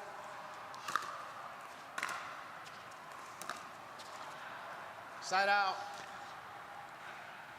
And interesting too what Davis does on the return. He's not slicing it to give himself time, but he's lifting it just enough to allow him to get right at that kitchen line and cut down angles on that first volley.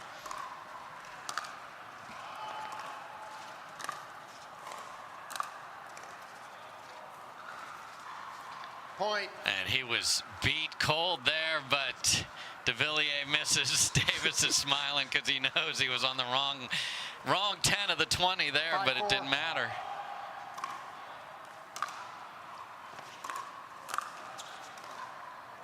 Side out. Yeah, and Davis, not with the hardest serve around, but it does seem like, compared to past matches I've watched, he seem to be making a conscious effort to serve with more shape, more height, try to really get that serve deep.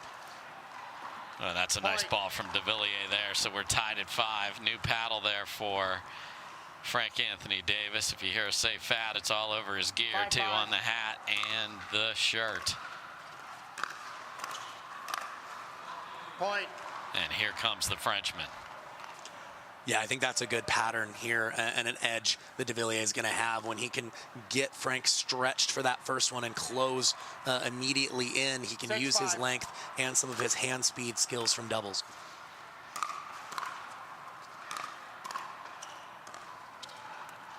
Side out. A couple of those missed from Devilliers as he tried to work his way up, and you see Davis repeatedly telling himself to just settle down and calm down. He's a very hyped up player.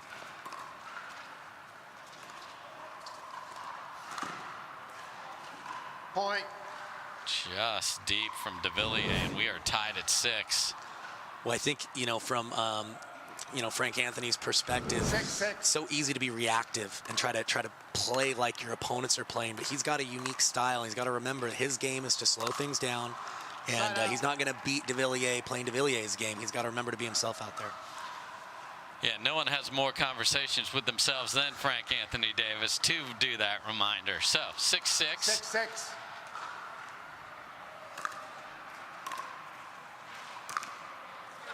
Point. Beautiful pass from Devilliers there. Winner of this will get James Ignatowich in a semi. The other semi is Julian Arnold against J.W. Johnson. Johnson sent Staksrud to the back draw with an impressive 3-game victory earlier today. Yeah, that should be a very exciting matchup. Side out. Yeah, the Andiamos inside will probably even add a little more echo and volume level from Julian Arnold. So Devilliers creeps back up 1 here, 6-7. Frank Anthony 6-7. Davis, now a member of the Gearbox family. Side out. Yeah, pretty high on that first drop attempt there by Davis. Good job getting the ball back on the next one, but just too much offense there from Jay Devilliers. 7-6.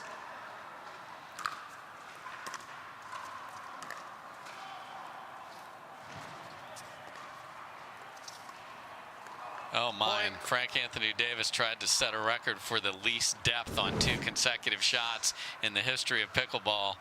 Timeout receiver, 8-6. You know, I'm not sure he could really go anywhere else with that ball because Devilliers kept it so shallow with that cross-court dink. So, good battle here early. Devilliers up 2 in game number 1.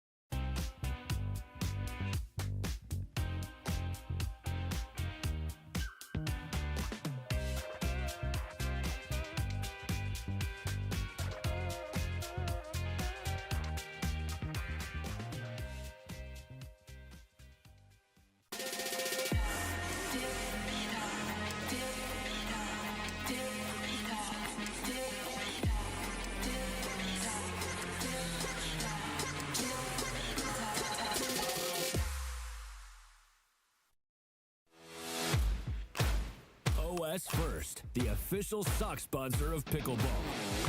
Stay in the game with OS First socks with purpose and compression bracing designed for comfort, injury prevention, and improved recovery.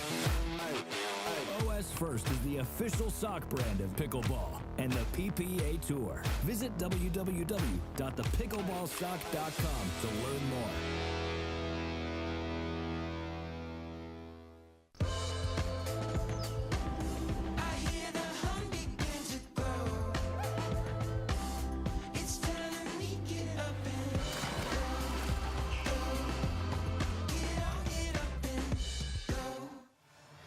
Welcome back, everybody. Got a good one here. 2 different heights, 2 different styles. Just a great battle of wills here in the quarterfinals. It's the Vulcan sponsored tournament, and their male superstar, Jay Devilliers, using that Vulcan paddle. Side out. And Davis is known to do that. Even when he has the option to punch a volley deep, he'll often intentionally bring his opponents forward on his own terms to play more of that short angle cat and mouse style. 6-8.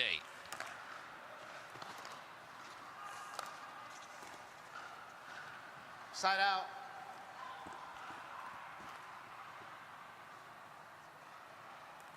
Good look at Jocelyn Devilliers. 8-6. A lot of shades of blue in that picture.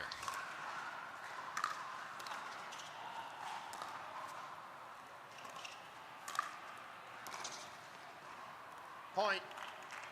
Such a smart job of Devilliers not letting Anthony Davis off the hook there. Yeah, and choosing to dip those passes too, which I think is a smart choice. Davis handles pace very well, very fast, but he's not the tallest guy out there, so it's a great way of exposing the reach and helping him move forward on his own terms.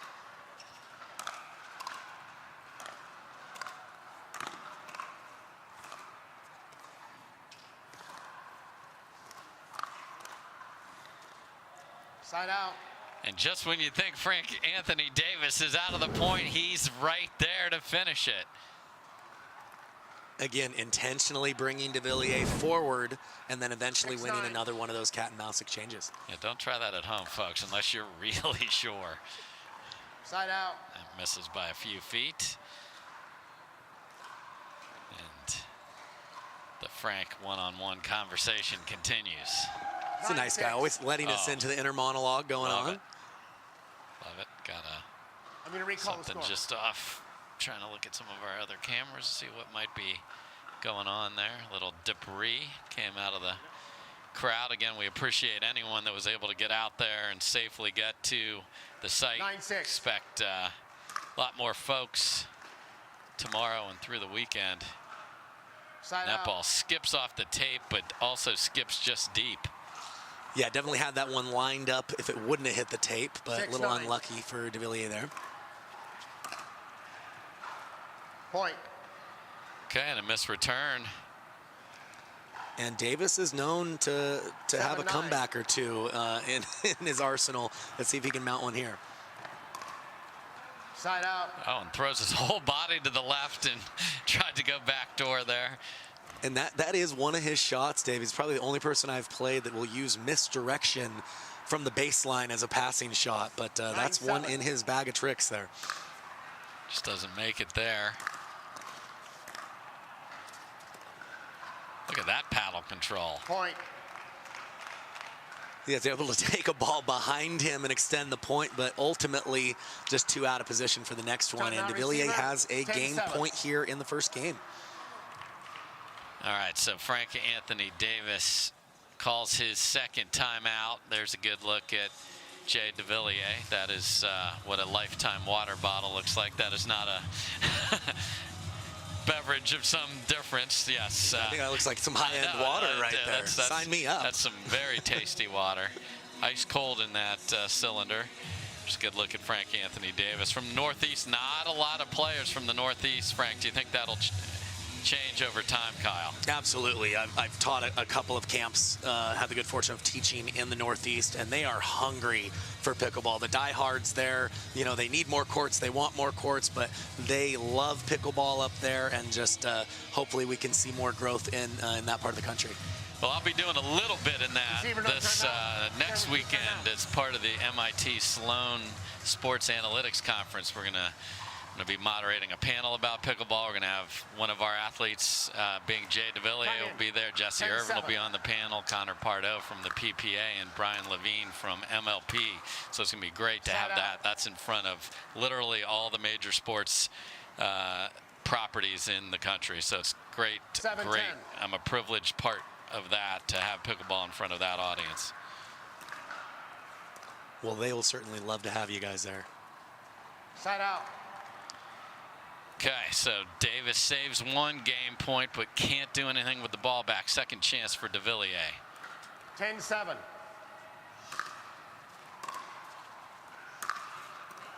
Oh, and that Point. time Game off 11-7, the net goes the Devilliers. way of the Frenchman. So it is Devilliers, the 2 seed, that takes game number 1, 11-7. And subliminal Tyson McGuffin message. While we did it, we'll just mention, hadn't even planned on playing in this tournament, is the defending champion, but again, nursing his way back from a minor foot injury. So thank you, Truck, for giving me a chance to mention the most electrifying guy. The most electrifying Frenchman. We'll be right back after this. Introducing Skechers Pickleball, the official footwear of the Carvana PPA Tour. They're ultra lightweight and responsive for incredible speed. They have Goodyear rubber outsoles with a specialized pickleball design for increased side-to-side stability and agility. Plus, they feature shock-absorbing foam and Skechers' famous relaxed fit design for incredible comfort game after game. Conquer the court in comfort. Skechers Pickleball, the official footwear of the Carvana PPA Tour.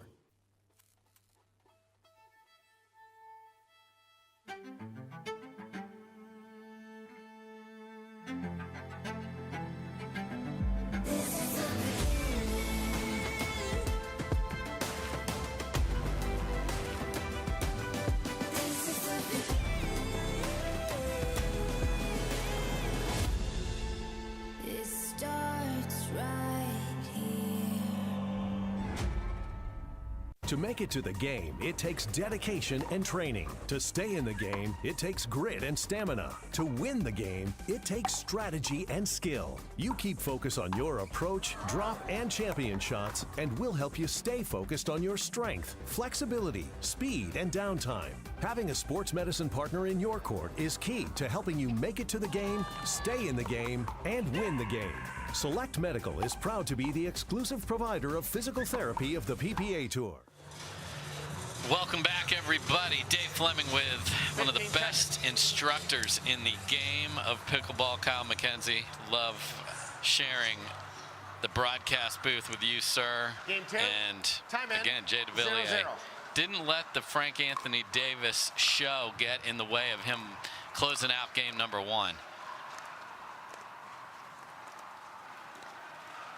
Side out. Yeah, both these guys have a lot of match experience on the singles court, and so they know a lot of this is just playing to your own strengths, right? You can calibrate that to try to probe for weaknesses of your opponents, but a lot of it's just execution and coming out and doing what you do well, and Devilliers done a good job of that so far in this match. Yeah, just sometimes people change their game plan for no reason. Just stick with it.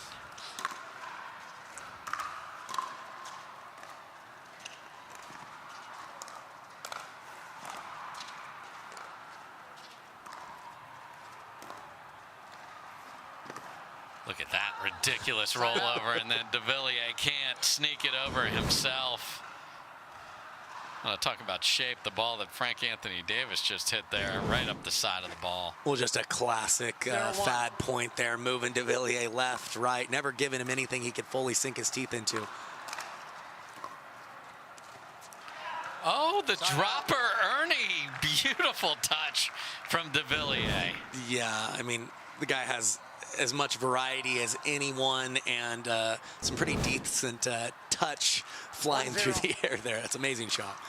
Great disguise. If Davis can't even get a paddle to it, that's how good that is, and that might have stayed in. I think it did. Yeah, Davis giving him the nod that he thought that one was going to float, but just enough topspin on that ball from Devilliers to take the early 2-0 lead here in game 2. 2-0.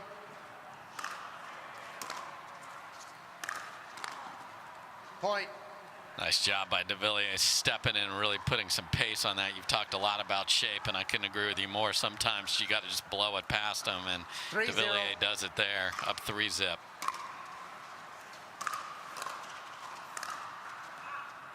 Point. And this looks a lot like game number 1, 4-zip lead for Devilliers. Davis was able to come all the way back to 4-all. We'll see Timeout receiver. what holds here, but Davis knows the value of slowing down momentum, so he will go to timeout. So you see Tyler Leung in the background taking in the action. We'll be right back right after this.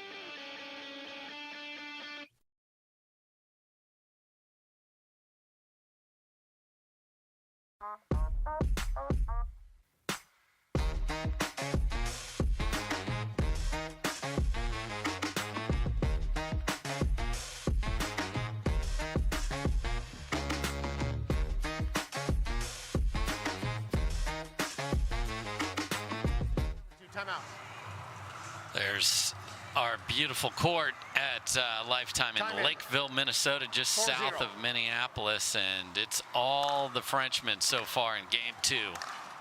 And there's a nice backhand. Boy, that's pretty. Yeah, he seems to be making the adjustment of really looking to step into the court when he can on his first pass. Prior to that, he'd just been going right at Davis and then looking to open up the angle on the next ball.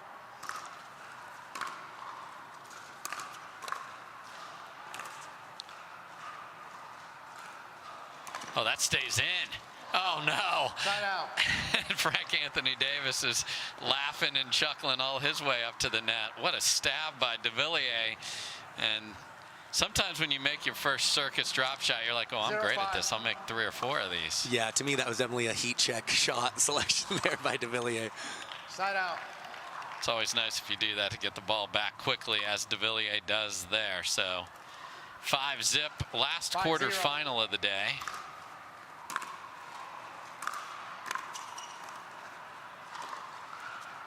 Side out.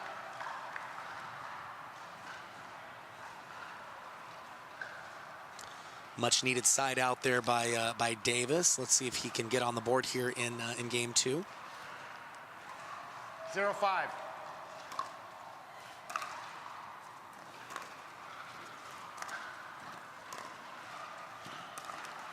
Point. And 2 balls that you wouldn't see from any other singles player left in the draw from Davis after a really nice return from Devilliers. Yeah, and because of, you know, his unique style, he can get some unconventional errors even from the top guys. An example of that in the last point. Side out. Nice finish by Devilliers there. Yeah, really took his time with this one, made sure that ball was high enough to kind of just snap up the line there for the winner. 5-1. Point.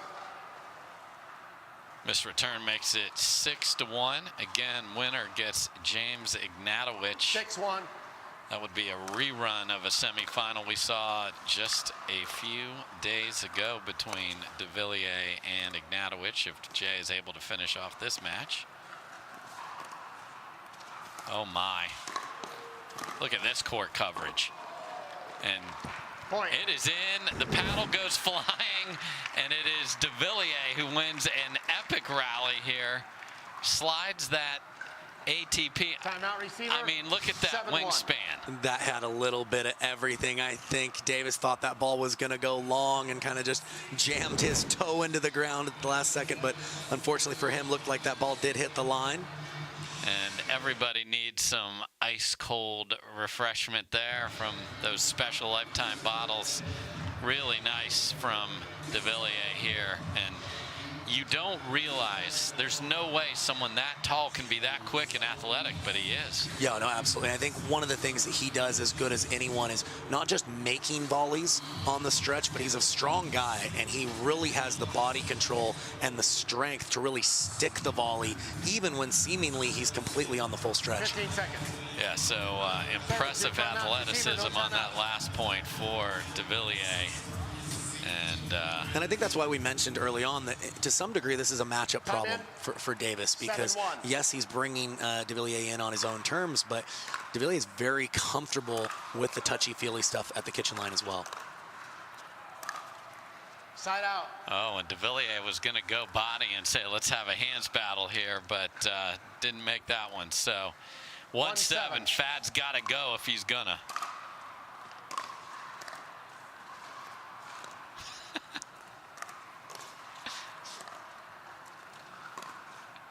Oh my, and just one of the most ridiculous runaround forehand you'll ever see there, Kyle. Well, he goes misdirection inside out, and then he goes soft inside in on the very next ball. Like you mentioned, just he comes up with shots that you just don't normally see in singles. And there's a more traditional singles point. Drop the third and then chase it. Great job by Devilliers there, and we are at 8-1. 8-1.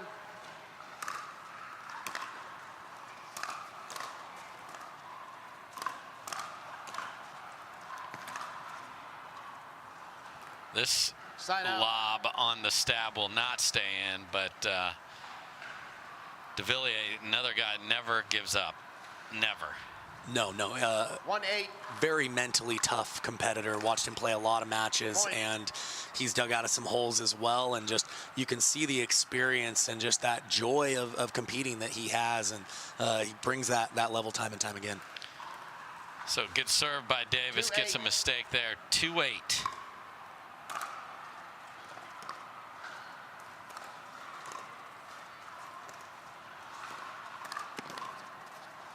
And that's Frank Anthony Davis at his finest right there. Yeah, that's where he's a specialist. A really good job disguising that first speed up, going up the line, getting Devilliers on the stretch, and then opening up the court for the next ball.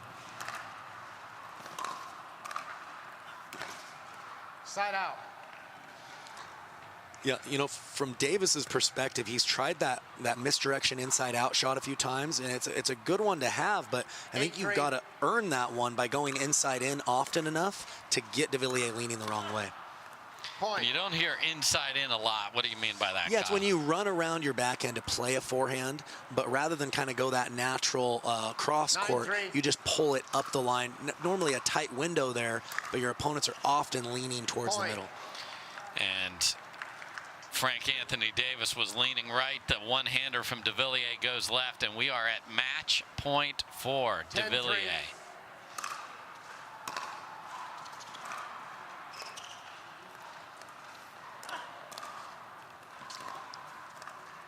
We've got drop shot after the lob and another drop shot. Frank Anthony Davis is everywhere.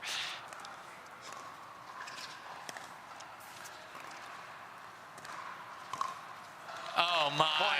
Jay has him on a string on match point, and that will do it. 11-7, 11-3. A lot of respect for those two competitors. So we've got some special shots that came up in this match, including the Carvana driving it home moment. Let's take a look at this one.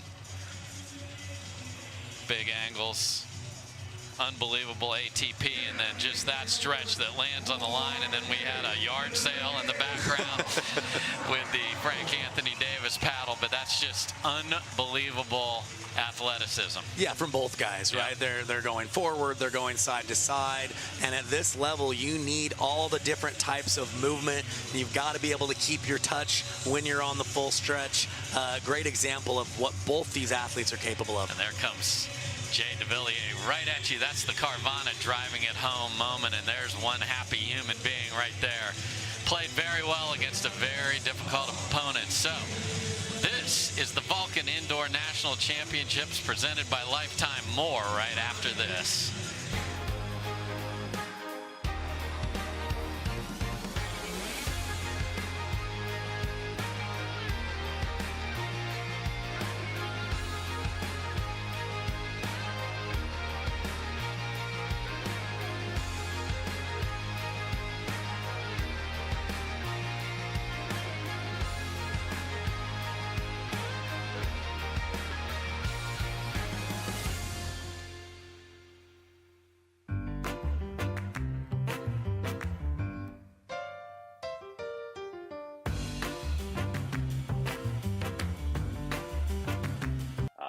Hit the ball. I know I hit the ball a lot.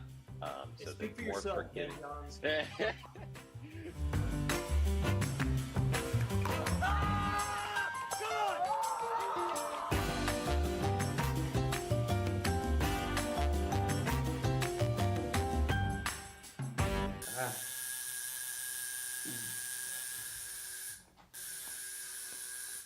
What are you guys doing? We're getting our duper tattoos.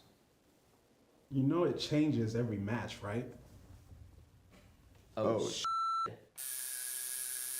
Duper, keeping tattoo removers in business by updating after every match. Download the app and claim your free profile today. Can you change that 6 to an 8? I sure can try. The Pro XR pickleball paddle answers the age-old question of how to get paddle speed and control with the same paddle and one grip, and this is it. Pro XR gives you more spin, greater control, and quicker reloads on every shot in the game, because you always have that constant feel for that leverage and control and paddle speed that we're all looking for. Pro XR is the most revolutionary technology in pickleball.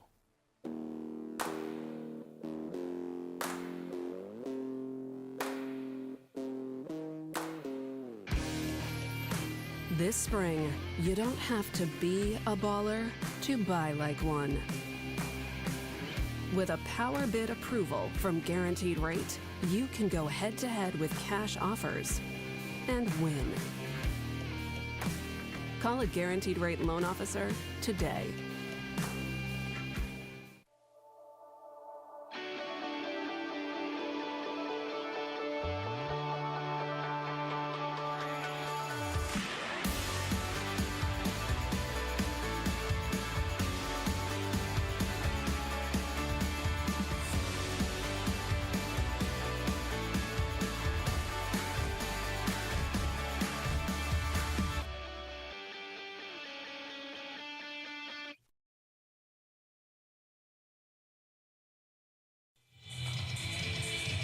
welcome back, everybody. It is the Vulcan Indoor National Championships presented by Lifetime. Today, as is traditional men's and women's singles, tomorrow we'll have mixed doubles, and to reiterate, 2 p.m. Central start, 3 Eastern. Then we'll have men's and women's doubles at our usual 10 a.m. start time, and then Championship Sunday will also start at 10 a.m. Again, those 10 a.m. Saturday and Sunday are Central Time.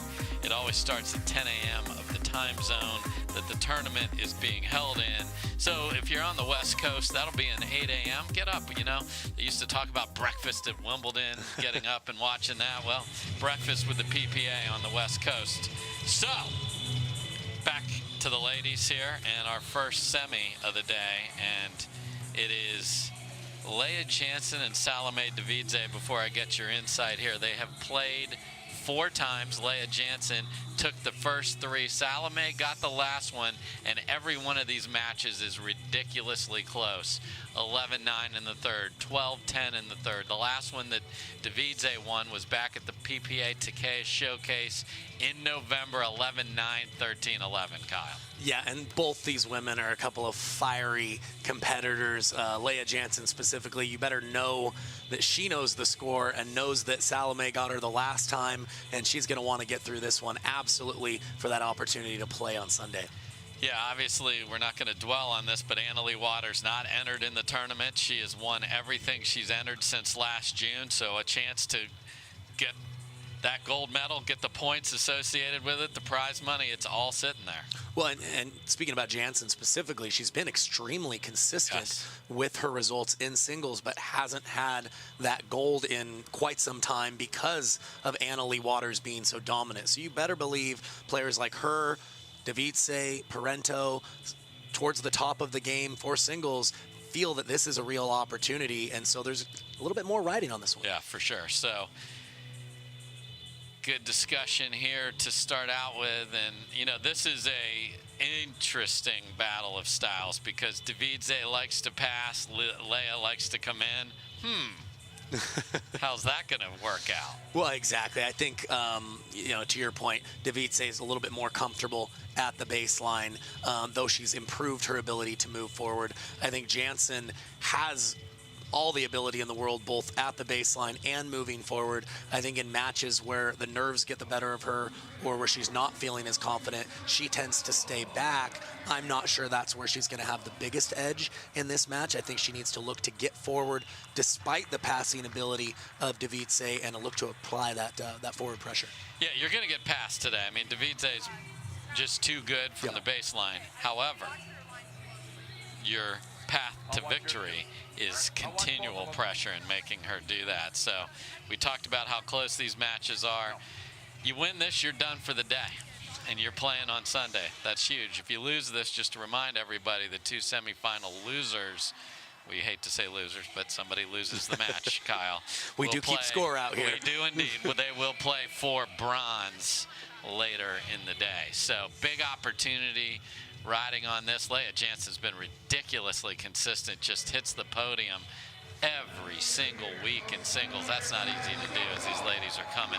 One of those is Brooke Buckner. She'll be in the other semifinal against Catherine Parenteau, but we're going to start out here. Salome Devidze on the far side of the court to serve to Lea Jansen. 0-0. Let's play pickleball. Point. And that is not surprising. Yeah, that is a cleanly struck backhand pass down the line. Kind of interesting service motion here from Devidze. A little more open stance with her hips square. A lot of players use that to increase the shape that they get on their serve. Side up. Just wide there, so it's going to be the pressure of Jansen and the counter punching of Devidze all day long. 0-1.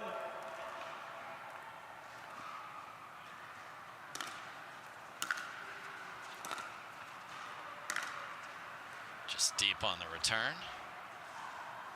Point. Kind of to the scouting report that we mentioned, Devidze was going to stay back on that return, so I think she's going to be a touch more selective on when she moves forward.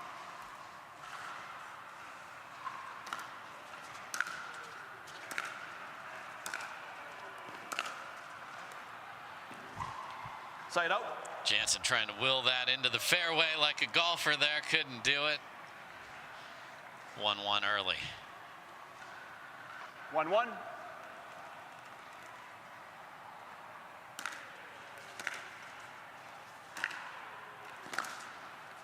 Point. So what does that service setup do for her, Kyle?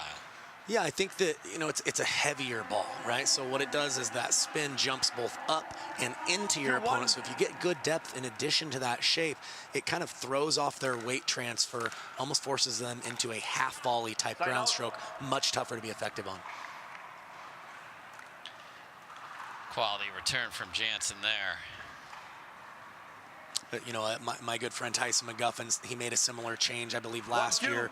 Was long known as having the biggest serve on tour, and he said, you know what, big is maybe overrated. Let's try to get a little bit more shape in addition to the power. Point. And that's just too good from Lea Jansen.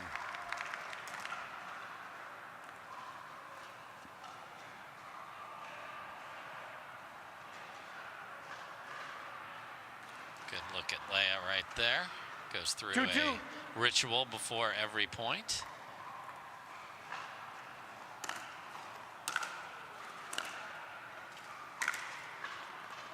Point. Yeah, both ladies doing a good job of any time that they get their weight going forward, they are looking to hit that approach shot and force their opponents into a tough pass. We've seen it from both players.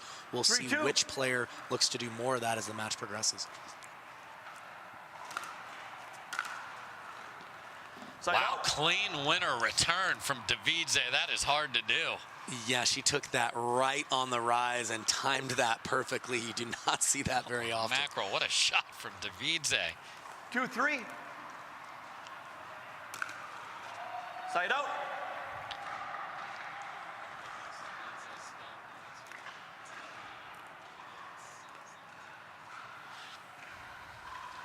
Three, 2.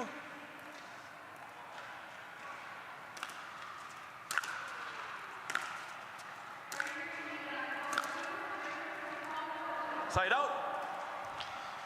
That's the type of point that Devidze will sign up for all day, all baseline. Yeah, that's more her comfort zone, absolutely. She did a good job of hitting aggressively enough to really not give Jansen anything she can move forward on. Wow. Side out.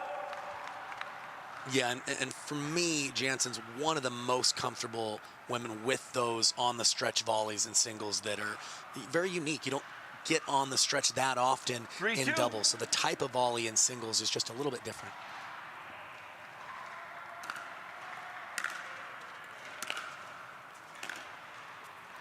Point. And that's the combo you've got to be able to make to win, and it's so hard to be able to drive that next ball down the line, Kyle. Yeah, you know, the geometry isn't in your favor when you approach up the line, a little less distance. You've got to balance, you know, aggression, maybe taking a little pace off at times. Point. The other advantage Jansen knows is, unlike some players, if she can just keep Devidze on the run, she feels like she's ahead. Yeah, that's going to be the theme for her, with Devidze being so tough when her feet are set. Jansen really has to be in that mentality of just getting her stretched just enough to hinder that offense. Point. And 6-2 here for Jansen. 6-2.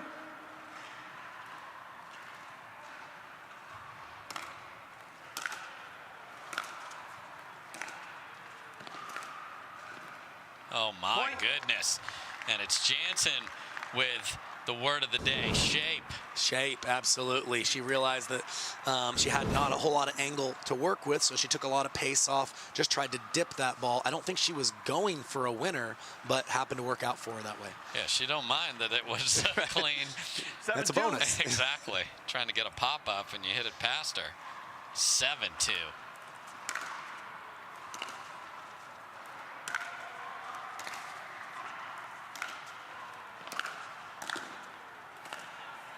Point.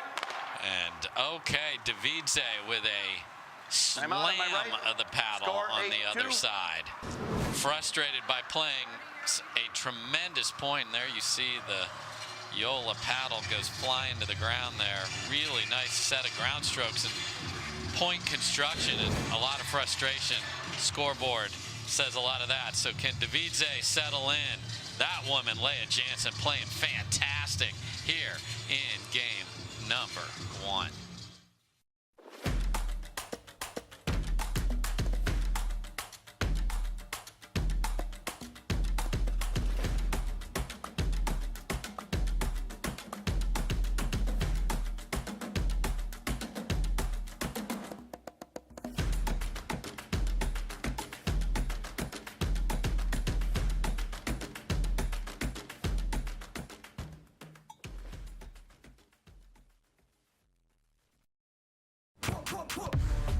See that thing John Morant has? That's a hypervolt.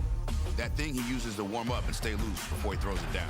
That thing Tony Finau uses on course between shots. Ooh, that's money. That thing Robin and I use before and after we're on the bike so we can ride harder tomorrow. That thing Erlen Haaland uses before smashing it into the back of the net. That thing that's for everyone. The Hypervolt from Hyper Ice. Give your body the daily relief it's been asking for.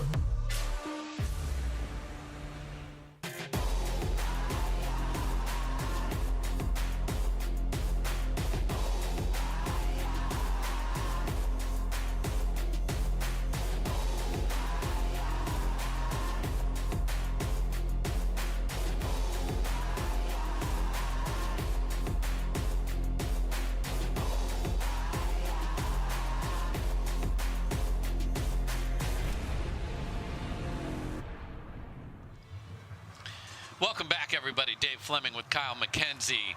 We are at the Vulcan Indoor National Championships here, and Lea Jansen playing fantastic, and Devidze taking it out on her paddle. We'll see if she can rally.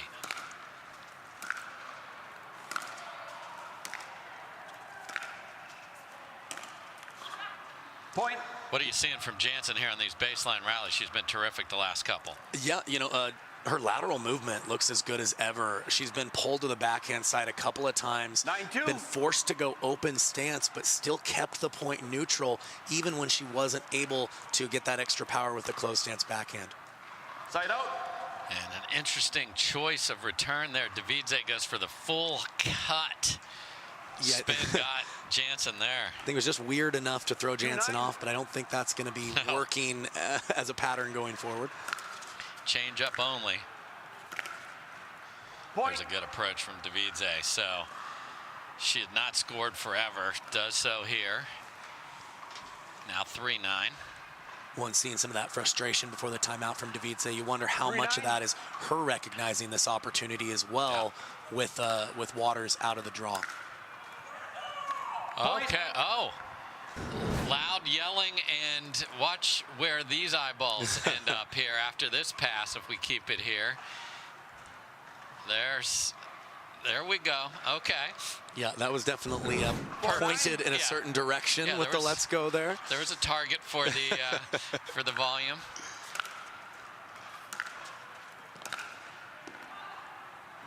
Point. And that's just wide, and man, Devidze called timeout and just came out with a purpose. Yeah, she's putting all that frustration right now into her footwork. She looks bouncy right now, and it is translating in some points for her on the scoreboard. A steely look of determination there from Devidze. Nice big serve down the middle. Side out. And Jansen doesn't just call it out. She said, "That's out." Extra words. You know, a little borderline chippy here. You know, nothing too much, but we mentioned there's a lot on the line. Yep.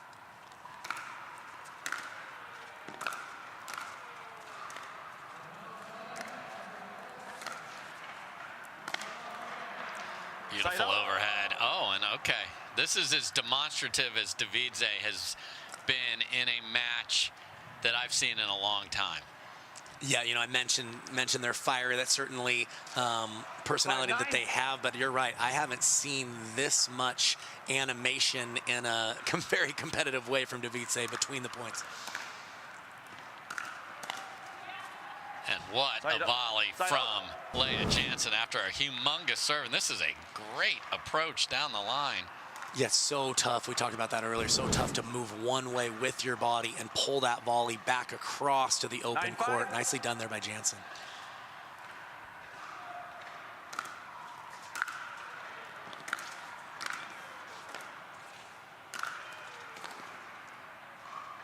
Side out. Good two-handed backhand there. That's the only place that could go is cross court when you torque your hips that much, but got enough pace. Jansen couldn't handle it. So Jansen still stuck at 9. 5-9. Devidze to serve. Side out. In the budget, or you should never miss your serve, Kyle? Yeah, I don't think it's a never miss your serve thing in singles, but there's a good miss and a bad miss, and I think in the net's a bad miss, right? So if you miss a little long, at least then you maybe would have had a deep serve. Even if that goes over, it's shorter than she's looking for. And what a rolling pass from Lea Jansen there, and she's got her whole repertoire working today. That's the dead run hook winner, and so shallow on that. Yeah. Well, again, like you mentioned, the flight path was more of a hooking motion, right? Had she gone bigger, hit with more pace, it would have been right into the volley of Devidze. Great job understanding the geometry of the court there by Jansen. Game point here for Jansen, who can't come up with it there. So Devidze saves one.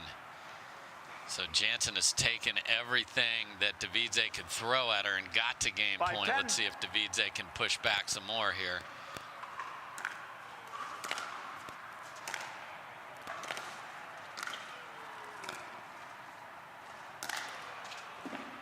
So good on those overheads. This is a woman that age 13 played in the Fed Cup, which is the female version of Davis Cup for the country of Georgia. So that's the level of tennis expertise this woman has now brought to the pickleball court. Yeah, I knew she was quite a tennis player. Didn't realize she peaked that early at 13. Yeah. That's quite an accomplishment. And there's an inside-out backhand and more yapping from Devidze, and it's Jansen that calls timeout. So 10-7. You know, Kyle, we saw this matchup coming across our desks, and we said, you know what, this might be a lot of fun, and it is fun and more.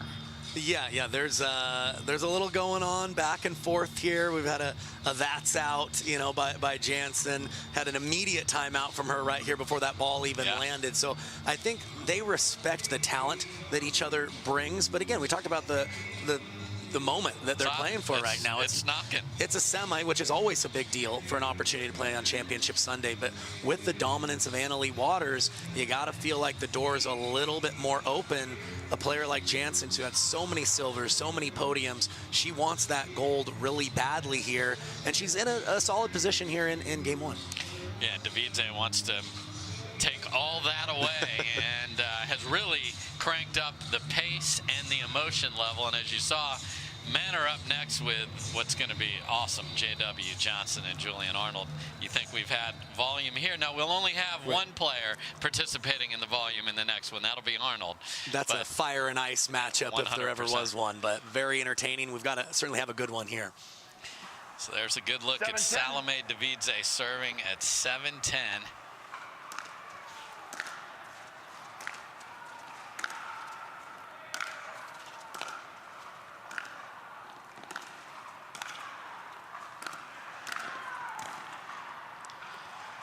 Nice point coming out of the timeout from Devidze. Yeah, she set up everything with a good deep serve, and through each ground stroke and her volley, she was just a little bit ahead throughout that entire rally, able to get the point.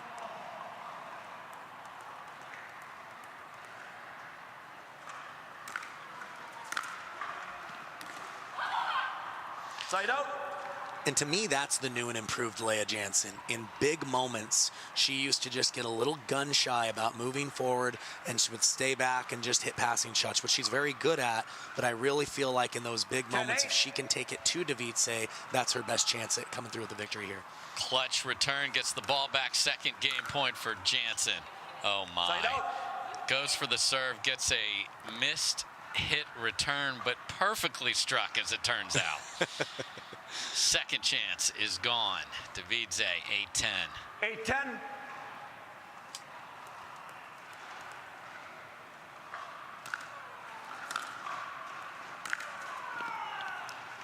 Too short on a return there, and it's down to a lead of 1.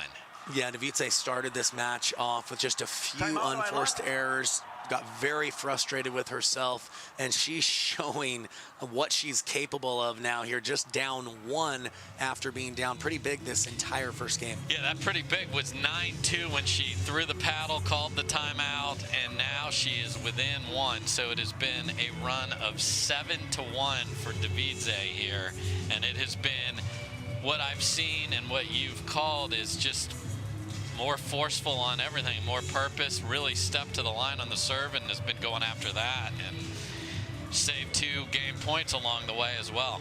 Yeah, and she's come out with the idea of serving aggressively. She's missed 2 serves, right? But to some degree, the occasional miss is in the budget because you want to be dictating as often as you can, and the serve is the first opportunity to really dictate. So look for her to be aggressive again here, and now if you're Jansen, you've got a choice. Do you return and come in right away, or do you look to extend the point and maybe wait for a better time to approach? We'll have to see. Here we go, 9-10.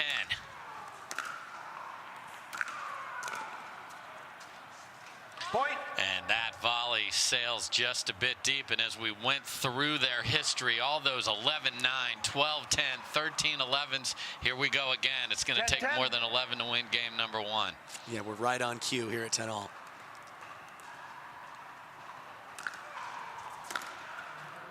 Point. Oh, and a missed return from Jansen, and suddenly it is Devidze. Interesting. Devidze with a game point here at 11-10. And a few more steps to get that ball, if you notice. I did notice. 11-10.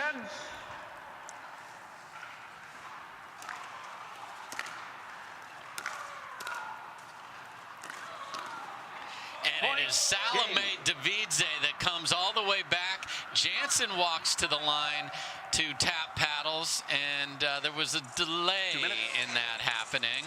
And what a comeback for Salome Devidze. Down 9-2, wins it 12-10. She really raised her game up a couple of notches, and this is where it's going to be interesting. Jansen's been long thought to be one of the most talented players on tour, but when things don't go her way, she has a tendency to not necessarily find her top level. Will she be able to bounce back here in game 2? We'll find out after this.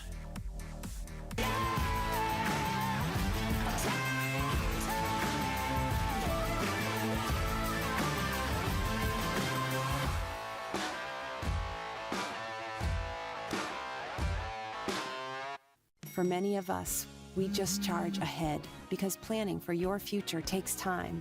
And right now, thinking about your financial future takes on new meaning. At Baird, our financial advisors have guided individuals and families to achieve their goals through every crisis evolution and groundbreaking idea for over 100 years. That's the difference between thinking you're ready for what lies ahead and knowing you've planned for it. Now that's different. Discover the Baird difference. What are you guys doing? Getting our duper tattoos. Oh, cool. Hey Cameron, how's it going? Almost done. Perfect. Can't wait to see your number. Number? Duper, because ratings shouldn't be a surprise. Download the app and claim your free profile today. I haven't even started yet. Oh.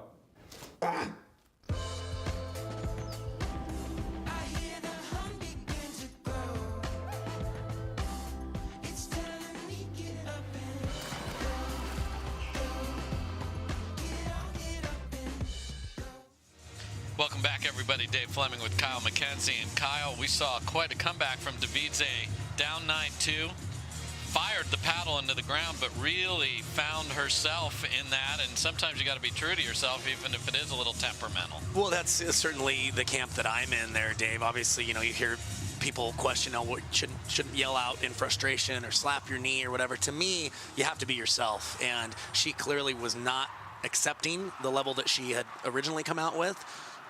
Took that time out, let it out, and came back and really took it to Jansen and earned that first game. Point.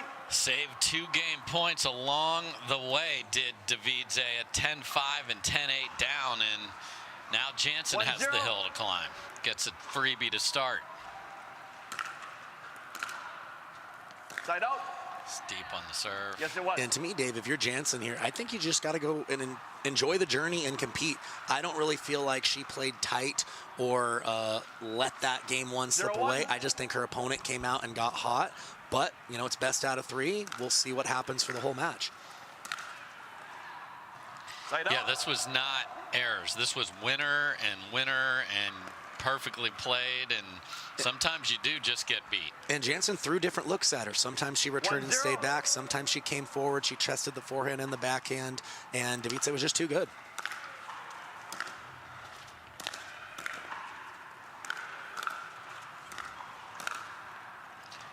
Point. Great job by Jansen of not getting frustrated at the line when you got to make a bunch of volleys. Yeah, Devidze is really testing the hands, but Jansen's quite comfortable up there. Look for her to continue to have success if she can move forward on her terms.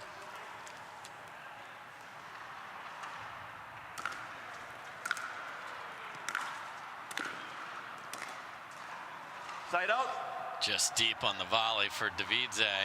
You called it out? I did not see that. I can't overrule that. Now we're having a conversation about where that ball landed, and Devidze is not happy at all about that call. We'll have to see that again. As you can see, the tape of the net is literally 3-0. blocking the baseline for us to give you a better example than that, but we'll get another look at it. And that's in. And chippy level is going up 7 floors right now. Yeah, most certainly. Devidze was trying to engage Jansen in a conversation there, and Jansen kind of turned her back, said, hey, I made my call. I'm ready for the next point.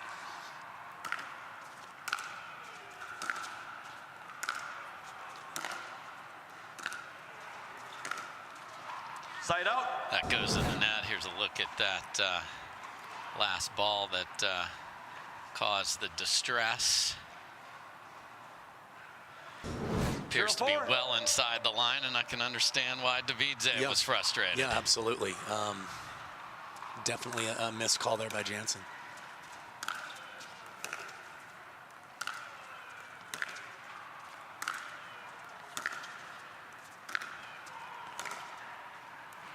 Point. Okay, so, oh boy. Okay, the out call extended index finger. Yeah, and you know when there's a call that's that tight that there may be some carryover, either in just extra animation between the players or hopefully not a makeup call. No, I don't want to see that. Side out. Again, you talked about in the budget for depth, but not in the budget in the net. Yeah, I like her being aggressive, but with that extra shape, you can aim a touch higher over the net. So, yeah, that's not the right location to be missing, ideally, if you're Devidze.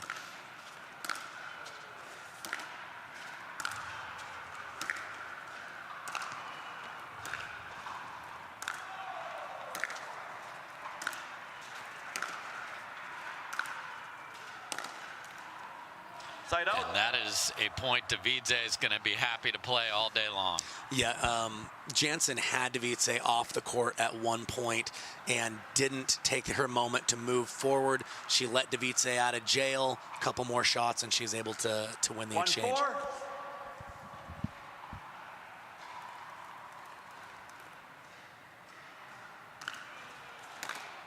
Point.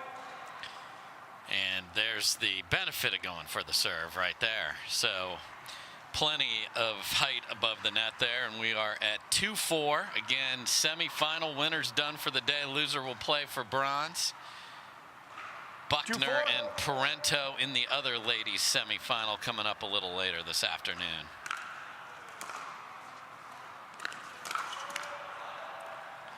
Side out. Yeah, nice volley from Jansen there. Returned a little bit short, but she was able to set her feet, and just a little too high from Devidze on that initial pass.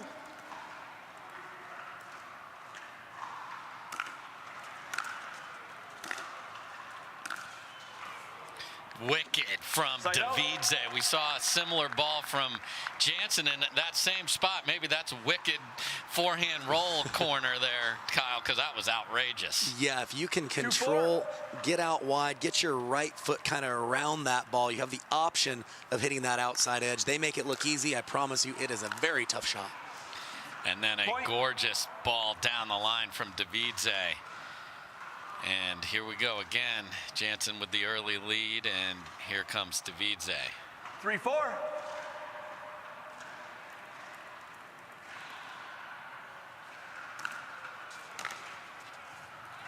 Point. Another missed return, and Jansen a little frustrated with herself, and now her paddle is involved. So the Yola paddles are getting some extra unexpected attention from bags in the ground here. It's 4-all, it's chippy, it's semi-final action. We'll have more in a minute. You don't get the moments everyone talks about without the moments no one sees. Early morning practice, late night drills, running it over and over. You don't get the crowd without the quiet. Everyone sees the glory, the medal, the podium, but every winning shot starts right here. Paddle Tech, let's go again.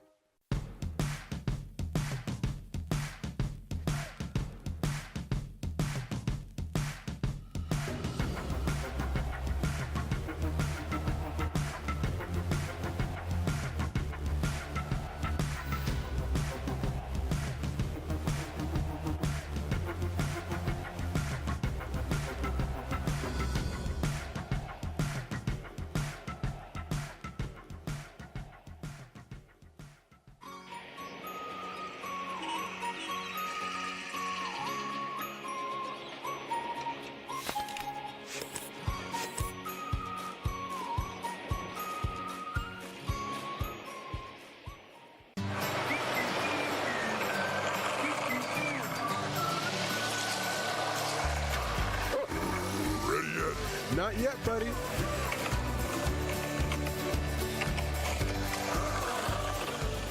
Welcome back, everybody. A semifinal living up to the number one, the opportunity, and secondly, just the expectation of how to play.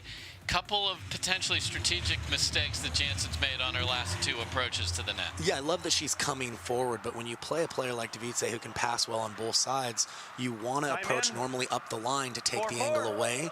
She approached with angle, and that gave angle to Devidze. So let's see if she can change that here.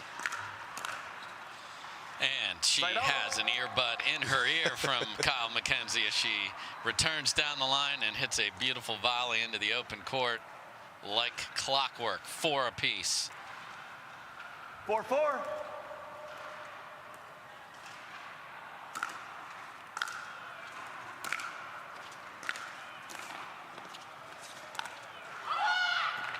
And a big screaming, come on. Obviously had to make a stab at that, but made Devidze have to hit another ball, Kyle. Again, approaching up the line. And it was a great pass by Devidze, but it makes one more ball, and good, good things happen.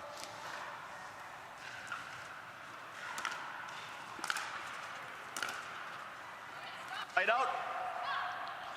Frustrated loose miss there from Lea Jansen. So Devidze down 1.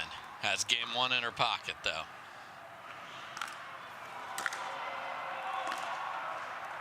Side out. Good depth on the return. Keeps an eye on that forehand of Devidze. Yeah, interesting setup for Devidze. When she serves on the right side, she stands out wide, kind of trying to play more backhands visually. Nice job by Jansen. Almost wrong footing her there with the location of the return. Okay. Quick little discussion here. 5-4.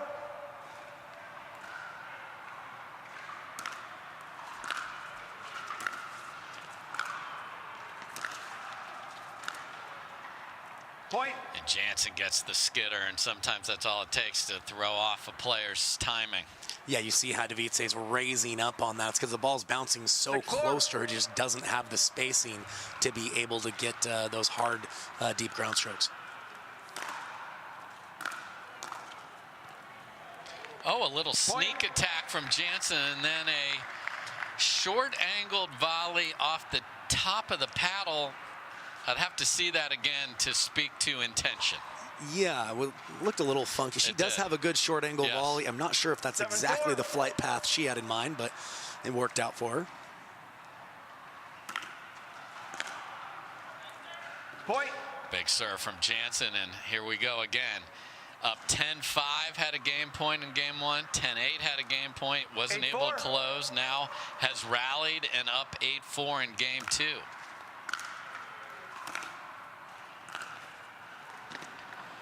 Wow, did everything Kyle said she should do, and what a pass with purpose and authority all the way through. That one's on me, Lea. She did everything, like that you one's said, on everybody that's ever coached. You know, but you have to have the ability to just sometimes say too good. Yes. Devidze has the shot-making ability to do that on occasion, but force her to do it again. Oh, okay. What else you want to ask for here, Kyle? My goodness. Again, sometimes you just have to weather the storm.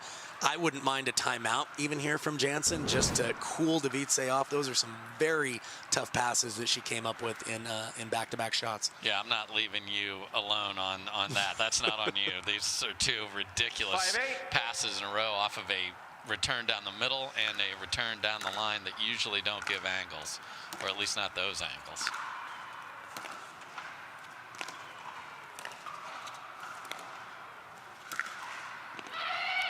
Side out.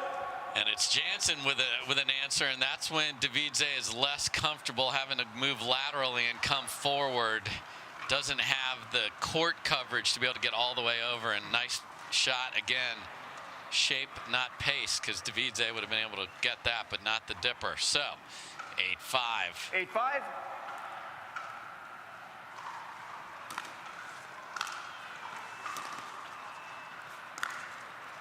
Point.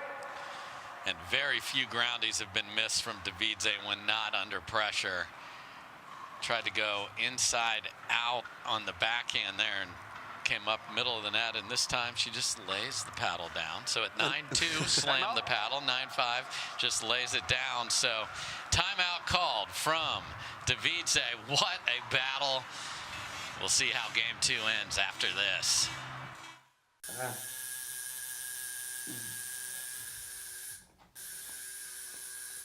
What are you guys doing? We're getting our duper tattoos. You know it changes every match, right? Oh, Duper, keeping tattoo removers in business by updating after every match. Download the app and claim your free profile today. Can you change that 6 to an 8? I sure can try.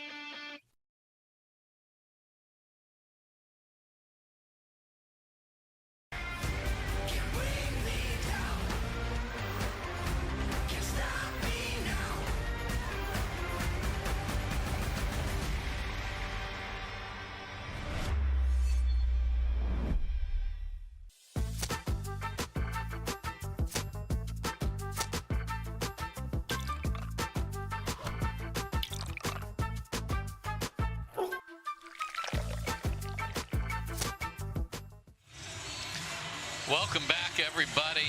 We got drama, we got tension, we have unbelievable shot making. And again, Lea Jansen, not at 10 yet, but at 9 at the precipice of taking the game. Couldn't do it in game 1. Yeah, and to me, I don't think that's a story of an implosion or getting tight. I just thought Devidze just completely caught fire and was able to do just enough to take game 1. She's in another hole similar to game 1. She's called a timeout. It was much more of a subdued, quiet timeout, conserve energy timeout, but she looks focused here and is going to try to make Jansen earn these last couple points to even things out. So here we go, 9-5. Time in, 9-5.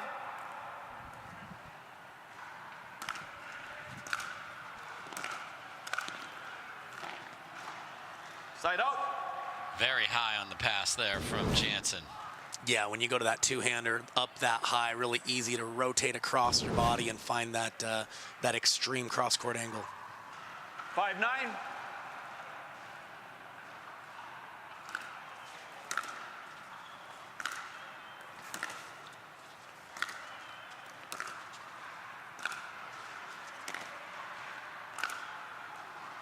And a wicked down the line pass from Devidze, and she's within 3. Yeah, you know, great pass by Devidze. I think for Jansen, if you are going to approach up the line, you really want to make them beat you somewhere other than the line with that pass. But 6-9. Nice job by Devidze finding a tight window there.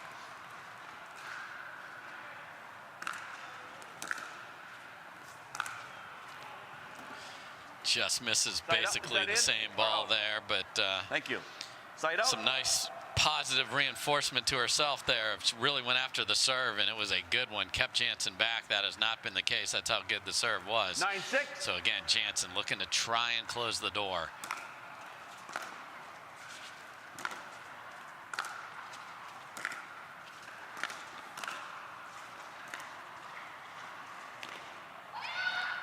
Side out. An interesting footwork choice there. Does it look like there was time for me to maybe get to an overhead there?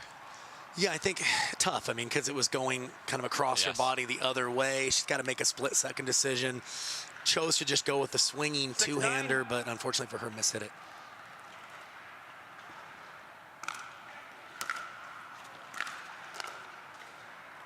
Point. And now 7-9, and game number 1 starts to creep into your head. Yeah, certainly reminiscent of the last game.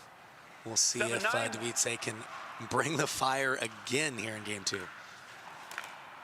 Huge serve right inside the line, but then side out. So that's twice she has hit big serves and had great opportunities with the third ball and missed them. So can Jansen get to 10? Timeout was called. So what an epic battle here, Kyle. Yeah, and I believe Jansen called that timeout. Yeah. I couldn't tell for sure, but you know, you occasionally see the offensive timeout. I actually like it, especially when you're close to the finish line in a game. Sometimes just take a minute, think about what I always teach is at the end of the game, think about your favorite patterns, what you like doing the most, and just try to execute, you know, during crunch time. And if you wondered, well, did it really snow there? Well, folks, here's proof positive. What great footage our media team was able to capture and then put together this beautiful center court inside this gorgeous Lifetime facility. I mean, this is a great place. It's like 0 degrees outside, and you've got a pickleball haven here. Appreciate Vulcan being the title sponsor of the Indoor National Championships there at that just absolutely gorgeous Lifetime facility. You know, snow is a lot prettier when you can look at it like that. So we're glad everyone was able to get there safe and sound. Some were not able to get there. Their flights were canceled yesterday because of Winter Storm Olive. They're even naming the winter storms now. Okay, Kyle. So, all right. Olive is here and ready. All right, Lea Jansen. See if she plays a very positive, aggressive point here after the timeout.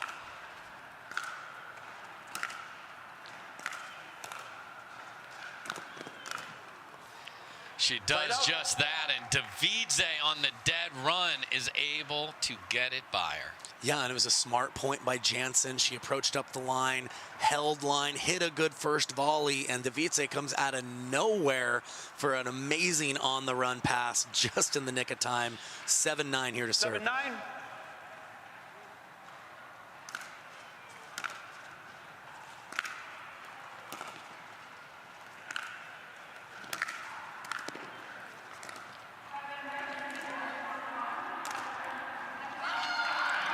Big yell and a really well-constructed point from Jansen. Yeah, Dave, we're witnessing some pretty amazing pickleball right now. Both these players are giving it everything they have and showing a little bit of everything in their arsenal, too. A lot of fun to watch. 9-7. Another chance to get to 10 for Jansen.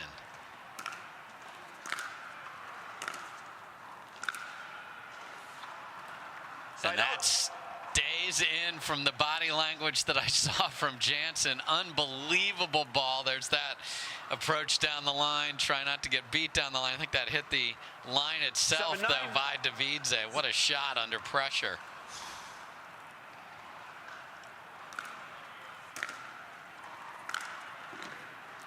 8-9 with the wicked cross-court pass. Yeah, and just a slightly short return there by Jansen, and Devidze is feeling it right now, punishing her for even the slightest of mistakes right now. 8-9.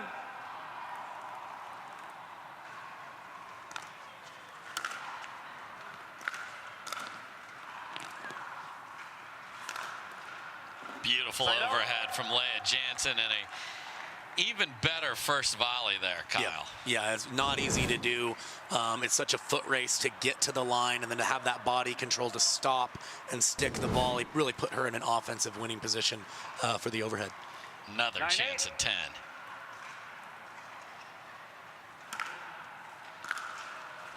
It goes for a big serve with bounce there, though. Exactly, and you could see how that extra shape, when you can get good depth, it disrupts the weight transfer of Devidze. She was still kind of falling back a little as she hit that backhand return. So, game point for Jansen to force a game 3, and just wide on the return. And okay, so there's I didn't see enough to overrule debate on this call as well. Point game. No paddle tap. We'll look at it again here. Really, really close. Really, it's not a great angle for it. It's either on the outside part of the line or just wide. You can understand Devidze's frustration given the call, and I believe game 1 that she disagreed with. Just didn't go her way on that one. So we will play 3, folks, right after this.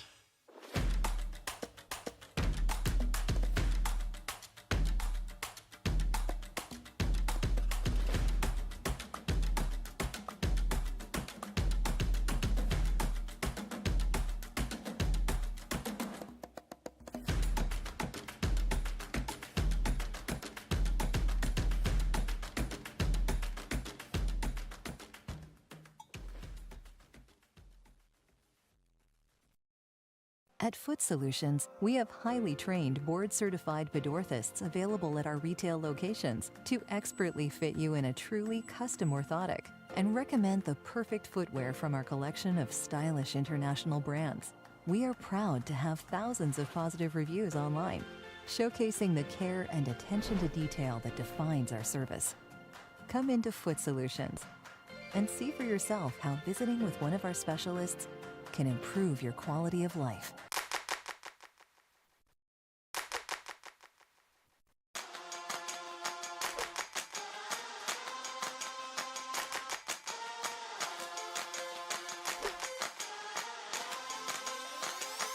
Let's go.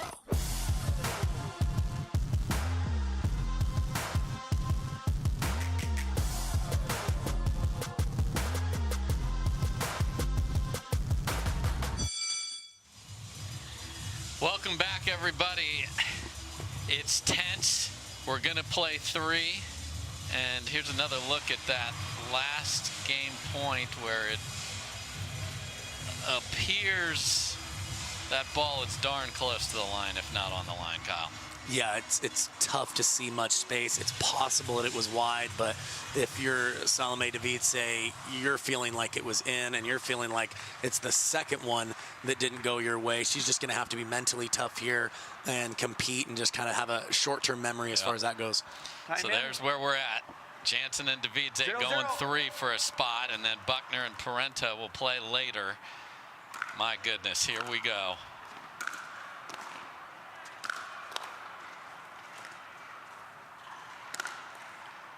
Nice overhead by Jansen there. So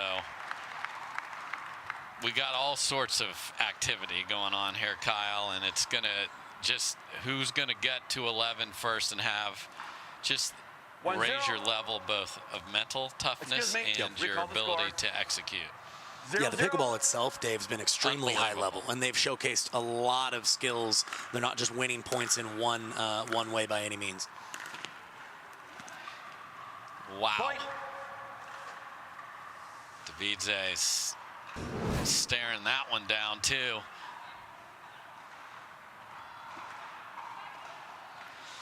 That appears to be inside the line, and Devidze is very frustrated.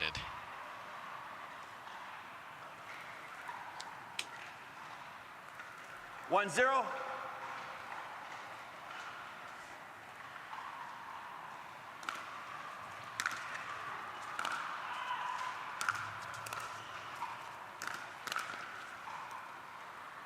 Side out. And that volley from Jansen sails just deep, so. Yeah, it's a game of inches for sure right now. These ladies are absolutely crushing the ball with accuracy. It's extremely high level. And I have a feeling we're in for some fireworks here in game 3, regardless of the scoreline. Side out. That ball goes deep. So 1-0 Jansen will switch sides at 6. Spot in the final on Sunday is what's up for grabs. 1-0.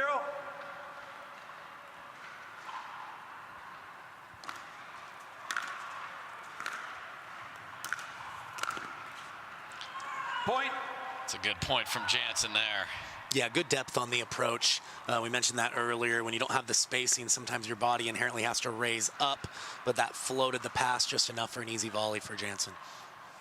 2-0.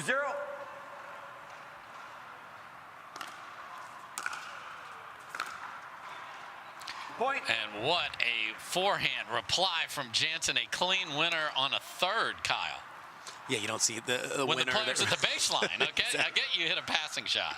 Well, obviously, Devidze was leaning the wrong way, but it shows how clean Jansen struck that for her not even to make a play on it.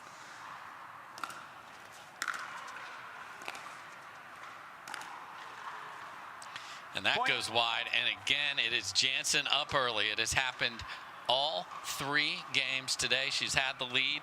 She has seen it creep away. She was able to hold the fort in game 2. And now, boy, she would love to switch with a big lead. We will at 6.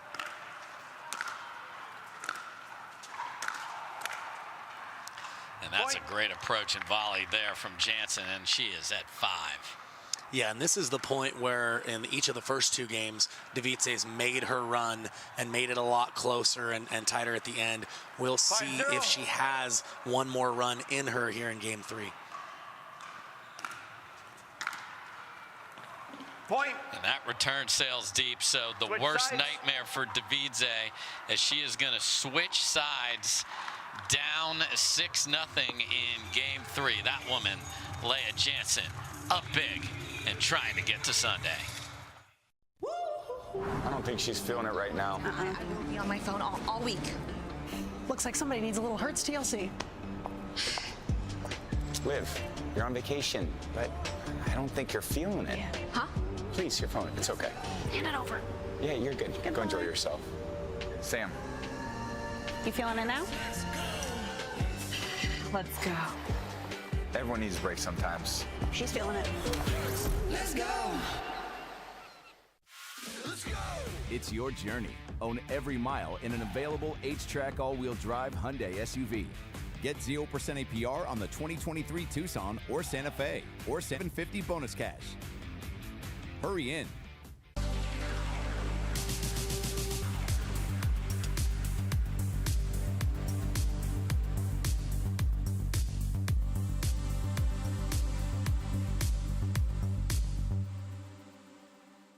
Hi, I'm Rick Barry. I used to play professional basketball. Now I'm into pickleball. Performance is really important, but also recovery is actually just as important. LMD is a product that I use constantly before my matches and after my matches for my recovery. Great for inflammation, great for recovery. I keep coming back to this. AlloMD all day long, baby. I use it. I use it. I use it. I use it. I use it.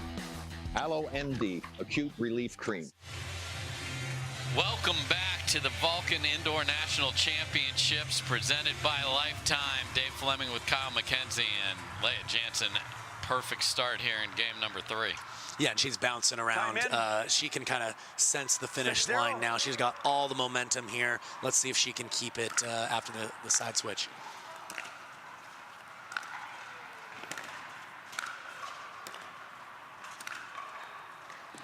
Nice controlled attack, and you see Devidze sort of saying, you got to get forward. That's my interpretation of that body language there. So big serve set her up for her comebacks in game 1 and game 2. Let's see what she does here in game 3.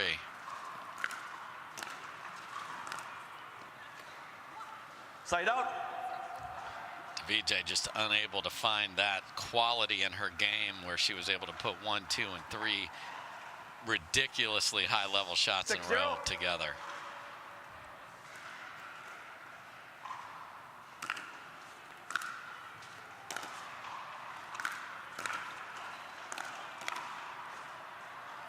Point. Wow. Stab. Net winner. Yeah, I think Devidze thought that was past Jansen. She kind of stopped for a second, and then all of a sudden the ball trickled on over. So it is all Jansen here in game 3 thus far. Just wide from Jansen there. So it's go time. Devidze was down 7 in game 1, 2-9. So she's doesn't have to look far back into her match history to find when she's come back. Side out. But just loose air. She's trying to tell herself to calm down there, and didn't have the feet set at all for that one. Yeah, sometimes just quieting that heart rate down a little bit helps you find that nice rhythm, and she needs to go on a run here. And that ball is in, and a paddle clap from Devidze, and we are at 8-0. Yeah, Jansen knew she had that one lined up. She's already congratulating herself before it landed there. 8-0.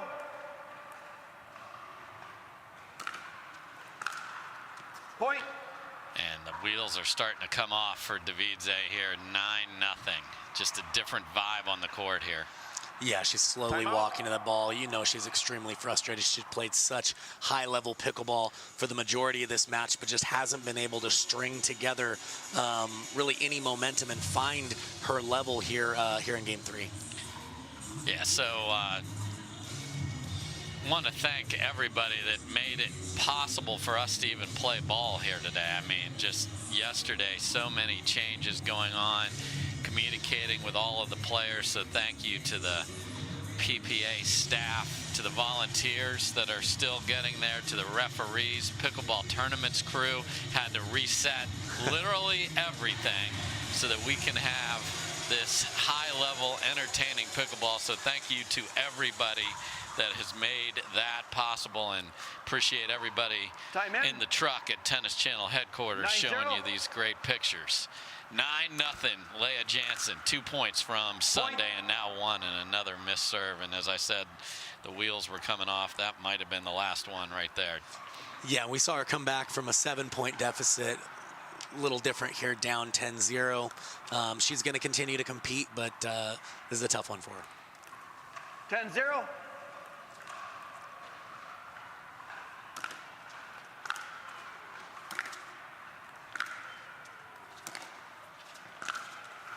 And that will do it. A pickle in game 3. Quick paddle tap, and it is Lea Jansen. Thank you. Playing on Sunday. She wins this semifinal, drops the first game 12-10, 11-8, and then 11-zip. We will be back with the men on center after this.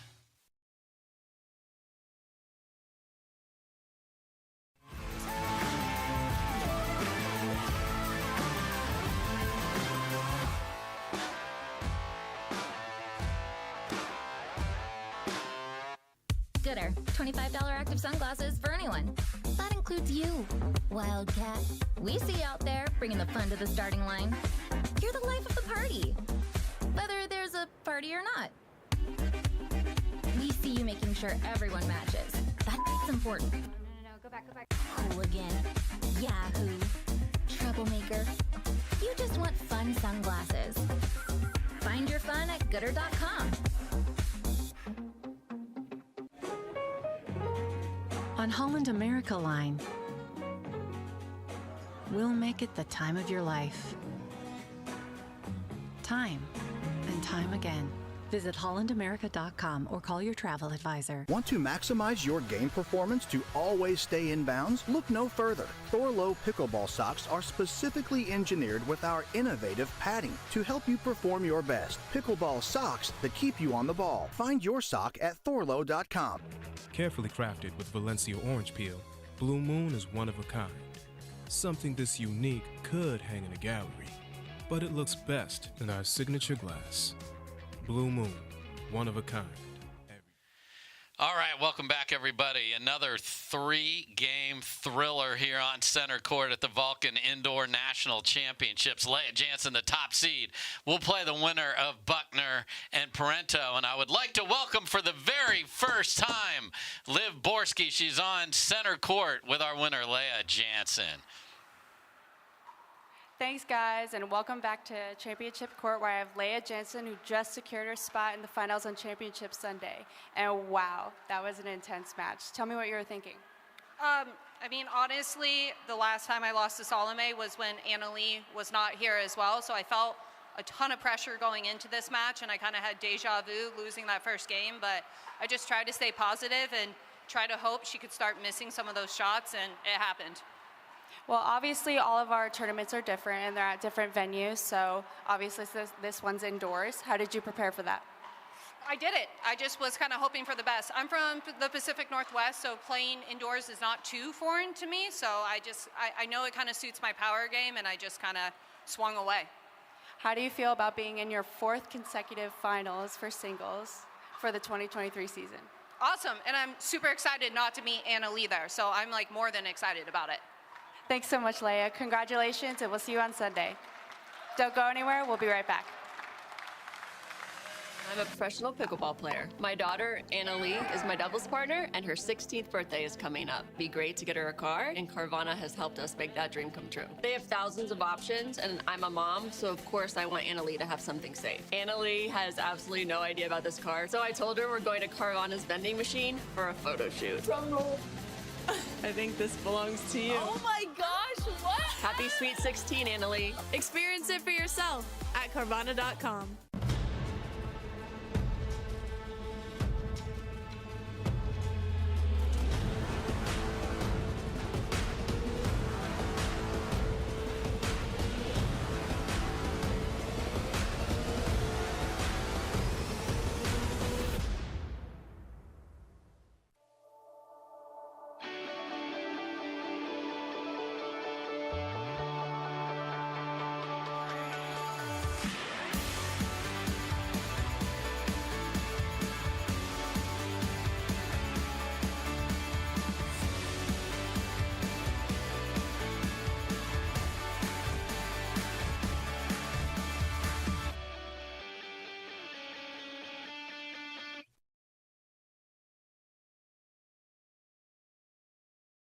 Introducing Skechers Pickleball. They're ultra lightweight and responsive for incredible speed. They have Goodyear rubber outsoles with a specialized pickleball design for increased side-to-side stability and agility. Conquer the court in comfort. Skechers Pickleball, the official footwear of the Carvana PPA Tour. The future of pickleball is here. Welcome to Top Court. Get ready for unlimited access to top players.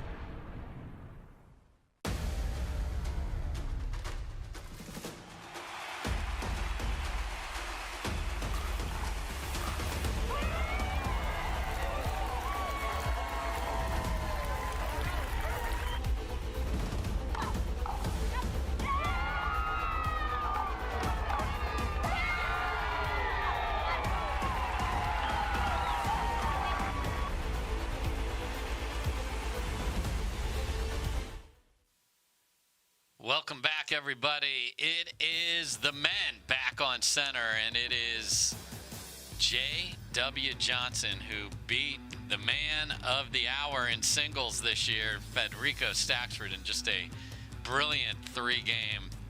It's truly just a thug fest, just trading blows, and JW was able to finish it. He'll play Julian Arnold, who, from the seeds, minor upset over Dylan Frazier, stopping a partnership battle, which we would have seen between J-Dub and Dylan. And then in the bottom half, we're going to have a rematch of a match that took place a couple weeks ago, which was very good, Jay Devilliers and James Ignatowich. So these two have played 8 times, Kyle. Wow. And J-Dub won the first 7 in a row. Julian Arnold won their most recent battle at Desert Ridge back in the early part of this month, obviously outdoors. It was 11-4 in the third, so J-Dub's got the historical, Julian's got the most recent. What do you expect to see here? Yeah, I mean, 2 of the top guys in the game, so very tough to predict or even say who a dominant favorite is. I think that head-to-head is a little deceptive just because J.W. Johnson had been playing pro pickleball and was established a little bit earlier than Julian Arnold was. I like the direction his game is trending. He's a shot maker, he's loud, he moves well, and I mentioned this is kind of the fire and ice matchup, at least in the way they carry themselves on court, but J.W. Johnson has all the ability in the world, just took down one of, if not the hottest singles player that we have in Staksrud this year. And J.W. Johnson hits a clean ball. He hits a big ball on both sides. He's as clean a ball striker as there is, but he's going to have to try his best to slow down Julian Arnold, who, when he gets going, is very, very tough to deal with. Yeah, can stack points in a hurry. So how will we be able to tell if things are going well for Arnold? The volume, Dave. I don't think I've seen him succeed in a quiet manner very often. He's going to let you know. He's got his classic andiamo call that he will, I'm sure, say on several occasions. You certainly here. hope so. If not, it may not be the match for him or may not be going his way. But I would say Arnold has a little bit more of an advantage in shape. He hits a slightly heavier ball. There's more action to it, but probably just power alone, I'd favor Johnson here. So we got fire, we got ice. We're in Minnesota, so ice is winning right now outside. We'll see who is winning inside. This is going to be great. A trip to Sunday on the line. Let's play pickleball. Just wide on the volley from Arnold there, and we are underway. 1-0. Johnson's added another layer since his last match. He's got the little sport coat and sweatpants on now. And a beautiful two-handed drop there by J-Dub to start that. Yeah, we talked about him having maybe the edge in power. He certainly has plenty of touch and feel as well. Point. 3 in a row to start. There's nothing more deceptive on this entire screen than that 8 next to J.W. Johnson's name. All comes down to points earned over the last 12 months, so that will change rapidly. Side out. Yeah, certainly thought to be one of the very, very top singles players that we have in the game. Like you mentioned, don't expect him to be an 8 seed for much longer. Good look at Julian Arnold using that new Valère paddle. He had a big hand in developing. Side out. Just the strength in that forearm, Kyle. Come on. Yeah, it's such a short, efficient motion, and when he gets a ball up, it is certainly one ball put away power that he possesses.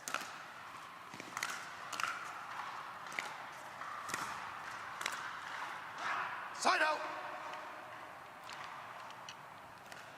Good job by Arnold, just keeping the ball in front of him here. He's got some great lateral movement in addition to his other types of speed on the court. Side out. What a smart return. You're thinking it's going to the backhand. Not so much. Yeah, a lot of these guys are so good if you return to their backhand about making it a forehand anyways. Sometimes just going right to the strength actually can surprise these guys a little bit. And what a shot from J.W. Johnson.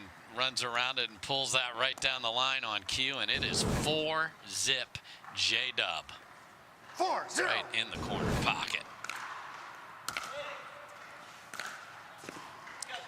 Point. And another one on the line. This guy has the paintbrush out, Kyle. Yeah, and J-Dub's such a rhythm player. When he gets going, he's so tough to slow down. Obviously riding a lot of confidence after taking down Staksrud in just a marathon in the last round, and playing to his capability right here early. Looking really good in Lakeville, Minnesota. Ice 5, Fire 0. We'll be right back.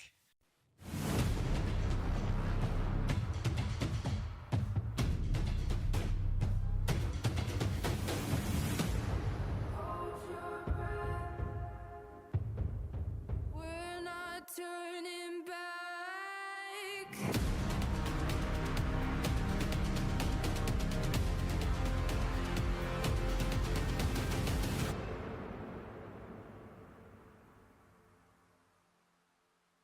Don't let discomfort slow you down. Try Penetrex. Penetrex is different than other products with no greasiness, irritation, or unpleasant odors. Made with unique ingredients, it's 100% satisfaction guaranteed. Penetrex, the #1 online rated joint and muscle cream.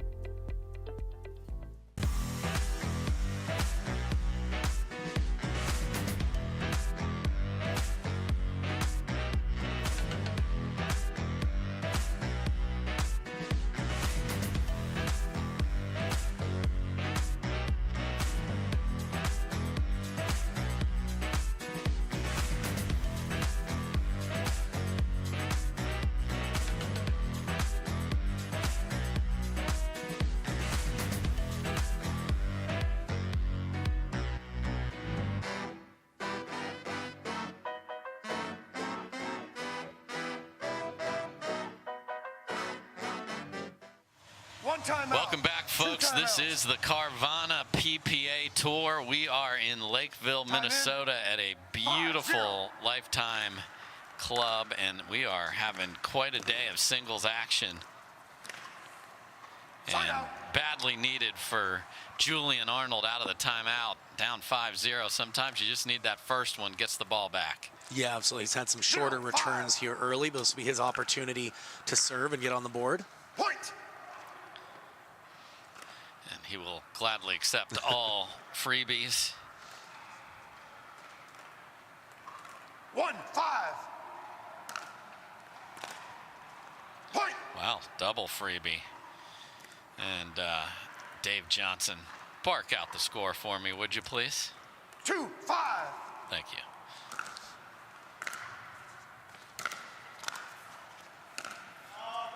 Side out. Heard Arnold say move your feet. Sometimes they hit the ball right back to you. It's actually bad because you need to just shuffle a little bit, Kyle. Yeah, clearing your body is a unique skill set. Certainly tough when the volley is deep. Point. Yeah, just a great angle there from Johnson way back at the baseline, and it made it very easy for Arnold to miss that, as it really shrunk the size of the court for him. Point. What a inside out. I mean, on the run, no height on that ball, and that was going to be in, Kyle. He really just accelerates up the back of that ball with that really lively wrist that he possesses, and he can generate a lot of pace and spin with not a whole lot of rest of his body getting involved. You talk about hitting the backside of the ball. After this point, let's talk about, most people are just trying to connect. But these players are not just trying to connect. Side out. Yeah, at this level, they've really learned to trust the acceleration and paddle speed, and it's one of those things where, you know, the faster you swing, actually the more control you have. So you really have to get over that mental hurdle of just kind of pushing it in and just kind of go for it, and he's doing a great job of that right now.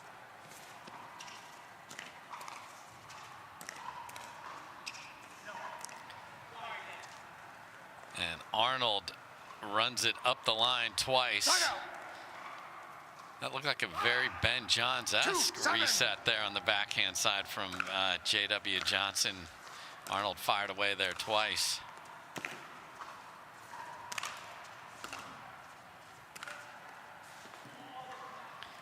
Beautiful. Man, that backhand roll is something else for J.W. Johnson. Checks the ball. It's like, man, that was really good there. That thing didn't bounce at all. Certainly his signature shot, that backhand flick. Again, we talked about Anna Lee Waters not being in the women's draw. Ben John's not in the men's draw. So while he did not win the last tournament, he won the first two before that. So opportunity knocking for these gentlemen as well. And Staksrud will not be in the final either. Right. So we've guaranteed ourselves a new gold medalist here for 2023 with Staksrud going out to J.W. Johnson in the last round. 7-2.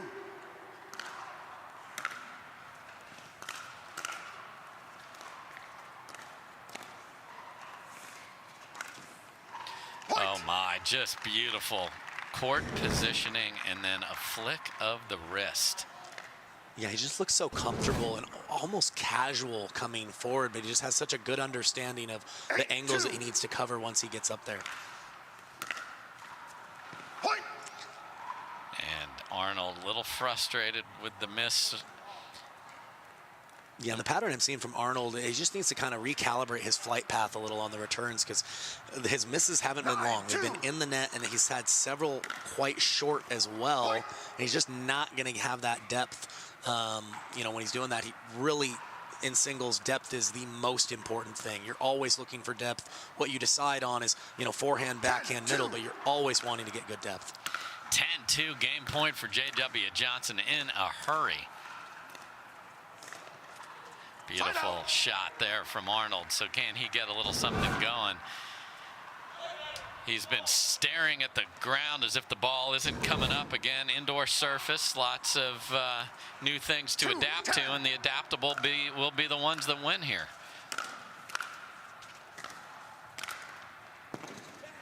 Side out.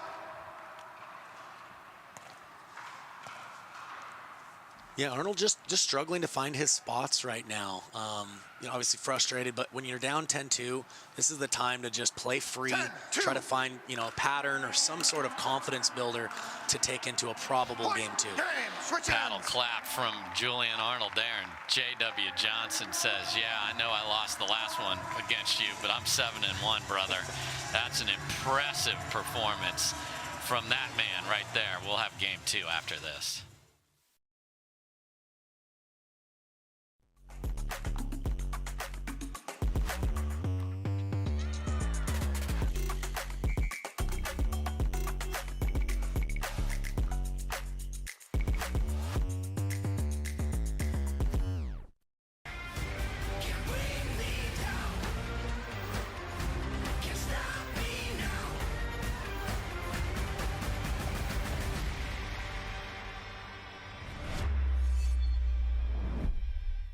Introducing Simply Spiked Lemonade. Real fruit that left the farm and has seen too much to ever go back. Simply Spiked Lemonade. Tastes like your favorite lemonade. Now spiked. It's getting juicy.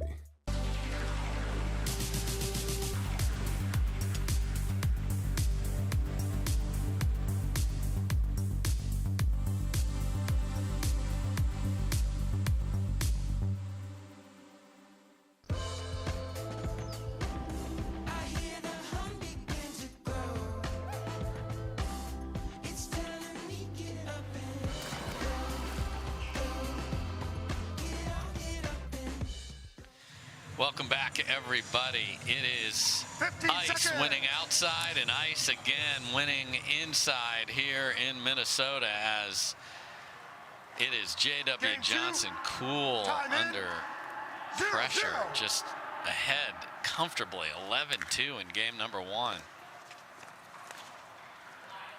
Yeah, I mentioned I was kind of surprised by the lifetime of that 7-1 head-to-head, but you know, game one certainly went like somebody who was 7-1, you know, lifetime. So we'll see if Arnold can bounce back. He seems to be seemingly frustrated about the bounce of the ball. It seems to be a little bit lower than he's used to and hasn't been able to calibrate his passing shots yet. Yep, so the fiery one gets the first point of game number two.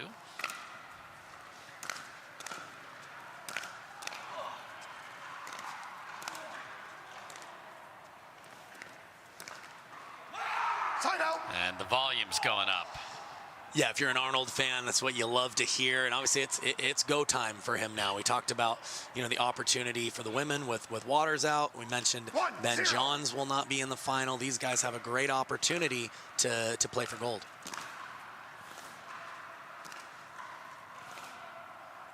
That's just two great balls in a row there from J.W. Johnson, just keeping Arnold off the kitchen and pressure. Yeah, smart job going behind him there. Arnold was already running to that forehand side. Johnson just said, you know what, I don't think you can really hurt me if I keep it in that corner. Point. And that just can't happen. Pretty easy volley to stay ahead in that rally. Side out. Fortunate again there by Arnold. He just, again, needs a little more lift, a little more height, and more net clearance to get some good depth on that return if he's going to come away the victor in this match.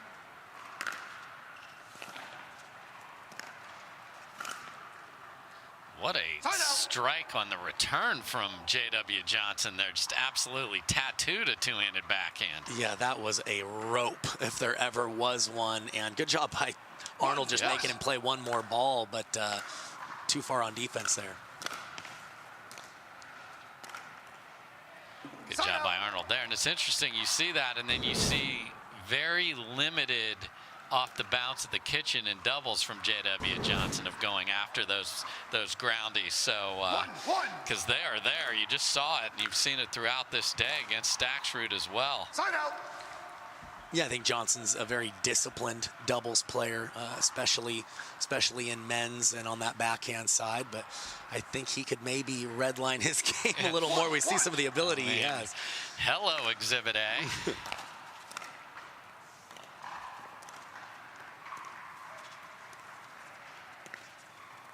That's just too good. And you saw Arnold show the way that J-Dub holds the paddle with that unique positioning. Can you speak to that a little bit, Kyle? Yeah, he hinges his wrist in a unique way, and what it allows him to do is kind of change the trajectory and angle of the ball, even as it starts to get kind of behind his body or close to his body. Certainly a very high degree of difficulty, but it's a unique technique that allows him to be offensive at some different times.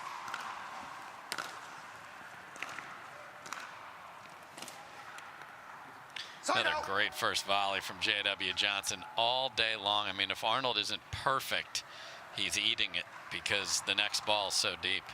Yeah, there's just so much action off the paddle. Again, it's a short motion, but it's a fast motion where he really accelerates well to create that spin. Again, targeting that Arnold backhand volley, gets a mistake there as well. 3-1. Way too short and in the middle of the court on the return there, and Arnold is having a lengthy discussion with himself as he goes back to get the ball here. 4-1 J.W. Johnson. 4-1.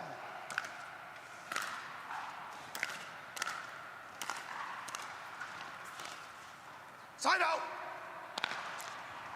Arnold found a nice deep return there, and I've had matches like that too. You come out and what feels right to you off the paddle just doesn't translate into the correct depths. You almost have to aim to almost try to miss a return long just to kind of find your bearings out there. Now there's a beautiful two-handed backhand. We know it's in there. This is one of the fieriest players and one of the highest level players in the early part of our run through the desert in Arizona. He was the MVP of Major League Pickleball, and deservedly so, and here we go. He's going now, Dave. He's going now. And he has a unique grip on that backhand, just holds it up the paddle just a little bit. 3-4. Left hand rolls through, another winner. And we are tied at 4. Yeah, he kind of shoots from the hip on that side. He holds it, holds it, holds it. And again, similar to Johnson, really accelerates up the back of that ball right at the last second. Side out. And you heard him say you got to hit it there. So he did hit it well enough to get this tied up at 4. So J.W. Johnson 4-4. back to serve.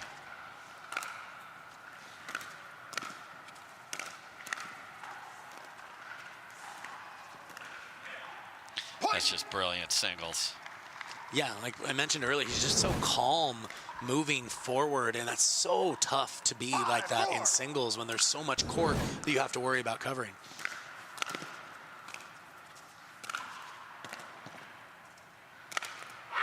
That's a gorgeous overhead from Julian Arnold there. Yeah, when all 20 feet is yours, you seem to be in a hurry, or at least you think you have to be, and that's the absolute opposite of what you should be doing. 4-5.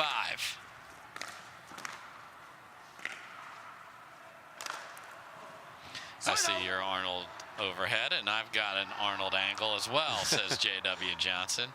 Both giving a lesson how to, you know, pronate on that overhead right at the top to go kind of inside out there. 5-4.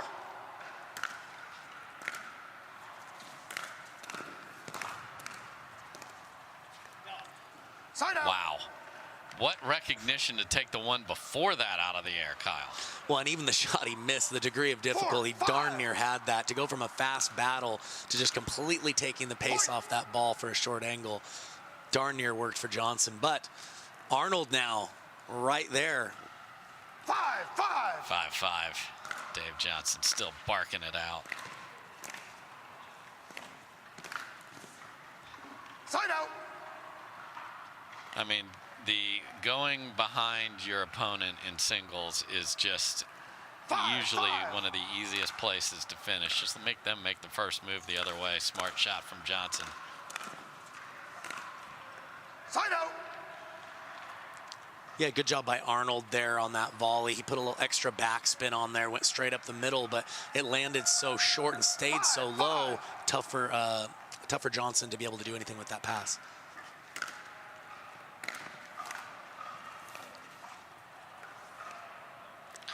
Oh, the dropper, so pretty. And you think, don't drop it because Arnold is so quick, but he's so far behind the baseline. Such a smart choice from Johnson. Yeah, when you can bring him to the net on your terms and keep that advantage, then it's a good play. Look at this hustle from Arnold, my goodness. Oh, he had the Andiamo planned after that backhand. He saw a winner down the line, but unfortunately didn't hit it clean at all. Well, that's what you hope for. All that coverage, all that getting another ball back. He's just waiting for his moment to have that opening. He had it and just was unable to connect. So we got a timeout. J.W. Johnson up a game and up a point here in game number 2.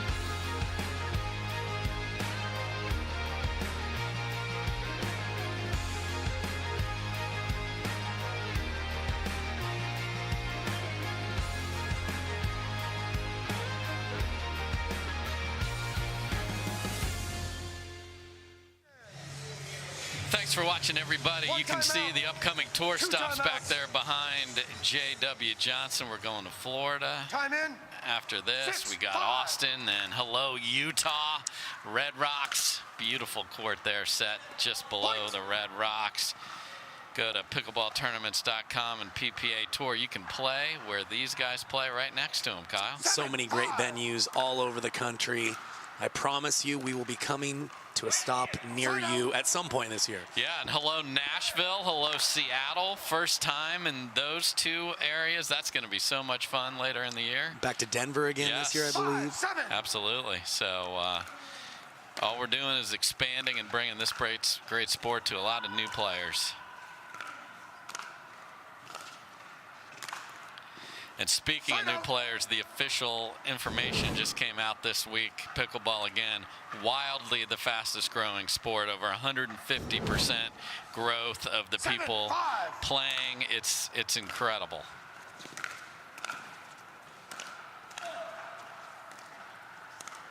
Oh my, lob volley, that did not work out. Yeah, that's maybe a touch too creative. You know, he'll lob a little bit more than most in singles. I think in that situation, probably just won't work out for him most of the time. Yeah, because you don't have J-Dub convicted on a dink there to try and throw it over his head, and the kid's tall and athletic. Yeah, he wasn't all the way at the line, so a much tighter space to have that be effective. And that lands directly on the line, much to the chagrin of Julian Arnold, and we are at 9-5. What a shot from Johnson. Yeah, it's so tough to straighten that ball out when you're on the stretch like that, but we talked about the wrist control that he has. There's an example of what that can do for you. It is absolute go time. We talked about fire and ice, and it is time for all the fire for that man, Julian Arnold, right now. And he will take it. He don't care how that went over. 6-9.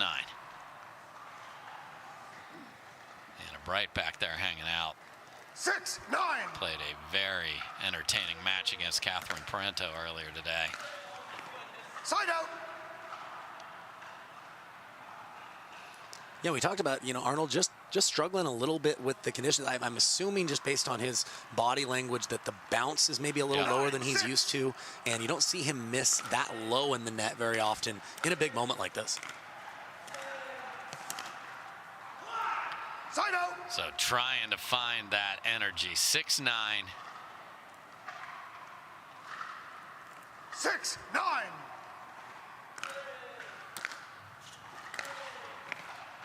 Well wide there, and just can't be committed to that consistent ball striking that he is known for. And these are the instincts that the top level players have. I think when you get that good of a return against you, maybe sometimes not going for the pass and just forcing your opponent to play a volley and waiting for that opening might be the better choice. Easier to say that from here for sure. No, you know, make him do something first. Oh, caught. Wow, J.W. Johnson, they're both shaking their head because J-Dub was on his way to the left and stuck his paddle out and hit a clean one. Yeah, I think they were both fooled at different points in that point, but Johnson able to get it. It's just kind of been his day so far. And that stab volley just stays inside the baseline. So, again, Johnson stuck at 9 for the last 3 times he's had the chance to pull up to 10.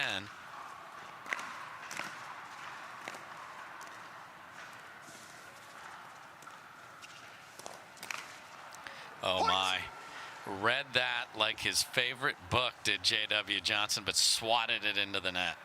Yeah, and maybe that will be the point that turns things around. Arnold very fortunate to sneak that one away.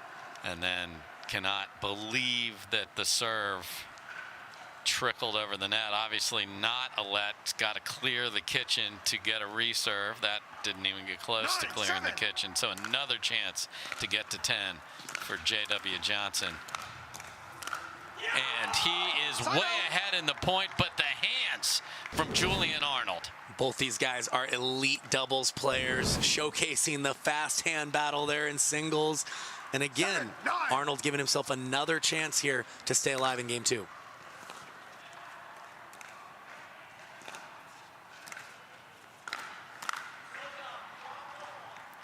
And you heard Arnold say, so dumb, drop another one. Another vicious two-handed backhand return started that whole thing from Johnson. He's hitting all those drops just to extend the point. Not necessarily putting a ton of pressure on, but he's waiting for that opening and upset at himself that maybe he pulled the trigger just a little too early.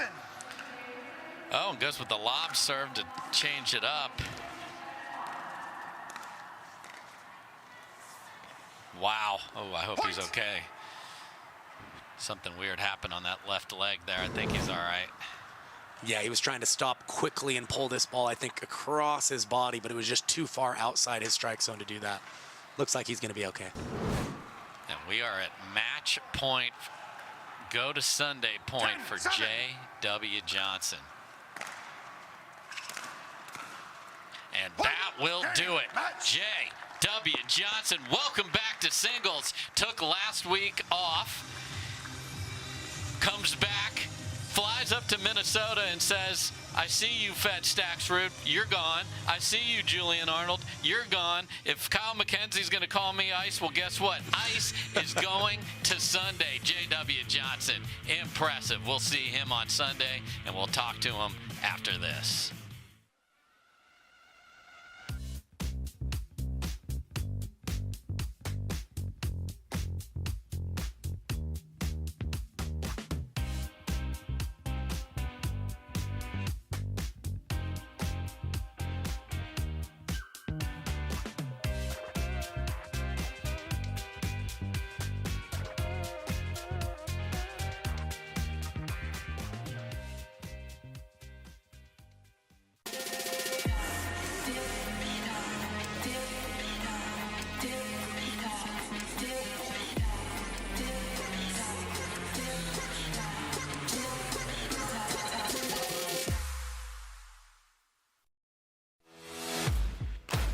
OS First, the official sock sponsor of pickleball. Stay in the game with OS First socks with purpose and compression bracing designed for comfort, injury prevention, and improved recovery. OS First is the official sock brand of pickleball and the PPA Tour. Visit www.thepickleballsock.com to learn more.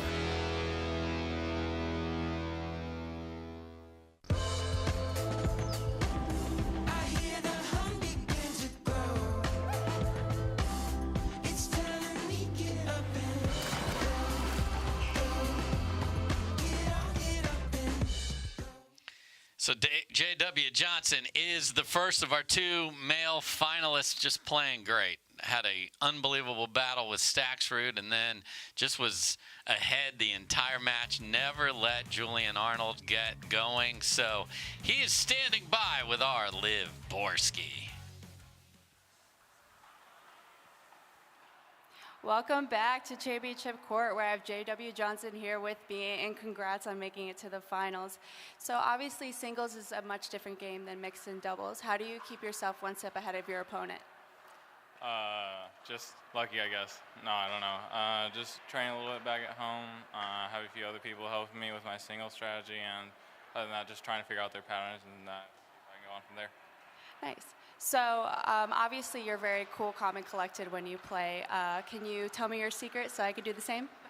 Not really much secret. That's just who I am. I don't know. I'm getting a little bit more animated now, but just naturally, that's who I am. Overall, you had a really great game today and a match. And so what are you looking forward to for Championship Sunday? Well, I mean, I would love it if I played James, because we play all the time back at home, so I can trash talk him a little bit. But if not, then with Jay, I mean, they're both very good players, so I'm just going to have to see, watch, and try and learn their patterns a little bit. Thanks so much, and don't go anywhere. We'll be right back. Introducing Skechers Pickleball, the official footwear of the Carvana PPA Tour.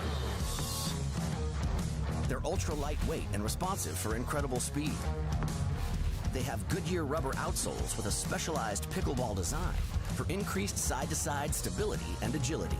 Plus, they feature shock-absorbing foam and Skechers' famous relaxed fit design for incredible comfort game after game. Conquer the court in comfort. Skechers Pickleball, the official footwear of the Carvana PPA Tour.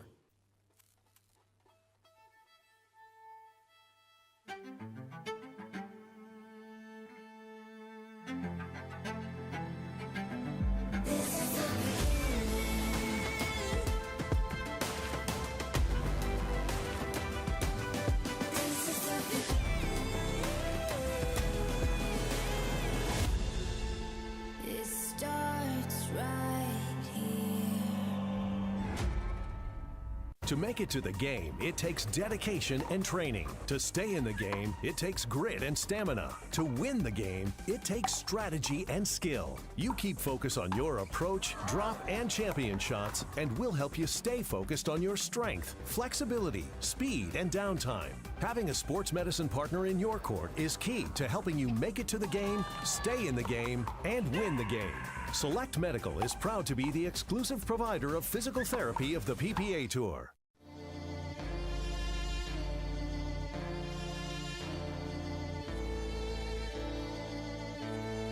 There's only one winner,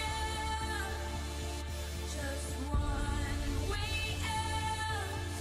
With every single break comes crashing down. There's only one.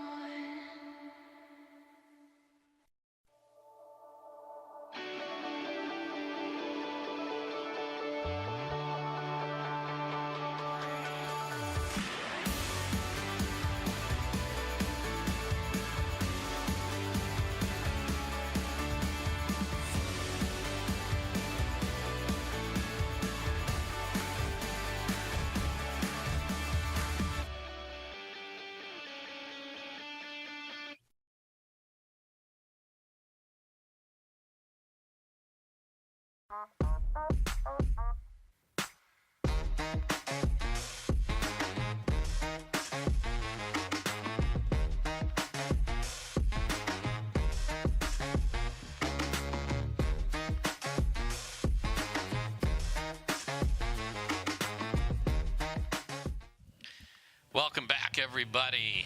This is the Vulcan Indoor National Championships presented by Lifetime. We are in Lakeville, Minnesota. It is snowy, although it has died down. It is definitely chilly. You can see even indoors that Catherine Parenteau to our back to us there has got the hoodie on.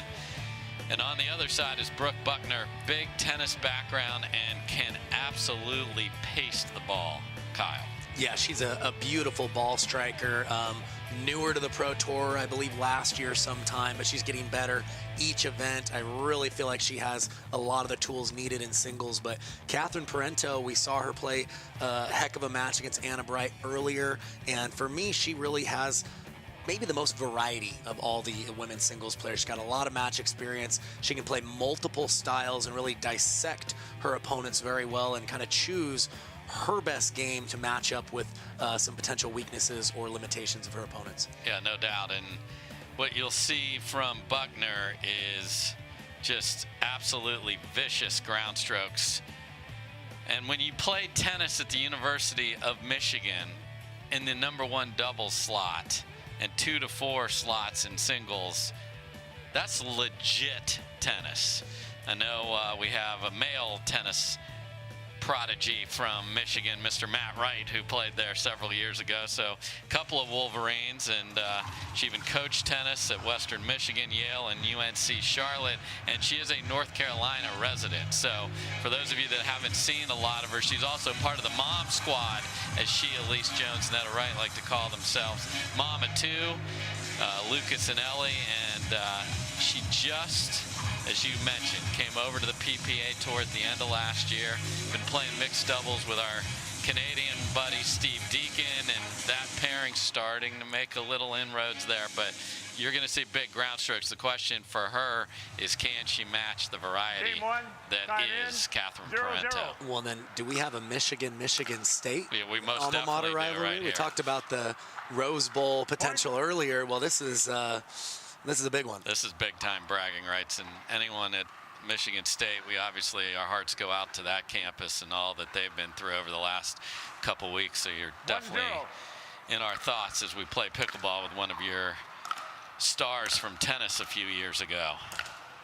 And there is the big forehand from the Wolverine, Brooke Buckner. Yeah, good job holding that till the last second. She clearly got Parenteau to jump the other way, and she went back behind her there.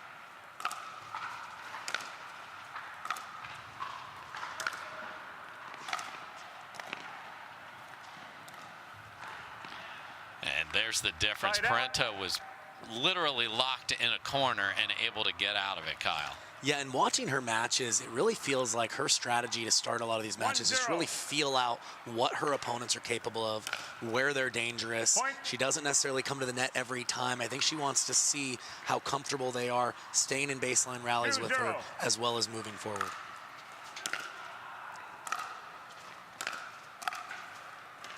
Oh, and tries to go lefty there, so Catherine Parenteau picking her spots, picking them well here.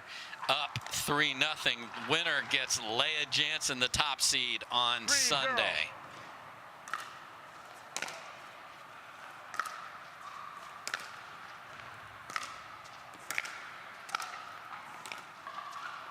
Point. And just too much pressure from Parenteau. If Buckner's going to stay back, Parenteau's just going to wait. Well, Buckner doesn't seem to be, real balanced with her last few shots. Seems like she's struggling to get her footing right now. Point. Specifically on that two-handed backhand, she's not really keeping her back as straight and bending with her legs. Seems to be just a little off balance, and that tells me that she's just struggling to read the bounce right now. Yeah, and it's been a while since she has played, beat Tereschenko to get here. Great start for that woman, Catherine Parenteau. We'll be right back.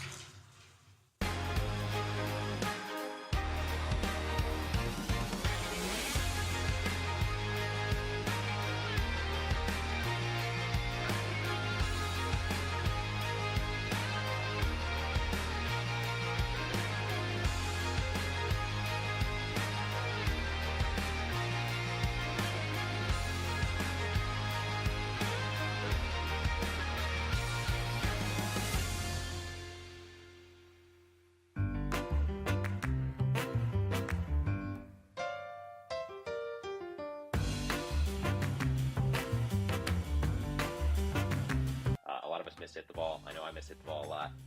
So speak for more yourself, forgiving.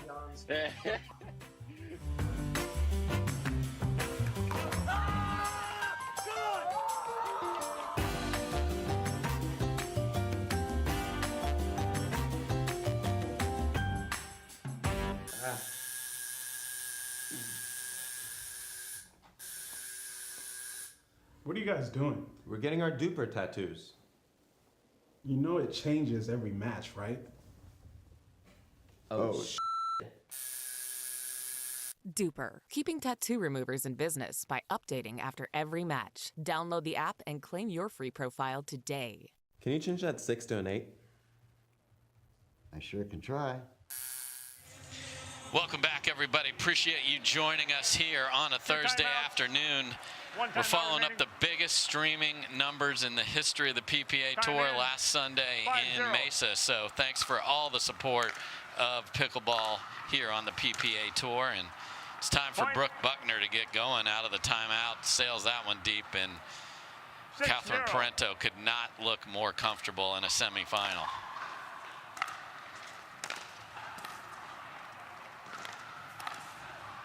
Side out. Great get from Buckner there off the little drop volley with backspin. I'll get there. 0-6. Good look at Buckner.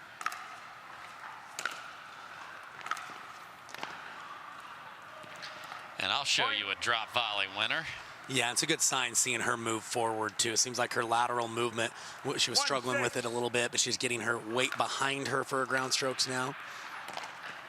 Just wide there from Parenteau, and I think Parenteau's body language helped with the call there because she knew she missed it. Hesitated a little, yeah. 2-6.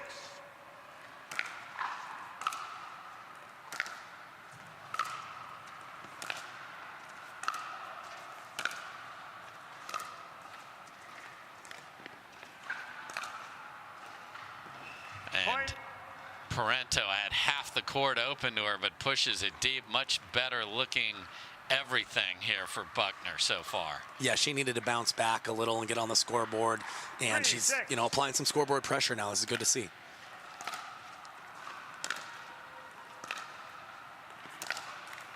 Oh my, and she had a good look and a clean strike of that, just catches the tape. Yeah, she's moving way better now. Really seems to be much more in rhythm, ready to push Parenteau here in early in the first game.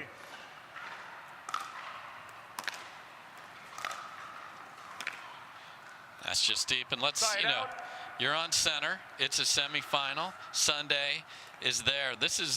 Nerves are real. And the tough start, you got to get your whole body going and mentally be ready. And it looks like Brooke's now ready to play her best.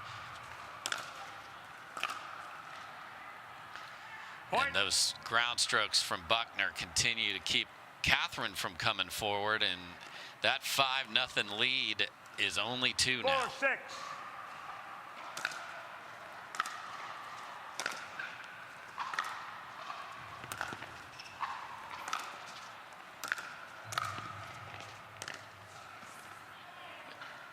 Okay, called good by Parenteau, and what a shot from Brooke Buckner. 6-5. Excuse me. And it is Parenteau who says the ball is good and calls timeout. So I like to see that, where not sure, calls it good. Yeah, I think she thought it was going to be wide off the paddle, but then had to correct her call as she saw it land on the line. And we mentioned Parenteau likes to kind of feel out her opponents early on. I think that early on she kind of sensed that she had the edge in those baseline rallies, just so she was more content with just staying there. Look for her to make an adjustment to move forward more often to put Buckner to the test on some of those passing shots. And real close, and you see the immediate, she has as good a look as that as anybody. It may have been wide, but she just didn't know, From that, it looks wide, actually, and that was her original response, but then played it as good. Takes a lot of integrity to do that, right? Because she's doing exactly what she should do. She's saying, I'm not sure, so I've got to call it good.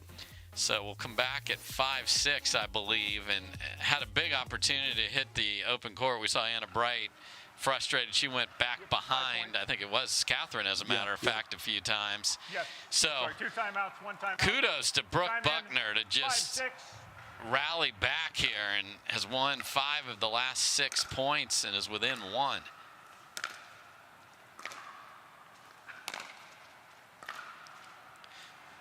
And that goes deep, and we are tied at 6. And now, after watching Catherine decide she can do pretty much anything she wants on the court, it's Buckner's penetrating ground strokes that are the difference.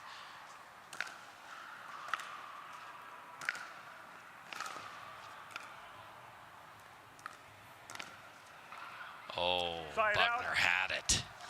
Yeah, and you see some of the variety of Parenteau. She was definitely in a weak position, was able to roll that two-handed backhand, just make that a tricky enough volley for Buckner to get the error there. And that looks a lot like the beginning of this match, where any chance to go forward was seen and taken advantage of by Parenteau.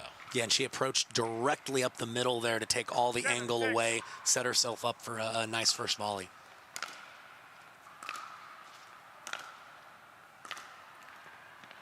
Another great two-handed backhand from Buckner. Yeah, Buckner's just getting a little more depth in those backhand-to-backhand exchanges than Parenteau, and it's really causing her some fits right now.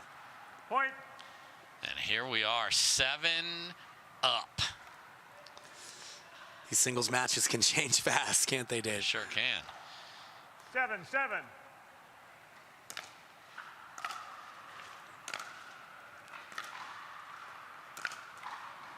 Side out. Not a bad miss, though, if you're Buckner there. She's trying to dictate. She's being aggressive. You can live with a few aggressive errors as long as you're the player who's trying to be in control. That's really nice. That's the same swing she missed on literally the previous rally. Just, that's where you can tell, is somebody nervous, or can they really continue to swing the way they want to? And Buckner showing us a lot here. You're down 5-0 against a talented player. You can go in the tank. She did the exact opposite.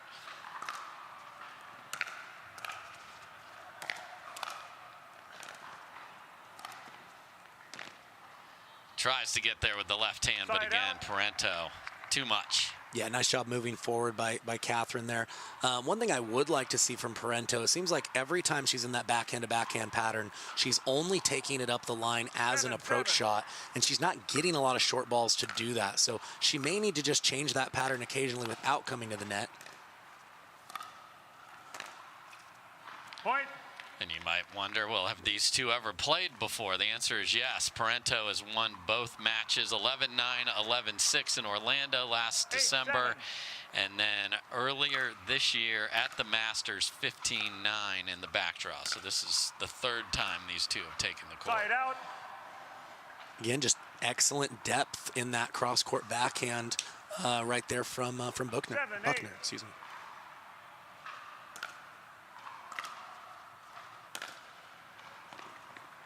Side out. Just a little too much on that one. So, 8-7. Lea Jansen awaits the winner. Salome Devidze in the bronze awaits the loser. Point. Yeah, Parenteau having a little bit more success approaching to that forehand side right now. See if that trend continues.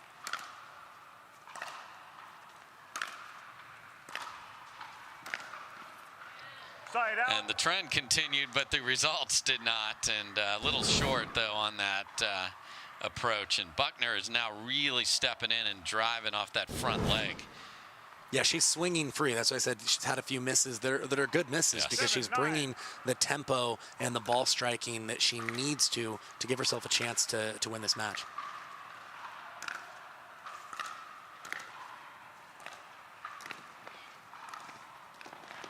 And just at the absolute stretch, 3 times in a row, just couldn't get to the last one. And Parenteau just so precise. Yeah, it's a really good point by Buckner. But again, Parenteau just keeping her on the full stretch every volley and eventually able to get the pass.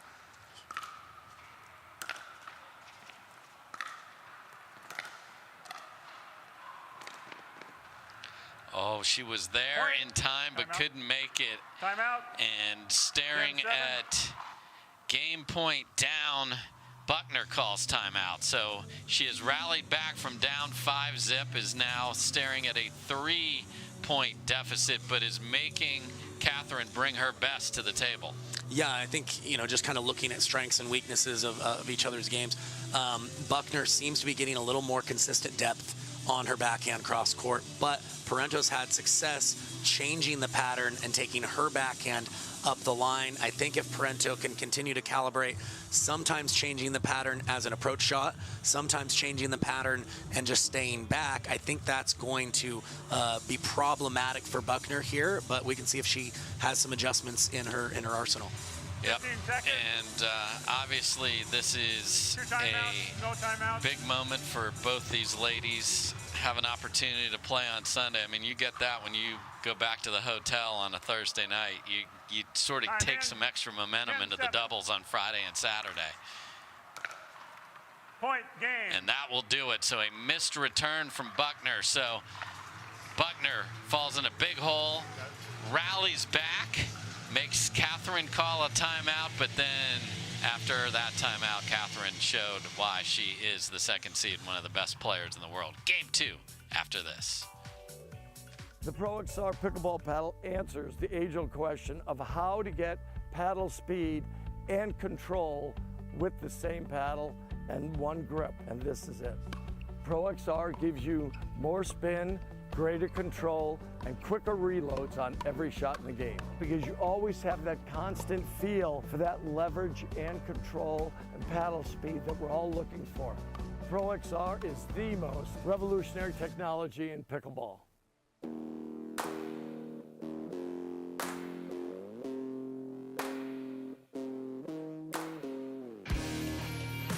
This spring, you don't have to be a baller to buy like one. With a power bid approval from Guaranteed Rate, you can go head-to-head with cash offers and win. Call a Guaranteed Rate loan officer today.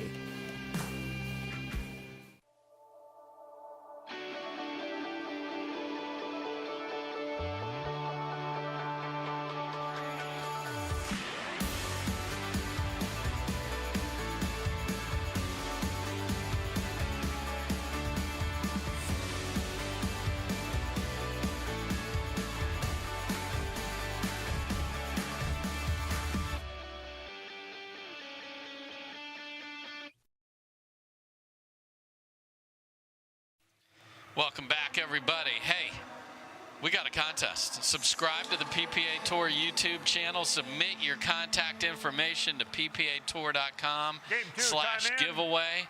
Share it with family and friends, and you can win all sorts of prizes. Kyle, come on. It's easy. It's no-brainer, Dave. No-brainer. Then you'll never miss any of this unbelievable pickleball action. And that's a great start for Buckner. Let me tell you what the story is. Prizes are from Fila, Skechers, Dirt Tape, Ogio, Hyper Ice, Takea, and Gooder. And if we get to 50,000 subscribers by March 22nd, every eligible entrant gets a free grounds pass ticket to a PPA event. Come on, sign up. Just deep from Buckner there. So those are the balls that she's going to have to make. That's that fine tuning against a player of the caliber of Parenteau. Yeah, it's the right idea by trying to move forward, but you're right. To beat a player of this caliber, you're just going to have to execute on some of those fundamental things. She certainly has that ability, but she'll just have to clean up a few things here in game 2.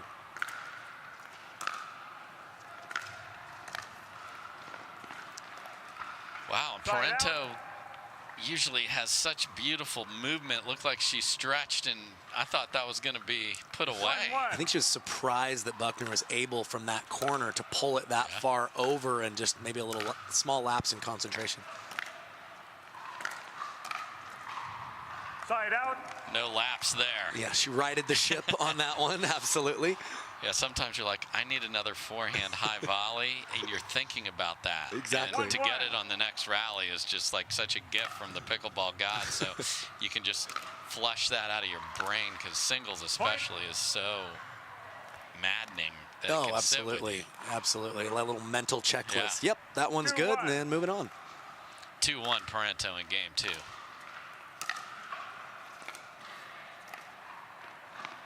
Pretty, and Buckner looking back at the line, played a ball that was close. We saw Parenteau play a ball that she originally called out good, and then it looked like it was actually out. So good sportsmanship on this court. Side out. Rush two-hander there. Yeah, she's had some success, you know, in both this match and the Yana Bright match, of just approaching up the line and just dealing with the pass from there, but couldn't quite get her feet set on that one.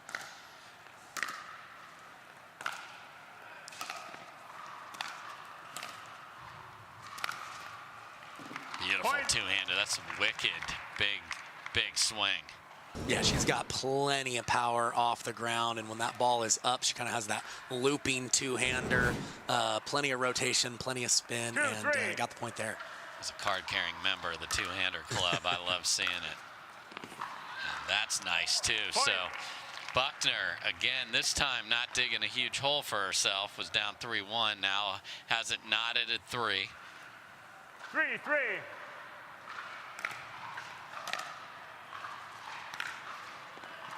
Side out. I like the idea from Buckner. She's had success approaching to the forehand side, just hitting a little bigger and just sprinting to that line. So I think if we see more of the same, she'll be rewarded.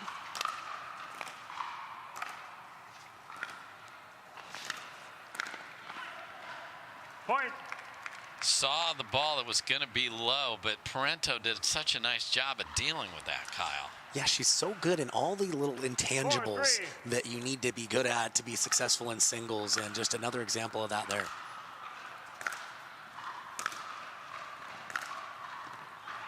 Great pass from Buckner right there. Yeah, tough to create enough spin to not have a whole lot of angle and still pass there. Parenteau just couldn't quite get Buckner moving laterally on that approach shot.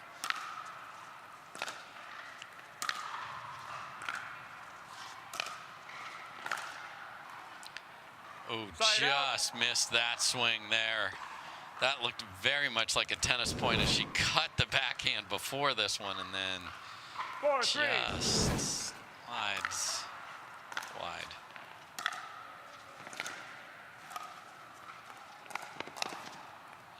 Nice drop finish from Catherine Parenteau.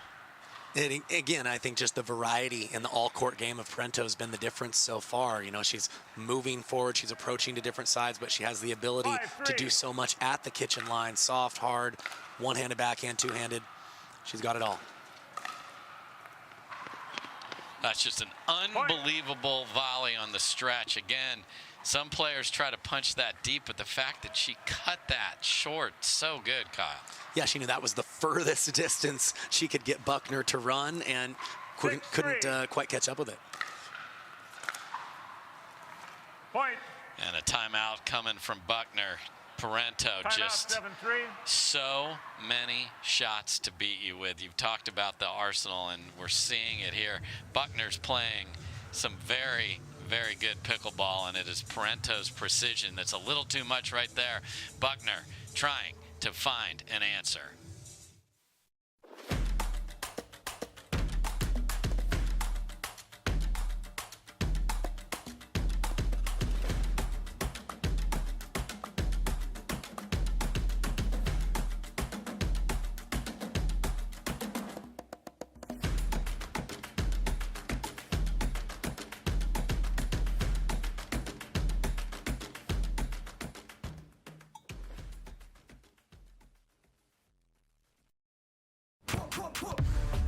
See that thing John Morant has? That's a hypervolt. That thing he uses to warm up and stay loose before he throws it down. That thing Tony Finau uses on course between shots. Ooh, that's money. That thing Robin and I use before and after we're on the bike so we can ride harder tomorrow. That thing Erlen Haaland uses before smashing it into the back of the net. That thing that's for everyone. The Hypervolt from Hyper Ice. Give your body the daily relief it's been asking for.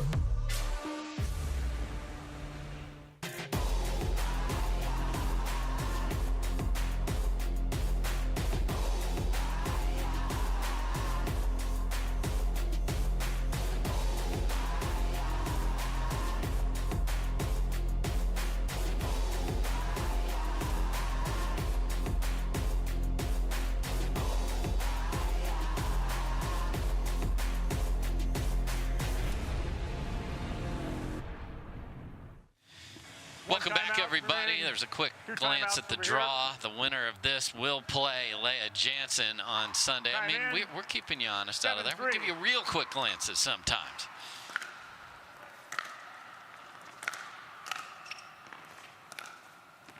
Nice patient shot there. Try not to do too much. Smart from Buckner right there. Yeah, didn't go for the winner. Just got Parenteau stretched on the first one, opened up the court for an easier pass on the second. Okay, it's go time at 3-7. Yeah, and there's definitely some issues with the ball not getting to the height that the players are expecting. This was a issue, not an issue. This was a challenge for these players to adjust to last year as well. So, again, playing indoors is a lot of adjustments. Oh, no. And that was weird. Yeah, she went from shanking the overhead to putting just a little too much air under that drop volley, and Buckner, you know, made her pay the price. So she's still in this here, down 3-7. Side out. And then after that, you get a rollover off the net on not the best struck return. That's the way pickleball works.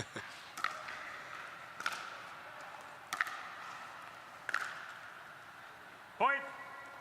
So the tennis players are definitely going to like a ball that bounces up a little more. So this is definitely an adjustment they're going to have to make.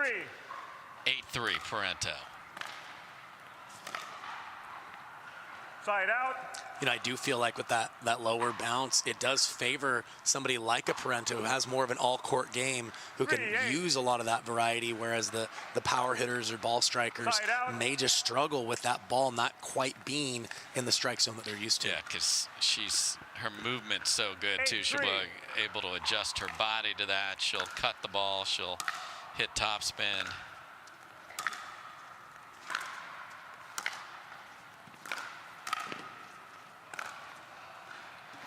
Well, yeah, dropping a ball or slowing a ball down isn't overly tough when the bounce is low, but driving it into those tight windows is a much more, much taller order. 9-3.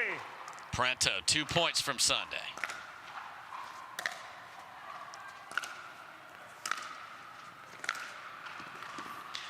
Buckner, beautiful pass there. She's not done.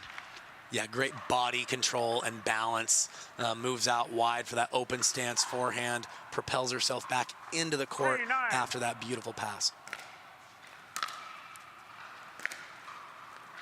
Side out. But can't back it up there. So ball back to Parenteau. 9-3.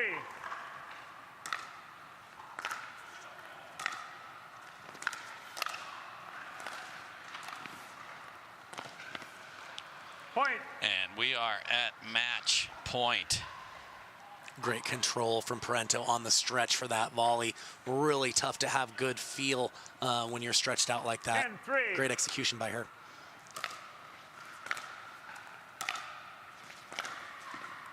And that will do it. Catherine Parenteau is heading to Sunday. Go green, go white, the Spartans say. And the Spartan takes out the Wolverine 11-7, 11-3. And my goodness, do we have something for Sunday. Former partners, they've battled many times before, and it is going to be a juicy battle with her and Lea Jansen on Sunday. Kyle. And Dave, they're the top 2 seeds here. There were definitely some other ladies in the draw that pushed them, but it's going to be a fitting championship Sunday. Big opportunity for Buckner to try and take bronze against Devidze, but it's Catherine Parenteau who will be talking to Liv Borski in the winner's circle when we come back.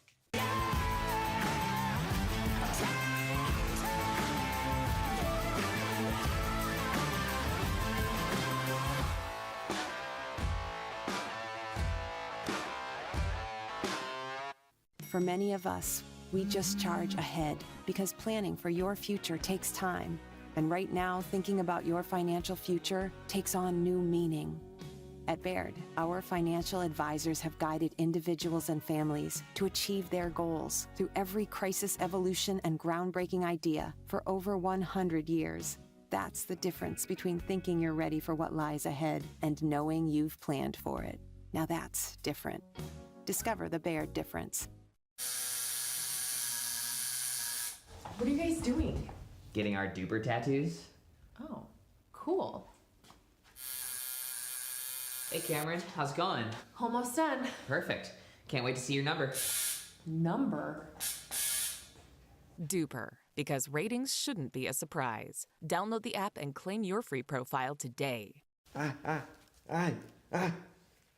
haven't even started yet. Oh.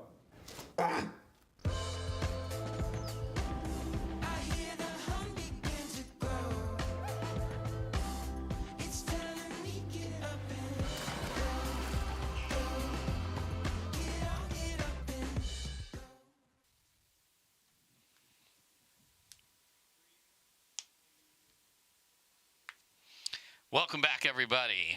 What a performance from Catherine Parenteau. Takes out Brooke Buckner and will face Lea Jansen on Sunday. Let's hear what she has to say about her performance with our Liv Borski. Liv, take it away.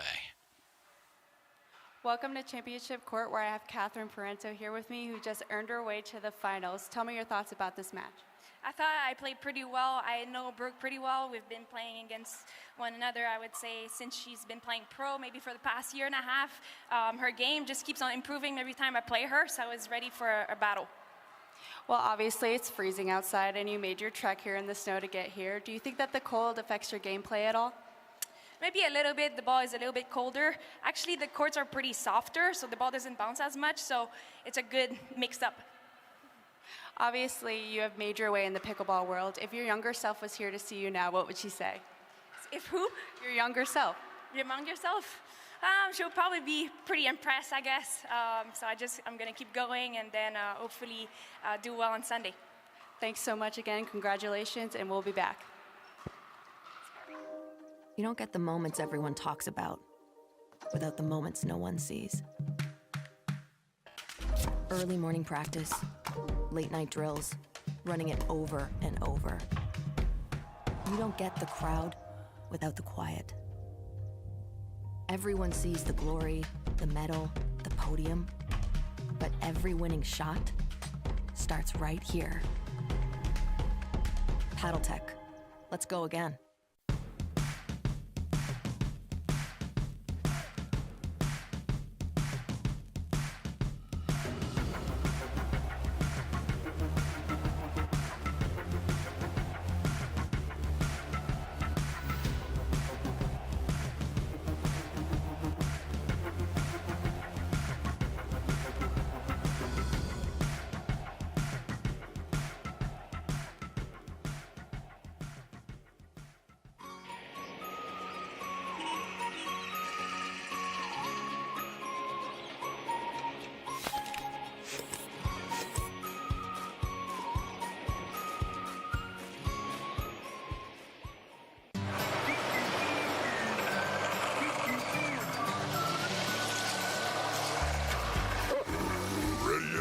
Not yet, buddy.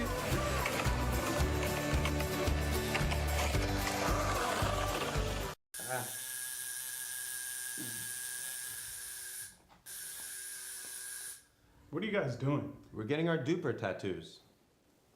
You know it changes every match, right? Oh, Duper, keeping tattoo removers in business by updating after every match. Download the app and claim your free profile today. Can you change that 6 to an 8? I sure can try.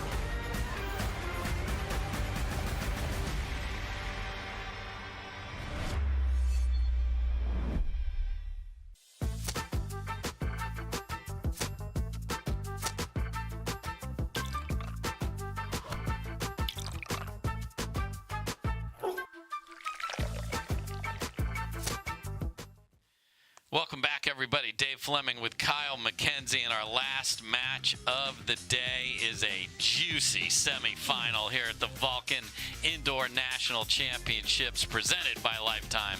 We're playing at Lifetime. We're in Lakeville, Minnesota. It is cold and snowy outside, but it is a beautiful day of pickleball so far. You've had to earn your right to Sunday, and another big opportunity here. We're not going to dwell on who isn't here, but it's certainly a factor, and J.W. Johnson seized that opportunity earlier today, did he not? Yeah, no, J.W. Johnson's played like we knew he was capable of. This is going to be his first championship Sunday in singles this year. He's looking very tough to beat, and, you know, talked a little trash saying he's hoping that Ignatowich gets through this one so that a familiar friend of his can be battling with him in the final. So we'll see how this one goes. Yeah, so you hear the interview, and you don't ever hear somebody say, I want somebody to win, but J-Dub was not at all bashful about saying he wants to play James Ignatowich and he wants to talk trash. This guy, J.W. Johnson, who doesn't talk much at all, wants to talk some trash. So there's a good look at Vanderbilt's own. Let's play pickleball. Ignatowich to serve to Devilliers. And what a beautiful two-handed backhand to start this match. Yeah, and we're going to see a stylistic difference on that backhand. Devilliers normally going with the one-handed backhand. Ignatowich has one of the better two-handed backhands in the game. Point. Not a clean volley there from Devilliers. These two have played 3 times, most recently in a epic semi at the Carvana, Arizona Grand Slam with Devilliers taking it 11-4 in the third. So this is a very tight match, and we'll see if we get another 3-game battle here today. Point. Yeah, both guys are similarly built. I believe they're both in that 6'3" range. They're long, they're athletic. I'd say Ignatowich to me is just a little bit more explosive, but Devilliers is very, very smooth in his court coverage. Point. And that was one of those where Devilliers like, let it go and wait, it might be in, and put the paddle up at the last second, and it's 4 quick for Mr. Ignatowich.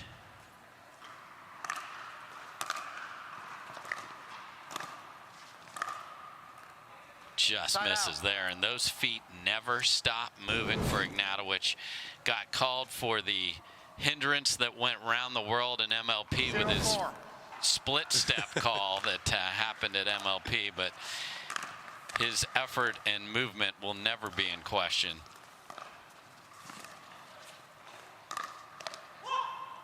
Point. Sometimes Devilliers will put that second hand on that backhand, and there he did it. Yeah, that used to be his standard motion. He had so much success with the one-hander that he usually goes with that, but opted for the two-hander there, and it certainly worked out for him. Just misses the inside out forehand there. So, Side out. yeah. Ignatowich walks back to the line at 4-1. Another big difference between the two is Ignatowich will hit out on the forehand and backhand return, whereas Devilliers will usually slice it.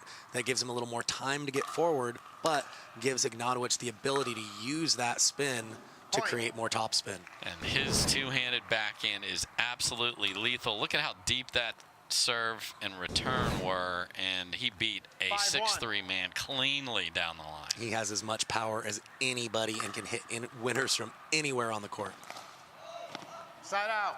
So that's what set up the shot before, the fact that he'd made the roll earlier. That time he comes up short. So 5-1, Ignatowich. Devilliers desperately would love to get back to Championship Sunday and have a much better showing.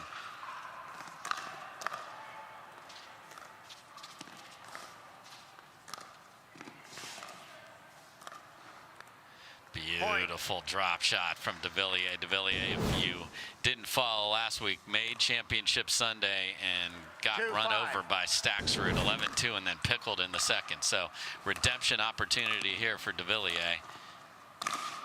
What court coverage from Ignatowich. Yeah, we mentioned how explosive he is. Also, his height, he can cover that court very, very easily and make it very challenging for opponents to finally get the ball past him. 5-2.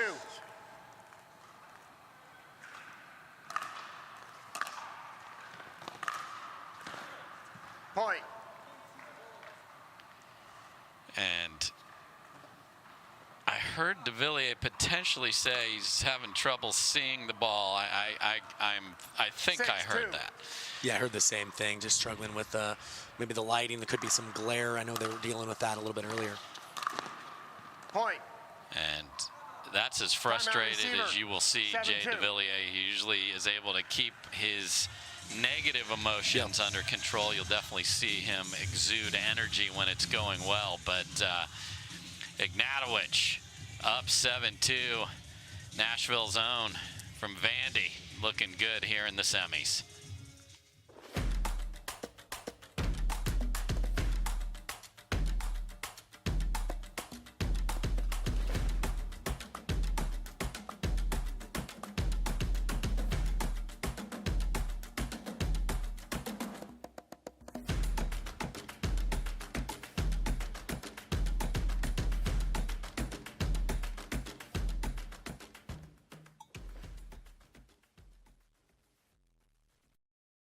At Foot Solutions, we have highly trained, board-certified podorthists available at our retail locations to expertly fit you in a truly custom orthotic and recommend the perfect footwear from our collection of stylish international brands. We are proud to have thousands of positive reviews online, showcasing the care and attention to detail that defines our service. Come into Foot Solutions and see for yourself how visiting with one of our specialists can improve your quality of life.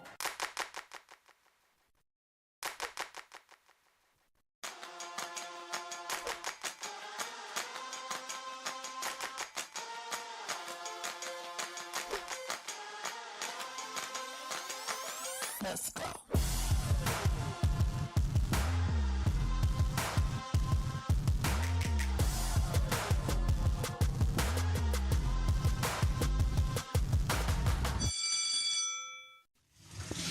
Welcome back, everybody. There you see James Ignatowich in the foreground, and man, he's come out just hitting winners, passing with the forehand and the backhand. The movement's been there. The whole I am a really good pickleball player is showing up here to start this critical semifinal. Yeah, he's a tough guy to slow down when he's confident and got it all working. And, you know, a little bit of this has just been James Ignatowich being a tough player, but Devilliers is normally a little more sharp on even some of those stretch volleys. I look for him to clean this up either in this game or definitely in game 2. Yeah, we're definitely going to keep an eye on this vision challenge that we think Jay is referring to, because the first volley off that timeout was not good at all from Devilliers. So let's see if he can make a run at it. 2-8.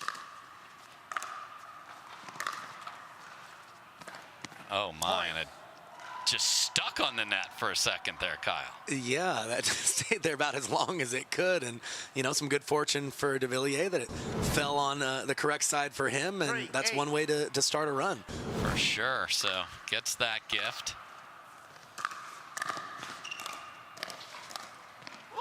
And a gorgeous singles point from Devilliers right there. Yeah, he really has an all-court game, and that's an example of that. He has the ability to pass and move forward so well. Great example of that on that point.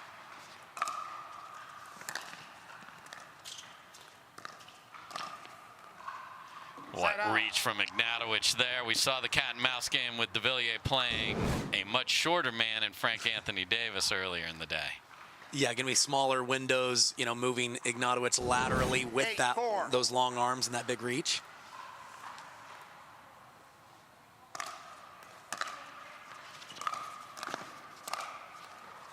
Point. And Devilliers cheating to the backhand and just a volley that seemed within reach, but guessed wrong there. Yeah, just the tempo and the presence of Ignatowich closing in off that first pass is really bothering Devilliers right now. Nice finish there and big overhead from Jocelyn Devilliers. So the lead is 5. Again, this is semifinal, last match of the day. Winner gets J.W. Johnson on Sunday. That's too good from Devilliers. Yeah, I mentioned that on the backhand side, his usual preference for the pass is that one-hander. Very good at taking that both up the line and cross court. Ooh, that's one he wanted, and he's trying to urge that ball over. Almost made me look good right on cue. It looked like he had that one straightened out. It's like, Kyle, look at this. I mean, he even followed through and held it for you, but tape, all tape. Sorry, Kyle. The darn net got in the way. All tape. Good look at the paddle choice of Ignatowich. 9-5.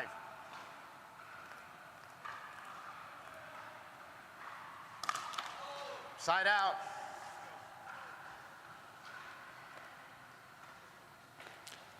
Leaves the door open for Devilliers just a little bit. Let's see if he can capitalize here. 5-9.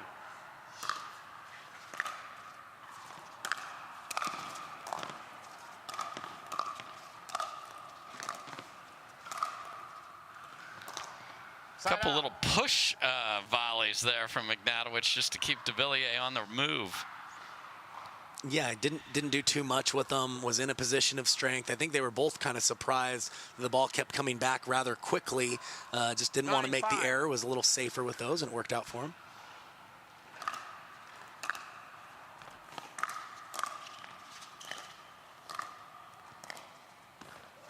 That's just so good with that. So much left hand in that two-handed backhand and just guides it beautifully down the line. Yeah, it's more of a hooking motion, and even when he takes it up the line, he's hitting the outside edge of the ball where it kind of has a hint of side spin as well. It can cross the net outside the reach of the volleyer, which he almost straightened out right there. That's the second time a player has had an opportunity to make you look, not that you haven't looked beautiful all day, but just on the spot for you. I'm close, Dave. You're close. I'm close. Yeah, we're honing in. Oh, tweener. Oh. And Jay had a shot at the highlight reel because the tweener actually ended up in a good spot where the point could continue. Yeah, Ignatowich was leaning as far as he could for this. Might have been better off letting that ball bounce in hindsight, but it worked out for him either way. Second chance to close it out for Ignatowich. And that'll go a bit wide. So you do not want to let the big Frenchman hang around. 2 chances to close it at 10-5. 5-10.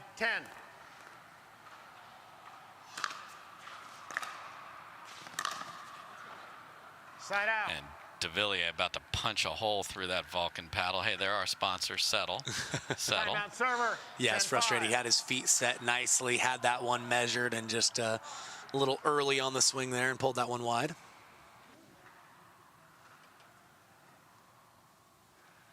So I believe Ignatowich called timeout here, which I like. Just settled down, has had a couple of chances to close out game number 1 here and hasn't found it, so why not take a quick break? Yeah, take a breather, center yourself. It just comes down to execution. You just need to find your favorite pattern for 1 point and move on to game 2. I agree. I'm a fan of the offensive timeouts on occasion. I think this is a good occasion for it. Yeah, a lot of players on their phones back there. Pablo Tejas, saw Anna Bright back there, of course, supporting her man. And then Krista Gacheva's back there. A lot of folks. Good to see that they've made it here. So it hasn't been easy. I know there are players that were left behind. There's DJ Young, Tyler Loong. Sometimes the airline says you aren't going anywhere. So thrilled we've had the quality of play that we've had when it's, I mean, just to have yourself ready when it's easy, let alone the hardships of travel. Yeah, well, I mean, I think a lot of these guys and gals sense the opportunity, right? So this is a unique tournament, but certainly a positive from a perspective, from their perspective. And that'll do it. And Ignatowich gets a missed return, sprints up to the line to tap paddles, and he is feeling very good. So it is that man right there who takes game number 1, and he would love to play singles on Sunday. Will he? We'll find out after this. I think she's feeling it right now. I will be on my phone all week. Looks like somebody needs a little Hertz TLC. Liv, you're on vacation, but I don't think you're feeling it. Huh? Please, your phone. It's okay. Hand it over. Yeah, you're good. Go enjoy yourself. Sam. You feeling it now? Let's go. Everyone needs a break sometimes. She's feeling it. Let's go. It's your journey. Own every mile in an available H-Track all-wheel drive Hyundai SUV. Get 0% APR on the 2023 Tucson or Santa Fe, or $750 bonus cash. Hurry in.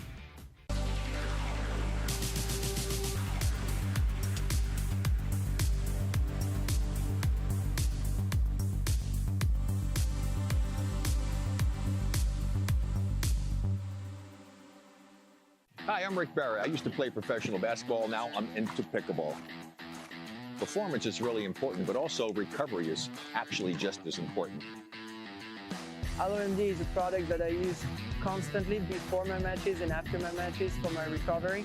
Great for inflammation, great for recovery. I keep coming back to this. AlloMD all day long, baby. I use it. I use it. I use it. I use it. I use it. AlloMD, Acute Relief Cream. 15 seconds. All right, welcome back, everybody. It is the man closest to us with the Vulcan on his shirt. It is the Vulcan National Indoor Championships, and that man needs to get going. James Ignatowich, the Vandy Commodore, played really strong pickleball there in game number 1, Kyle. Yeah, you know, he's a very capable shot maker on both sides, but what I was impressed with is he was driving and really exploding into the court, applying that forward pressure to Devilliers and getting more missed volleys from Devilliers than we normally see. Side out. Devilliers had a great look at that and just overcooks it, so we'll see if sight lines are a factor. We have seen a couple of people sort of looking at it.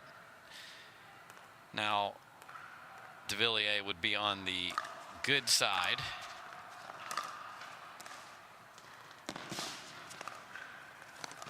Look at this scamper from Ignatowich. And he wins the point. What hustle. Yeah, the court coverage, you see the difference. Devilliers was completely in control at that point, played what looked like a pretty good drop, or drop volley rather, and Ignatowich still brings the point to neutral and steals it away. Yeah, got betrayed by the net a little bit in the middle of that, but man, that's an athlete serving the ball right there. Side out.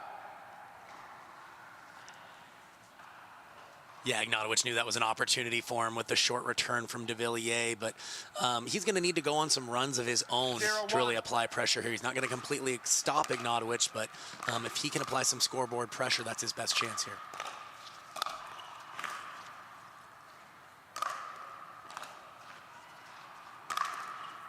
And Ignatowich not hammering these overheads, but doing enough so he's staying in control. He has taken his time with them. He has just about the liveliest arm, or one of the liveliest arms on tour. So you're right. That was about a 60% overhead finish, but did the job.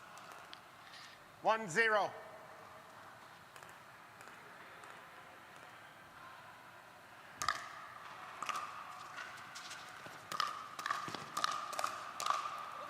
Point.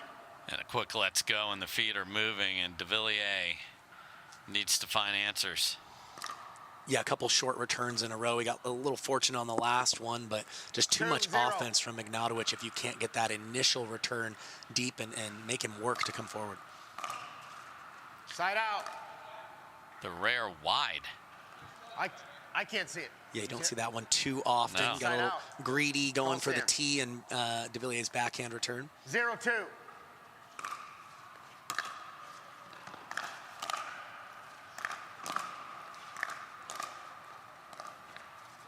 Side out. To be able to reach that with the two-handed backhand volley. It helps being a tall young man with long arms, for sure. Look at that serve again from this angle. Impossible to tell if it caught the line or not. It's close.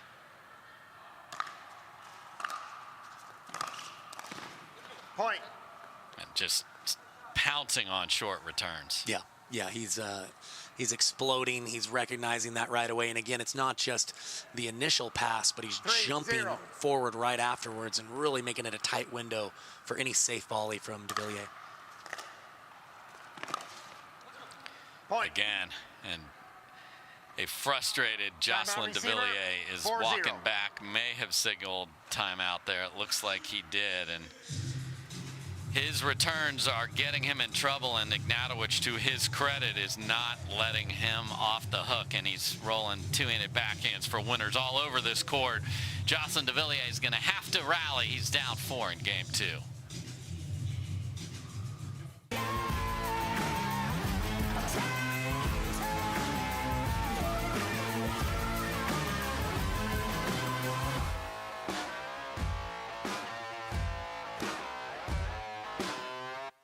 Gooder, $25 active sunglasses for anyone.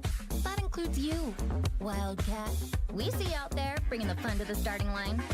You're the life of the party, whether there's a party or not.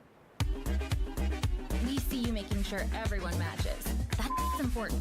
No, go back. Hooligan, Yahoo, troublemaker. You just want fun sunglasses. Find your fun at gooder.com.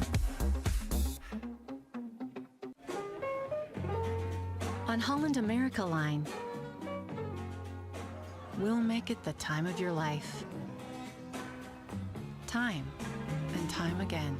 Visit hollandamerica.com or call your travel advisor. Want to maximize your game performance to always stay in bounds? Look no further. Thorlo pickleball socks are specifically engineered with our innovative padding to help you perform your best. Pickleball socks that keep you on the ball. Find your sock at thorlo.com. Carefully crafted with Valencia orange peel, Blue Moon is one of a kind. Something this unique could hang in a gallery, but it looks best in our signature glass. Blue Moon, one of a kind, every time. So Kyle, getting that first Championship Sunday berth is a huge accomplishment for our pro players. A couple of weeks ago, it was Elise Jones who got there with Lea Jansen. Last week, Georgia Johnson for the first time in mixed doubles with her brother J.W. Johnson. And if James Ignatowich is able to close this out, he will join the First Timers Club and have an opportunity to play on Sunday on the PPA Tour for the first time. That is what is at stake. Devilliers would love to close that down and starts off after the timeout with a great return. Yeah, and what a testament to the growth of the sport, the depth at the pro level, and the work that all these pros are putting in to be able to compete on the biggest stages. Point. And an inside-out forehand catches the line, and Devilliers is determined to not let Ignatowich play on Sunday. Yeah, we talked about what a great competitor he is. He's been in this position many times. He knows he hasn't played his best so far. He just needs to find a little rhythm here, and anything can happen. Two quick points for Devilliers. And now 3. Another look at the ground. We'd been talking throughout our coverage, Kyle, about the ball on this. It's a little more padded, if you will, of a court surface. Therefore, the ball's not coming up. We heard Catherine Parenteau relay that information. And here comes the flying Frenchman. Goes for the peg. And he gets it. And he connects. I don't think anything was malicious there. Kind of figured that Ignatowich would be leaning one way or the other and figured right at him was a good choice. 4-all quickly.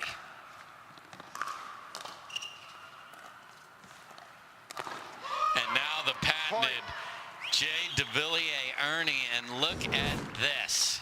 Calls timeout down 4-0 and has got 5 in a row and cleared that kitchen with ease. Side out. So great pushback from Devilliers. What does Ignatowich have? Devilliers had a problem with short returns this match. Let's see if he can right the ship here. Side out.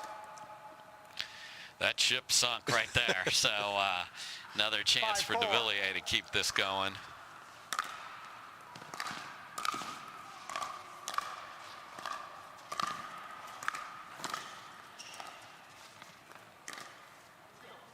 Oh my. Well, shows you the kind of shape and the use of the left hand that Ignatowich has, because Devilliers was ready to just dodge and let that thing fly long, and it was in by about 3 feet, Dave. What a ball after some dodgy volleys before that where he had a chance to put a little more on it. Side out. Okay, so the Devilliers volume is coming up. That time, there's a look at the ball before, and that's just a tremendous shot, but wasn't able to follow that up with the next one.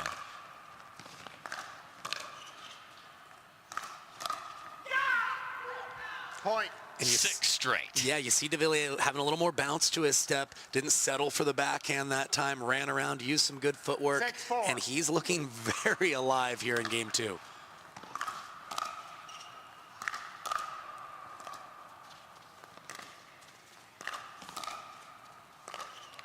Side out.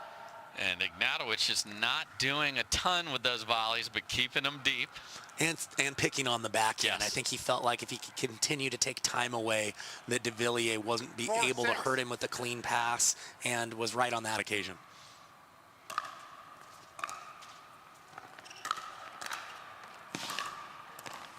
That is a great ball. And what movement laterally, Kyle? And I'm pretty sure he slid through that like a clay court. Yes, he did. So tough to straighten that ball out. And these are some of the intangibles that Ignatowich brings to the table that makes him so tough to beat. I mean, what are we doing? That is not the red clay of Roland Garros. Point. And now the let's go are coming from Ignatowich's side, and we're tied at 6. Yeah, both guys have raised their level here in game 2. It's exciting stuff.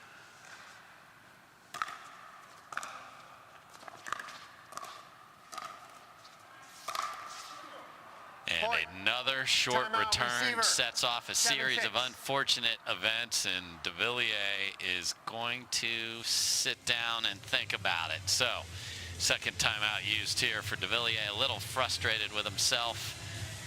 Can he rally? We'll find out after this. My name is Lee Waters, and I'm a professional pickleball player. My daughter, Anna Lee, is my doubles partner, and her 16th birthday is coming up. Be great to get her a car, and Carvana has helped us make that dream come true. They have thousands of options, and I'm a mom, so of course I want Anna Lee to have something safe. Anna Lee has absolutely no idea about this car, so I told her we're going to Carvana's vending machine for a photo shoot. Drum roll. I think this belongs to you. Oh my gosh, what? Happy Sweet 16, Anna Lee. Experience it for yourself at Carvana.com.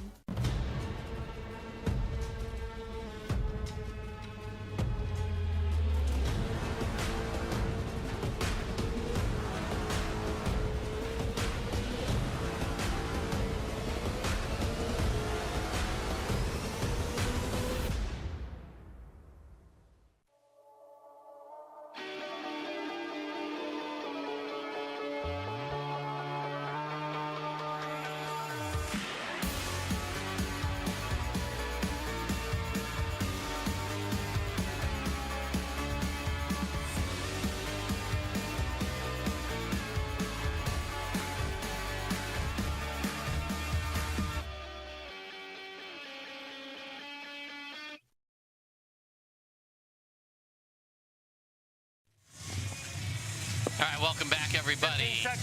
Jay Devilliers has used his second timeout here in game number 2, so not letting it get away from him. I like that. Yeah, it's a bit of a factor, right? Because it's tight. If he won't have the option for a timeout later, but I'd rather use them early and try to right the ship rather than go home with one in my back pocket. So Ignatowich has game 1.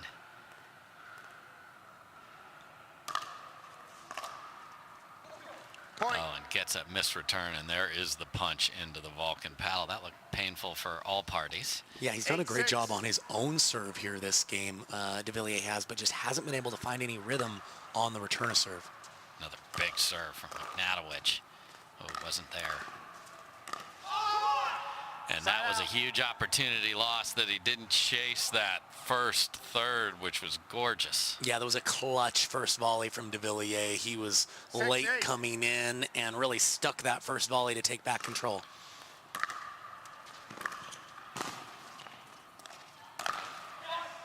Side out. And you tag me, I'll tag you. And sorry. Okay. Moving on. 8-6. Neither one was purposeful, but it's 1-1 in the tag department. All right, Ignatowich, 3 points from Sunday. Oh, Side my. out. Yeah, again, nice first volley from Devilliers. He's getting better depth on the return. That's going to be critical for him if he wants to steal away this second game.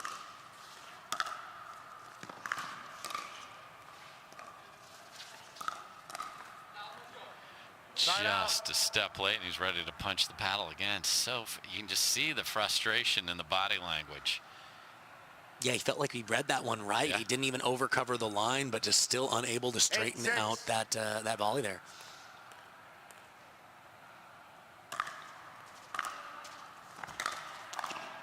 Point. Missed volley from Devilliers, and it's 9-6.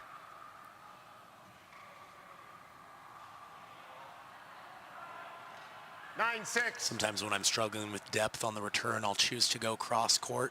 You do give up a little bit more angle, but it's a little easier to swing through your shot. Just off the edge of the line. And Devilliers has another opportunity, flirting with absolute disaster down the line there, but it catches. Stayed in by about half an inch there. Point. Okay.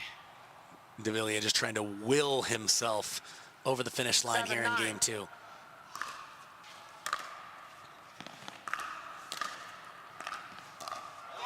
Point. And a yeah on one side and a no on the other, and we are at 8-9.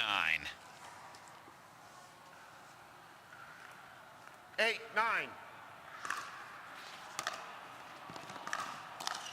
Point. 9-all in game number 2. Devilliers was down 4-zip in this game and looked to be in big trouble. He called timeout down 7-6. Ignatowich inched even farther ahead, and now 99, Kyle. Yeah, and to me, I'm really liking what I'm seeing from Devilliers when he's serving. The ball striking is great. The movement is great. The patterns that he's finding are working. It's really just been a story of, can he return well enough to slow Ignatowich down? He did just a good enough job these last couple of points to put him in a position to even things up here, and he's got the serve. He's just 2 points away from evening up this semifinal. And the last semifinal just a few short weeks ago did go 3 and did go the way of Jay Devilliers. So will history repeat itself here, or will James Ignatowich be able to get the ball back and get those last 2 elusive points? This is quite a battle. So Devilliers serving here, 9 apiece. Winner will get J.W. Johnson on Championship Sunday. Time in. 9-9. Side out. No. And Ignatowich looks like a genius for the timeout call there, right, Dave? Like Einstein over there. Oh, no. And The Frenchman showing off his soccer. Okay. So now you got to settle the nerves down if you're Devilliers and hit a good return. That's gone.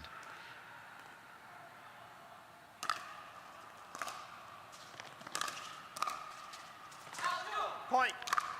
And a deep volley, and we are at match point for James Ignatowich. Yeah, Ignatowich just getting enough dip and topspin on that last drive to force the face of Devilliers' paddle to open up, and he just slightly overcooked the volley, and here we are.